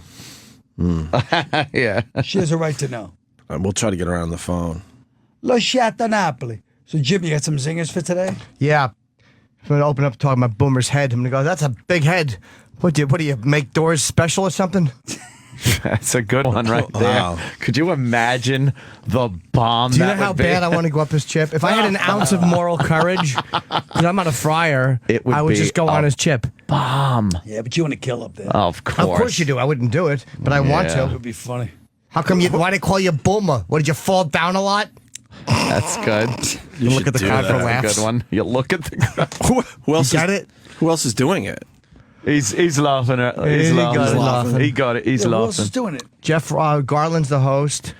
Jeff Ross is doing Jeff it, Ross, of course. Carrie Keegan, Larry King. I know will be there. I don't know if he's doing it. Larry King. Jerry do it. Lewis. I don't know if he's actually doing it. Jerry Lewis. I don't know if he's doing it, but he's there. I should look at my fucking list of people. Jerry Lewis. Do you got jokes some about Jerry it, Lewis yeah. material? Larry King will do a set. Man. Maybe. Dan Marino. He likes doing that now. Yeah. No, huh? that's his thing. Carton is doing it. Yay. I don't have a whole shitload of stuff for Tom Cotter, Bill Cower. Time Warner guy? Yeah. Oh, wow. Hold on a minute. I'm going to say something about him. Do you make fun of Jerry's kids? No. For I Bill would do Cowell, that. I'm going to go, it's a pretty big mustache. What's that, a flavor saver? Huh? That'll get him. That's a good one right there. Hi, who's this? It's Lady Di. Oh, Lady Di. Di. Sounds aggrieved. It's Lady Di. Your boyfriend's in studio, Colin Quinn. Yes. Hi, Lady Di. Hi, how you doing, Colin? Good. How are you? Hey, when are we going to go out on a date already, huh? Oh, boy, she's already sauced. She's already sauced. Hey, Lady Di, you got to answer a couple of questions here to set this up. How many Natty Lights have you had this morning? I don't know, about 6, maybe. She's 6 Natty Ices deep at 10A. Yes, 6. You probably had more like 10,000. No, I did not have 10,000. Oh, well, here we go. Her literal. I heard the bell. Yeah, ding. Okay. What else? The most literal person on earth. She right was here. ding. What else? Lady Di, She's over it. what do you have planned for today? What's your day look like? Yeah, what are you, today? running for president? No. Okay, well, thank you for that info. Well, we were told you were going to go scuba diving today. No. Oh, No she's scuba not. diving today. No, you're not. So what are Okay. you doing? Today, not really that much right now. You should say it. It's freezing cold out for crying out loud. That's true, but she should. know what I She's mean? got. She's got to look for a job. What do you want me to do? Not Well, today. we want you to look for a job. I want you to relax today and have a you day. Just a Lady Di day. Yes. I've been looking for a job. No, you haven't. Can't go out in this weather. She's been looking for a job, guys. Where have you looked? Let's hear about the progress of looking for the job. Run us through the last job interview you were on. Go. Dollar store. I did not have a job interview. I put in application. All right, where did you put in an application last? Grocery stores, cashier jobs, stuff like that. Where? Where? Yeah. In Elizabeth, New Jersey. What grocery store? What grocery store in Elizabeth, New Jersey? Okay. Do I have to really run it Yes. down? Yes, What- you do. Which one? Tell us. All right. On Elmore Avenue at Ciabra's over there. What? Ciabras on Moore Avenue. And when did this application go in? Last month. Last month? Yes. It's the end of this month. That's 2 months. Yes, Jimmy. That's where Jimmy, Jesus. She's tanked. Who am I talking to? got- No, I'm not tanked. She's got natty ice ears Well, if right it's now. not Jimmy, who do you think? There's not many Lady choices. Di, let me give you some advice. It's Colin. Oh. I'm telling you right now, these guys can't browbeat you into answering these questions. You're an American citizen. You've got, obviously some benefits coming in from somewhere, right? Yeah. So take a little time for yourself to reflect. Like those college kids go to Europe for a year when they get out. Yeah. Same thing. Just take some time to figure out what you want to do with your life. Don't rush into a job. That's ridiculous. Well, let's ask her. What do you want to do with your life? Rushing to a job. What I want her to do with her life, end it. No, let me tell you something right now. Oh. This week has been very busy for me. Let's hear about it. Come on. All right. Do you really want to hear about it? Yes. Yeah, what are you doing? If I doing nothing, fucking bitch. No. We had to get a new box spring and mattress. Of course you did. Yes. Got- Pressure. Yeah, What was the back spring turning into a diamond? Yeah, what did you do with the other one? Just roll it up like a fucking piece of paper and take it out? She's fat. Got flattened. Use it for a rolling paper. No. This week. No. no, she Okay, didn't we use thought it as a that rolling might have paper. been the thing. Yeah. Probably because all the pee stains. She probably pees herself. Did you wet yourself? Vomit. Do you wet? Vomit. Yeah. No, I did not. No, we had to replace everything, the furniture. Why? What happened? Bed bugs? What happened? Yeah, what happened? Exactly. Wait, bed bugs? Yeah. You We had bed bugs? Yes, I did. Of course you did, you monster. How did you get... And actually, it was the bed bugs that tried to replace the furniture. They're like, there's 2 drunken elephants on our house. We had to replace the mattress, the box spring, and the couch. Do you know, you replace that, but if you don't get rid of the bed bugs, they're just going to reinfest. Yeah. Right. No, they're not going to reinfest. Yeah? And There's going to be an exterminator in here pretty soon. But if when you did you replace soon? It's already in your new shit. If you replace the furniture. No, we got spray for that. Oh, no. Oh, you dummy. Oh. Wait, how did you get bed bugs, first of all? I have no idea. I guess they were already in this building when we came in here. Oh, that's true. They could be in the building. Oh, my So you God. got the bed bugs. Hold on a second. Oh, my God. Die, lovely. When did you get rid of the actual box spring and mattress and furniture? 3 days ago. Why? So you get the new furniture in already? Yeah. I've never in my life spoken to a stupider person. So you did that before the exterminator came. Your furniture's reinfested. Right. You know that. That's like your house is on fire and you put the new furniture in before they put the fire out. Right. That's what you did. Yeah. Why don't you guys come over here and take a look at everything? Yeah, that's what I want to bring Exactly. bed bugs Bed bugs back on to us? my house. That's Right. great. Why don't you have Roscoe, the bed bug sniffing dog, come by and you can feed him some peanut butter off of that fucking disaster between your legs? Yeah. No. I'm just telling you that She's telling you it's not exactly. She's telling you she had a busy week, guys. Yes. Yeah. And it's freezing cold, too, by the way. Right. That doesn't help. I was the one that had to go out and get everything. Oh, God forbid you do something. So what did your roommate do? Just want to stay there and lounge in the bed bugs? They're probably better company. He's like, I'm going to miss you guys. Stay home. Yes, he did. Wait, you can't come in for the Super Show. You got bed bugs. Yeah. What are you talking about? Could we get the cops to bring over one of those things they put like people they arrest in from a murder scene? Yeah. Where they're just wearing the white jumpsuit. That's a great idea. Did they make you do that? Yeah. Guys, will you That's tell so me they I have that the evidence. It right now? Come on. seals up all the evidence that might be on a person. No. First of all, the futon that we purchased is plastic. It's not even cotton. All right? So... Oh, yeah, because bed bugs are really particular about cotton or fucking foam rubber. They prefer sateen sheets. The bed bugs were on Reddit complaining. We don't have them right now. What? You have bed bugs. Where do you think they went? They're in the rugs or... Exactly. You don't think They got spray. Yeah. I don't have a rug over here. All right. No rug. What about your clothes? Yeah, your clothes. What about in the closet there? Neither. What about where you keep your towels? What's on the floor? Wood floors? You got a mat? No, just a welcome mat. Yeah, I know. You have a mat? No, I just have a welcome mat. All right. Sounds They good. called me. I didn't call them. They're everywhere. All those bed bugs Wait, are who's everywhere. bitching at you? I'm telling you, we don't have anything. Who just was bitching at you that we called you? Who's yelling? I was the one yelling at Bill because Bill gave me a dirty look. Like, Yeah, but Bill hasn't talked to Colin yet, so put him on the phone. Yeah. Well, hold on. He's going to the bathroom right now. Can you hold on? In the kitchen. Right. That's a big dump. Yeah, he's just shitting into the lettuce tray. Just shitting on our head.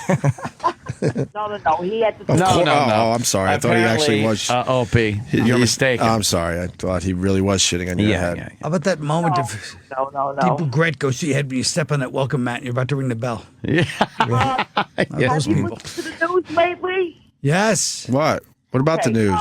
There was a big fire down the street from my house. Oh, yeah. Thank God you're okay.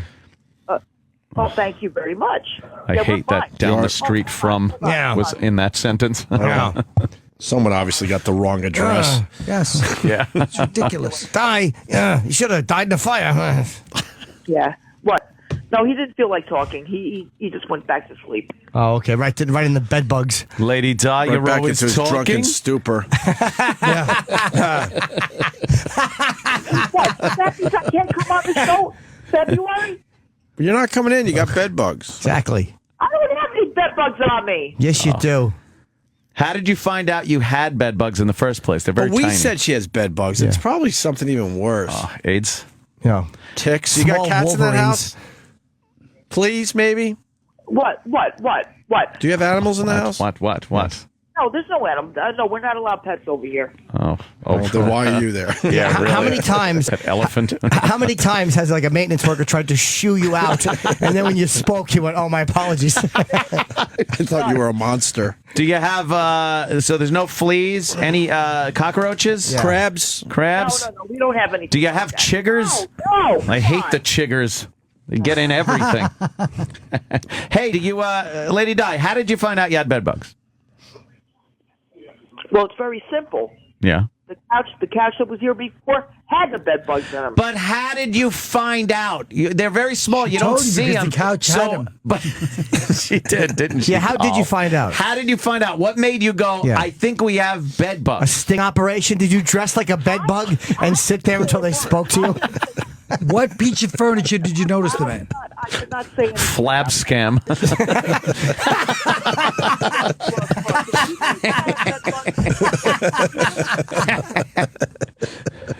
Lady Di. Lady Di, were they? What piece of furniture? Did you notice how did you them know you had bed bugs? Were they on your fist chair?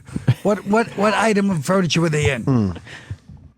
The couch that was here. Oh, all right, that answers your question. But how did you know you had bed bugs? Yes. Yeah, what symptoms did you get? What symptoms? There was no symptoms. Like, So how did you know? know Were they in the you couch? had bed bugs? Yeah, did you have a vision that there are bed bugs in there? Yeah. Were they crawling on you? How did you know? How Red you know? welts? How did I know that I had it? Yes, this is exhausting. Oh, my God. I'm going to be a big hit with this right now. Yeah. Wherever I go. What? Okay, I knew because in the corners of Of the bed couch? itself, it was hide a bed. All right, the corners Yes. usually has the little eggs in them. Right. That's how we do, and we had to throw That's that true. couch away. All right. And then Wait, we what got made you another check couch. there? Di, what made you check there? Well, actually, I didn't check anything. It was Bill that was doing all the checking. Yeah, of course. You're too busy drinking natty ices. Yeah, really. Yeah, she had welts all over, still was zits. I guarantee she had. It's over there, Bill. I think I see an egg. Actually, let's just change the subject a little bit. Why? I was drinking Milwaukee's Best Ice back then. The Beast. Drinking the Beast. God damn. Who doesn't love a can of the Beast? Someone's doing a little promo. Oh, yeah. Someone got paid. Someone Yeah. did get a check out to her. Got an right. endorsement deal. Anyway, Product placement. Hold on, someone really wants to talk to you, and it's not Levy. Kevin in Houston. Kevin. Hey, good morning, guys. Hey. Can I just tell you how infuriating it is Go to ahead, have to Di. drive to work every day and listen to this bitch babble about drinking beer at 10 o'clock in the morning, and the rest of us go to work? Yeah, this is a drive time show. All the listeners are going to work. It's just 6 natty ices in on a Thursday. Later, boys. Thank you. Yeah, you piss off a lot of people. People like this. I'm sorry. How many natty ices will you drink today? I don't know. About. Well, about? Yeah. I don't know. Maybe about 10 more. How many? Oh, Jesus Christ. 16. Yeah. That would be a total of 16 beers. I'm going to go out looking for a job. Yeah, all soused. Yeah. That's Fucking great. dude it. And you don't understand why no one's hiring you. Yeah. I'm with you. I understand. Di, so you got a new pull. That was a pull-out bed that was in the couch, right? It was a pull-out bed. Yeah. Wait. First of all, when we first moved in, Uh-huh. all right, it was a hide-a-bed. All right, and that's where they were. I mean, I'm not blaming what's anybody in the building. I'm not saying anything about it. Wait. Hide-a-bed? You moved in and used the bed that was there? No, I just sat on it, but I didn't use it. I'll tell you right now, I think it was somebody in the building. I know you're not blaming them. You're too good-hearted, but I think someone in the building brought that. I wouldn't be surprised. Where else? Where there's smoke, there's fire. If anybody can call in and tell me how this happens. Yeah. If anyone in the world can call in and tell me how this happens. Hey, guess what? Even the rich, what's that hotel? The Waldorf Astoria had bed bugs 5 years ago. That could happen anywhere. And that's fucking, yeah. That's true. A high-class joint. Yeah, sure is. Right. I mean, I'm just saying, how in the world does something like this happen? It just occurs. Somebody brings it, somebody in the building, not you, but one of the other people. Oh, Yeah. filth. Yeah, dirt. Fucking lack of cleaning. Yeah. You're It's not nothing to be very well ashamed of. Some of kempt. the finest hotels in the world. Remember the bed bug scare of 5 years ago? Oh, yeah. That's right. Hey, Lady Di, did you get any welts where they were biting you? Of course. Eddie, what? Where were they biting God. you? Where were the welts Every that they were biting question you? takes 5 Yeah. minutes.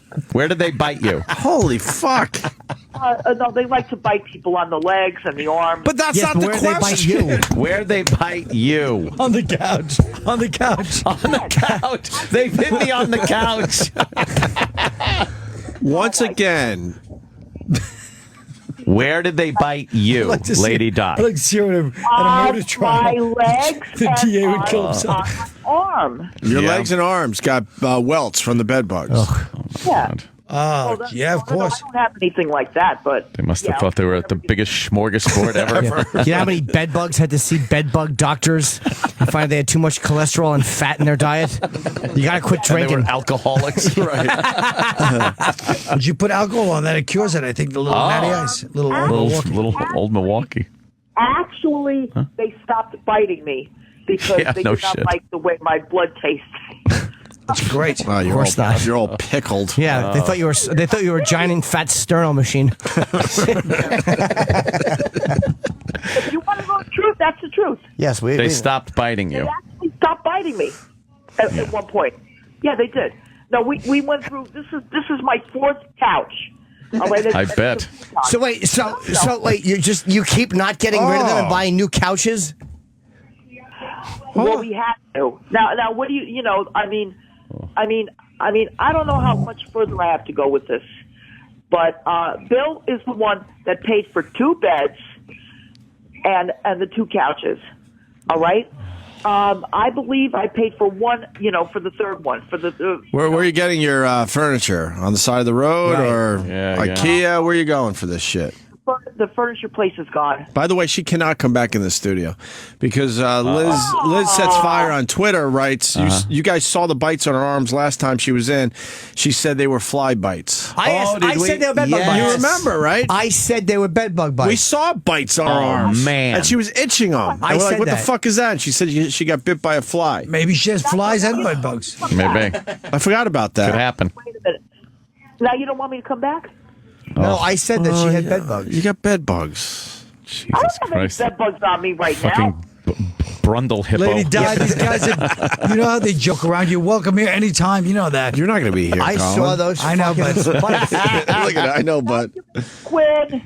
Yeah. you're welcome anytime. You show up. We're rolling, let you right up. Yeah, we're not going to let you up, though. You Sue got the bites all city. over you. Bites on you. hold on a minute. Yeah. I won't give you guys People want in so bad. Hey, wait, Lady Di, would you talk to Dr. Steve? Dr. Steve. Nice. talk to anybody about this. I don't care. I want him to check out your cooch. Yeah, Lady Di, where were they biting you? I want to punish Dr. Steve and make him look at her cooch. But Dr. Ian. Yeah, but I want to know. Yeah. I just told you. Yeah, this is Dr. arms Steve. and my legs. This is. I haven't heard. Were they itchy?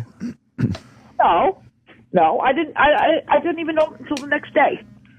Well, how would you? You dope. You were sleeping. Can you hold on Passed a second? out. Why? I have to pop open a beer. Hey, you think I'm joking, right? No, we know you're not No, joking. We know you're not. No. Hold on. Okay. Hold on. Everyone goes, and walks away. It's disgusting. This is her 7th natty ice. Yeah, number 7. It's 10:20. All right, I'm back. All right, you got a nice natty ice in your hand? I love I a good do. beer, but wow. All right, let me talk to John in Indiana. John. Hey, hey guys, hey Colin. Yeah, Hey. Lady dies 16 natty ices a day. She doesn't need a job, man. She's sitting on a multi-million-dollar recycling company. That's true. I'll tell you what. If there was another brewery around here someplace, I'd be working there. No, you weren't. Oh yeah. Listen, do you bring your empties back? No, they're cans. They're cans. You don't bring cans back. You bring bottles back. She had a good point. Wait. What? No. I drink out of a can, not But a the bottle. cans are a nickel deposit also. Okay. Well, you know what? All right, that reminds me of something. There is one person that comes over here every once in a while and checks out our garbage. Yeah. Of course they do. Driving it's up a in a gold mine. Cadillac. That person probably brought over the bed bugs. He checks out your garbage. Yeah. That'll be a gynecologist. He pulls up. I don't need a gynecologist. Oh, God. Well, she had to answer that. The bed bugs clean That everything guy out. pulls up in a tractor trailer I'm sure. once a week. Why are you letting him have all that money? That guy hit the fucking lottery. Yeah. What? He probably Nobody. thinks a college football team lives in that apartment. A fraternity house. It's one woman. Funny. Why don't you take him back yourself? What'd you say again? Oh, God, my it's God. exhausting. And if you She's got take a him, good question. if you Answer take it. him back to Michigan, you get a dime. That's right. But you got to figure out the gas and everything. Yeah, Seinfeld. Yeah, of course. People are saying I'm getting lazy for calling you out. She should be Leno's last guest. Will you answer the question? Yeah, I will. Go ahead. All right. She could sing "You Are the Wind Beneath My Hooves." No, if she said "You are the wind beneath my wings," somebody would say "When pigs fly, motherfucker." Did you ever know I need a hero? No, really, I need one. Will you answer the question? Yes, lady. Yeah, she says, "What was it like to be in my shadow?" And she's talking to the entire East Coast. She's heavy set. Yes. Go ahead. Sorry, Lady Di. Yes. Answer the question. I would not even know where to take them. All right. You take them to the place you bought them. Yeah. That would be great pocket money, man. That would add up. Take them back to the liquor store? You don't even know how to take empties back? If you take the cans back to the liquor store, Yeah. they will take the money. They will give you a nickel for every can. no, cans are 50 cents a piece. Oh, that's right. Cans are 50 cents a piece. Yeah, Natty Ice cans. Cans are 50 cents a piece. Cans are 50 cents a piece. Yep. Bottles are cheaper because of recycling. You dope. They're 50 cents a piece if you bring them back. Because of the green energy thing. Yes. Hold on. Just 1 second. 10 cents in Michigan. Well, you got to go on that one. I did that already. She's like, hold on. She's doing math. She's adding up a 6-pack. I heard She's looking Jersey. for a calculator. I heard not in Jersey. What is she Is doing? that the thing? Back to the liquor store. Jersey doesn't want to get involved with that whole Cans fucking. back. What's that? 5 I cents get can? some money for them. Yeah. There's no deposit on cans. Yes, there are. Okay. You can listen to the guy who has bed bugs, or you can listen to 5 people in a radio show. Exactly. Who just went back to bed at 10:30 in the morning. 50 cents. Keep throwing it out. I don't care what you do. Yeah, whatever. Take it to the liquor store. They'll give you 50 cents a can, 50 you cents dummy. a can. 50 cents a can in New Jersey? Yes. Maybe in New York, but not New Jersey. No, New Jersey. No, Jersey doesn't do that. Mm-hmm. No, I don't think so. All right. Well, you don't have to think so. I'm telling you what it is. Yeah. All right, Jimmy. Thank you very much. Are you going to the Super Bowl? I don't think so. What are you doing for Super Bowl Sunday? Oh, we're going to have it here. Oh, yeah. Of course. Are you? With the bed bugs? With the great. bed bugs, that's You're going to wonderful. fucking have a little fucking, like the puppy bowl and the kitten bowl, they have the bed bug bowl over at fucking Lady Di's house. Oh. That's great. Everyone gets to bring a gift back home with them. Oh, imagine that Super Bowl party. Yeah. Colin's in pain. Yeah, the fucking bed bugs look at her guests as cruise ships. Out of that shithole to a better life. Hold on a second. What? Marion's listening to the show. We don't have any bed bugs anymore. That is the final. Oh, Marion wants to come over for the Super Bowl party, and she doesn't want bed bugs, Yes. right? Yeah. We'll tell Marion about the bed bugs. Don't you We'll worry. let her know. We'll let her know about the bed bugs. You know what? I already told her enough about that. Yes. No, I think we'll tell her. Yeah, we'll make sure she understands. I think you're a bias and you're yeah. your bed bug. One next to us. You're Yeah, infested with all sorts of bugs over You're there. infested. I'm not infested. I saw bed bug bites on you, and I said I think you have bed bugs when she was in. What other critters do you have in the house? You got a mouse problem? You got rats? What do you got? I'll bet you got Wolverines in the house, don't you? What? You have Wolverines? Colin, please protect me on this one. Hey, Jim, she doesn't have Wolverine. All right. I apologize. Listen to her cute, girly laugh. She's smitten. She's so smitten with Colin. That's her flirty laugh. Yes, flirty. I love Colin. I love Colin. We all know. boy. We Yes. just heard it. All giggly. That was great. Maybe Drunken Colin, slob. maybe you can answer her singles ad on Match.com. Yeah. Lonely girl in Elizabeth wants ass eaten, provides bed bugs and welts. Oh, that's more of that smitten Lady laugh. Di. Colin, I love you. Are you thinking about? Are you squirting again? Just thinking about it? Yeah. Discharging. Remember when you discharged? You were discharging. Yes, I remember when I was discharging. Yeah. Yeah. And I'm thinking about Colin right now. And ooh, baby. Oh, baby. Oh, Good little phone sex. Oh, wow. Baby. I always liked Colin. The inside of her panties looks like when you dump mashed potatoes in the sink drain. Yeah, baby. Oh, gosh. No. Jimmy, Oh, they go don't? there. They don't. No, they don't. no, Okay, she they don't. said. All right. We weren't Wow, sure. Lady Jimmy. Di is ready for action. Yeah. Yeah. Lady Di, if you come in here in like some kind of hazmat suit, we'll let you in for Super Bowl, the Super Show. Super Show 2. I don't need a hazmat suit. I'm telling think you, you do. I don't have it. Something. She's Sam, got would to you wear put her in something. one? Yeah, we'll I get washed all the clothes. we'll get some kind of. Do we still have the bee costume? Well, they have the. Wait a minute. They have the suitcases. We'll that find. are made bed bug free suit. You get a costume made out of the same material. Nice. What do you Oh, mean bed yeah. bug free They have suitcases? suitcases that make sure you don't get bed bugs, like when people travel. What is that? Like Some that. material. I don't know what it's made They of. can't crawl up?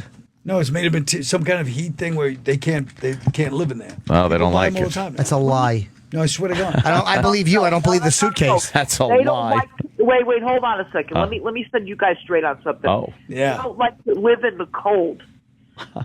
All right? Oh, She's 100% right. No one ever heard that. No, it's true. Oh. They flourish in the heat. So freeze them out of your house. Yeah, why don't you open up the Open up the windows? window. and- Don't come out of the house.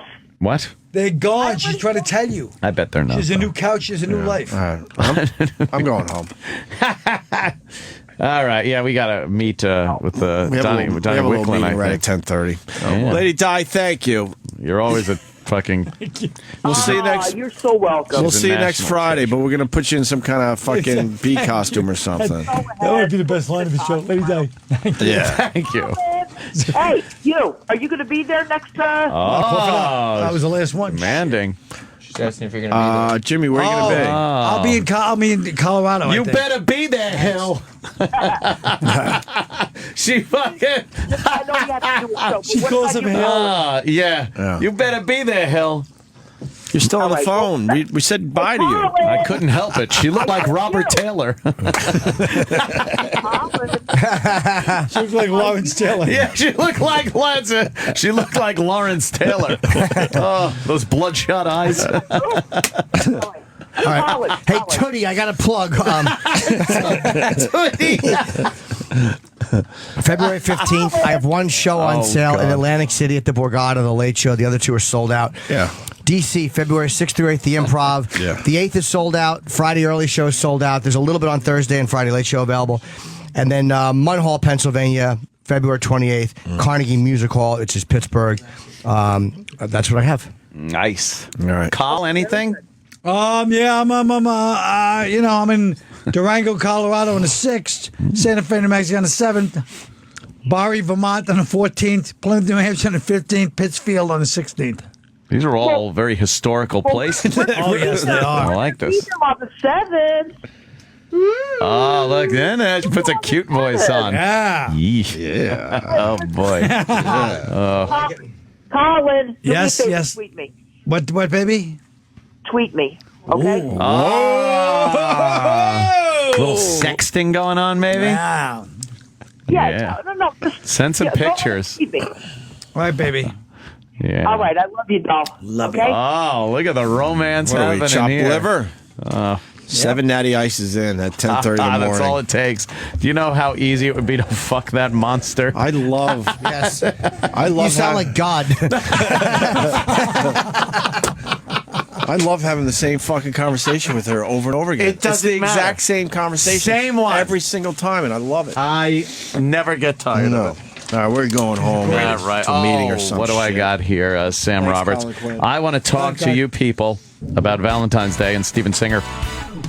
Steven Singer Jewelers.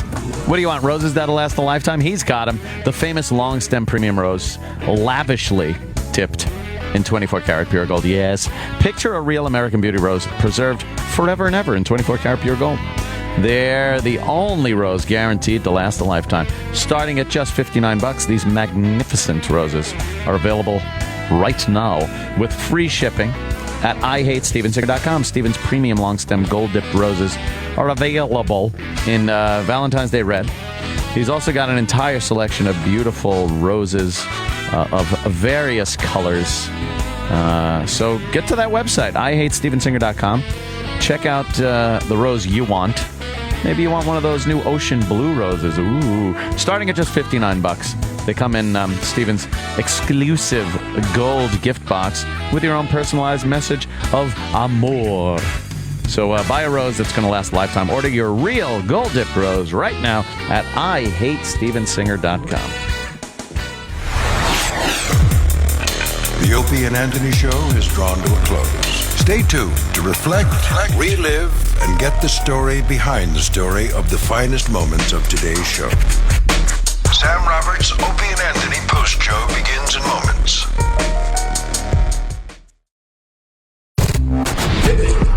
Unfortunately, the Opie and Anthony Show is over. Fortunately, we have a hard time letting go. The stories behind the stories. The backstage drama. Everything that made today unforgettable. Call 866-WOW-1-WOW now. And look back on another legendary day of broadcasting. This is the Opie and Anthony Post Show with Sam Roberts. Oh, if only you could be in studio. The entire commercial break was E-Rock doing and redoing and undoing and redoing Jim's tie. Yes, he was helping me. He was. I don't know how to do a tie. How could you... How many Tonight Show appearances have you done? 40. 40. And you never thought to yourself, one skill I should learn is how to tie a tie. No, the good thing is I've thought that every time. I got to remind myself to do that. Yeah, and I just didn't do it. Especially since you took a shit all over Colin Quinn for looking like a soccer coach on Fox 5 today. I mean, because I can't do a tie, it doesn't mean that excuses his fucking horrible dress. Because worst case scenario, a suit, no tie, and one button undone is still casual but formal. Okay, E-Rock has taken a photo. We're going to put that on O&A Show on Twitter, Eric? Yeah. All right. That'll be up on O&A Show on Twitter. Jim is getting ready. Big Boomer. Now, the Boomer roast is not anywhere on TV, right? People can't... it's not televised. Why do it? Because it's a legendary... No, I don't mean why would you do it. I mean, why have the event if you're not going to broadcast it somewhere? They do them all the time for untelevised reasons. It's crazy. I would think that's just, especially Super Bowl week, that's such a easy sort of get, but I don't know. Are you happy with your tie choice? I see you brought 2 ties. I am, actually. Yeah, I'm trying to find my keys. Your keys? Yeah, hold on. Getting ready. A lot of nervous energy before performance, I think. All right. Have a good show, Jim. He's coming back. Oh, he's coming back? His wallet and his phone are right here. Oh, Kenny's freaking out outside because he's got to go. You got to go, Jim. He still has stuff over there. Oh, boy. Yeah. Kenny seems like he's freaking out. Nah, he's just out of his mind. Is this right? Let me see. I'm not twisting. I'm walking. It's not... I'm not a mannequin. Hang I'm on. a person. It's not straight, Eric. There's a real person with It's not feelings straight. here. You see his collar is not straight? Yeah. Where's my collar? Oh, Jim, you did. It's a YouTube video. I learned how to tie a tie. If Mr. Chicken Finger Diet can learn how to tie a tie, Jim Norton has no excuse. I'm afraid I'll be losing my rock and roll if I do. Okay. Suit and Tie Jim is going to go up on the O&A Show on Twitter. O&A Show. I found my gentleman's jacket. Oh, you got... Jess is trying to get me to buy one of those because I got a suit. I got a couple suits now. They're nice. Yeah. But I got no jacket to wear with Yeah, them. that's exactly what my problem was. The nice big boy suit jackets? Nice, yeah, the overcoats. The ash gray or the black winter coats. The Dick Tracy coats, except not in yellow. Dick Tracy coat. Yeah, Dick Tracy wore it, except in yellow. A true gentleman. A true gentleman indeed. Are they warm, those coats? Yeah. You don't get cold? It's not as warm as, like, because you need a scarf with it, like my fucking... Scarf and gloves. Do you have a cashmere scarf and some leather gloves? I do have a cashmere glove. I don't have leather gloves. My gloves are kind of shit. Oh. My hat is kind of shit. A hat? You're not supposed to wear a hat if you're a gentleman. Yeah, I'm a fucking cold dick joke comic. Oh. So I'm wearing this. I believe it was either You this... do. You know, you got your coat buttoned up. Your tie is on... I mean, you wrong hat. I understand, but I don't care. I'm bringing my camera so I can get a picture. I have a picture of Jerry Lewis. But I want to see who else is going to be there. The hat makes it look kind of like you were a gentleman at one point, but now you have cancer. No, well, that's true. It looks like you're a gentleman. Yes. Who is on chemo. I'm a well-dressed version of Julia Roberts' boyfriend in Dying Young. Yes, exactly. I was waiting for the dying young reference today. Yeah, I try to get at least 7 or 8 a weekend. I figure. I've been lackluster. All right, I think I got everything here, boys. All right. I got to go over and do a little bit of... I can't be there too early. What time does the thing start? 4 o'clock this afternoon. Okay, well, seems like you could have gotten dressed at home. 11 o'clock is when the press and stuff starts. And we didn't even comment on today's show. But while we were all broadcasting, we got to watch Jim Norton change into his clothes. Yes, you did. That was a nice treat for all of us in studio. Well, that's why I did it, Sam. I figured, you're working hard all week. You deserve a little something at the end of it to make you realize how well worth it was. It's called the perks. It's called the perks of the job. All right, When do you guys do line of the day? I missed the song. Let's do line of the day. I just missed the song. Jim's right. Well, that's because you're on it. Here comes line of the day. Line of the day. Line of the day. Line of the day. My version, baby.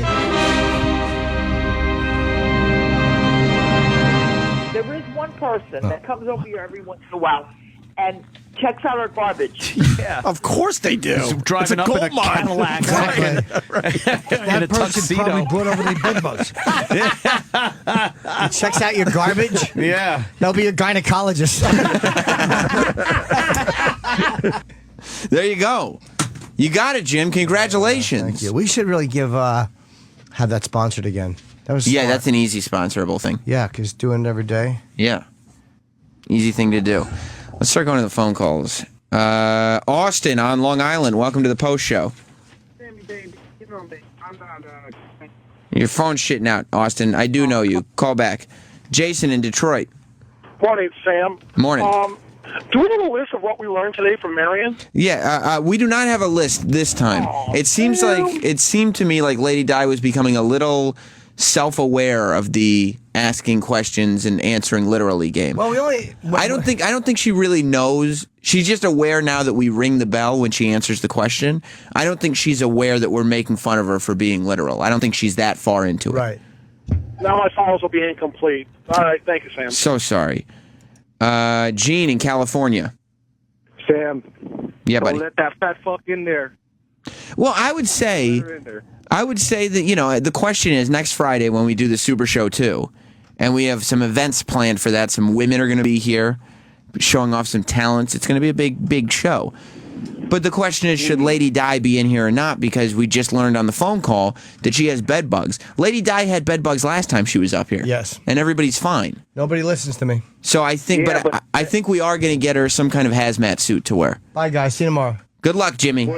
Bedbugs' eggs, they can stay in their eggs for 6 to 8 months. So if she had them on her clothes or in the shoes and she dropped a couple in the studio, you won't know for months.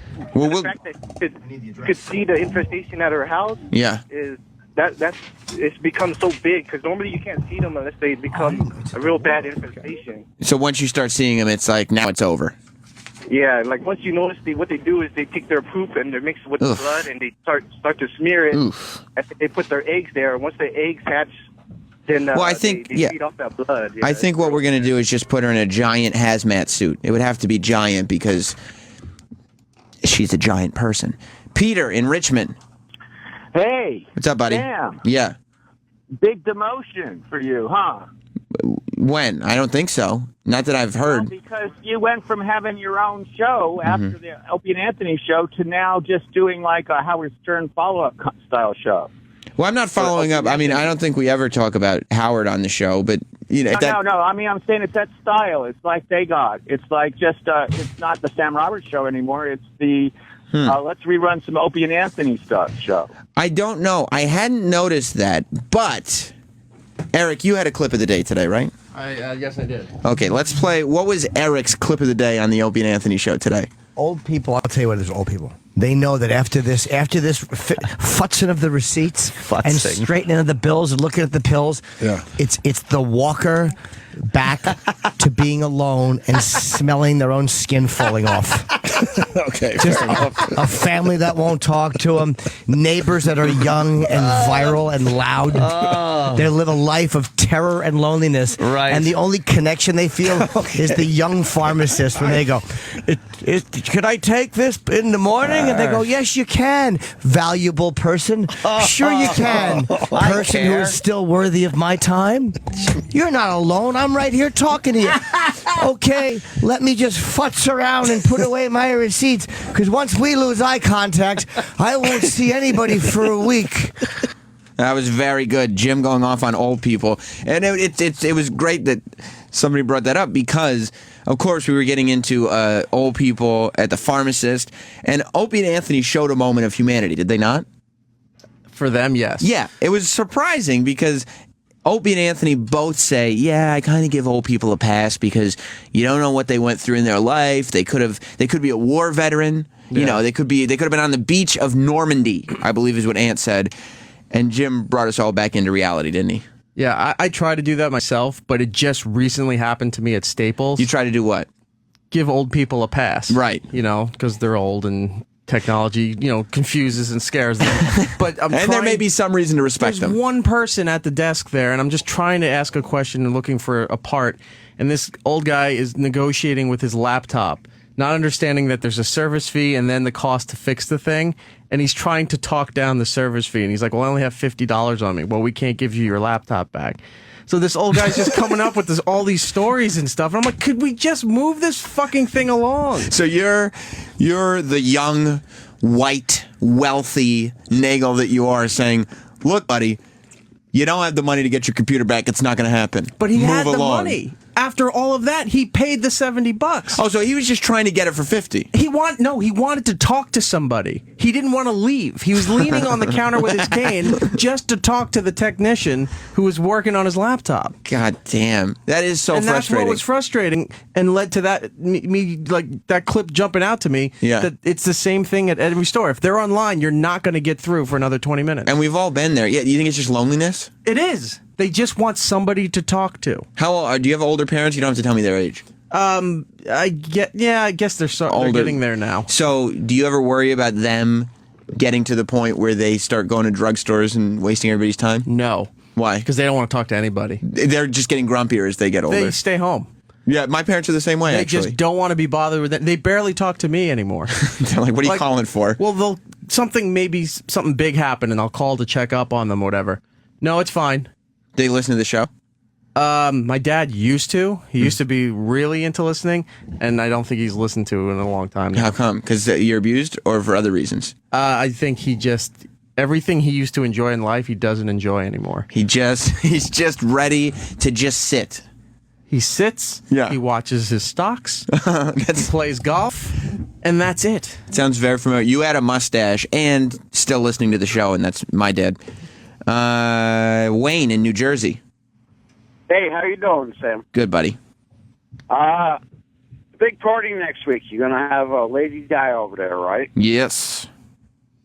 But maybe you should bring Dr. Steve up to check her out and make sure she's all right to come in. At some point, we need to get Dr. Steve to come in and give Lady Di a full gynecological exam. I think he's coming up in March, he said. Okay, well, then we'll get Lady Di to spread her lips for him then. Could have said that more tactfully. Much better. Tom in Massachusetts. Hey, Sammy, how's it going? Good, buddy.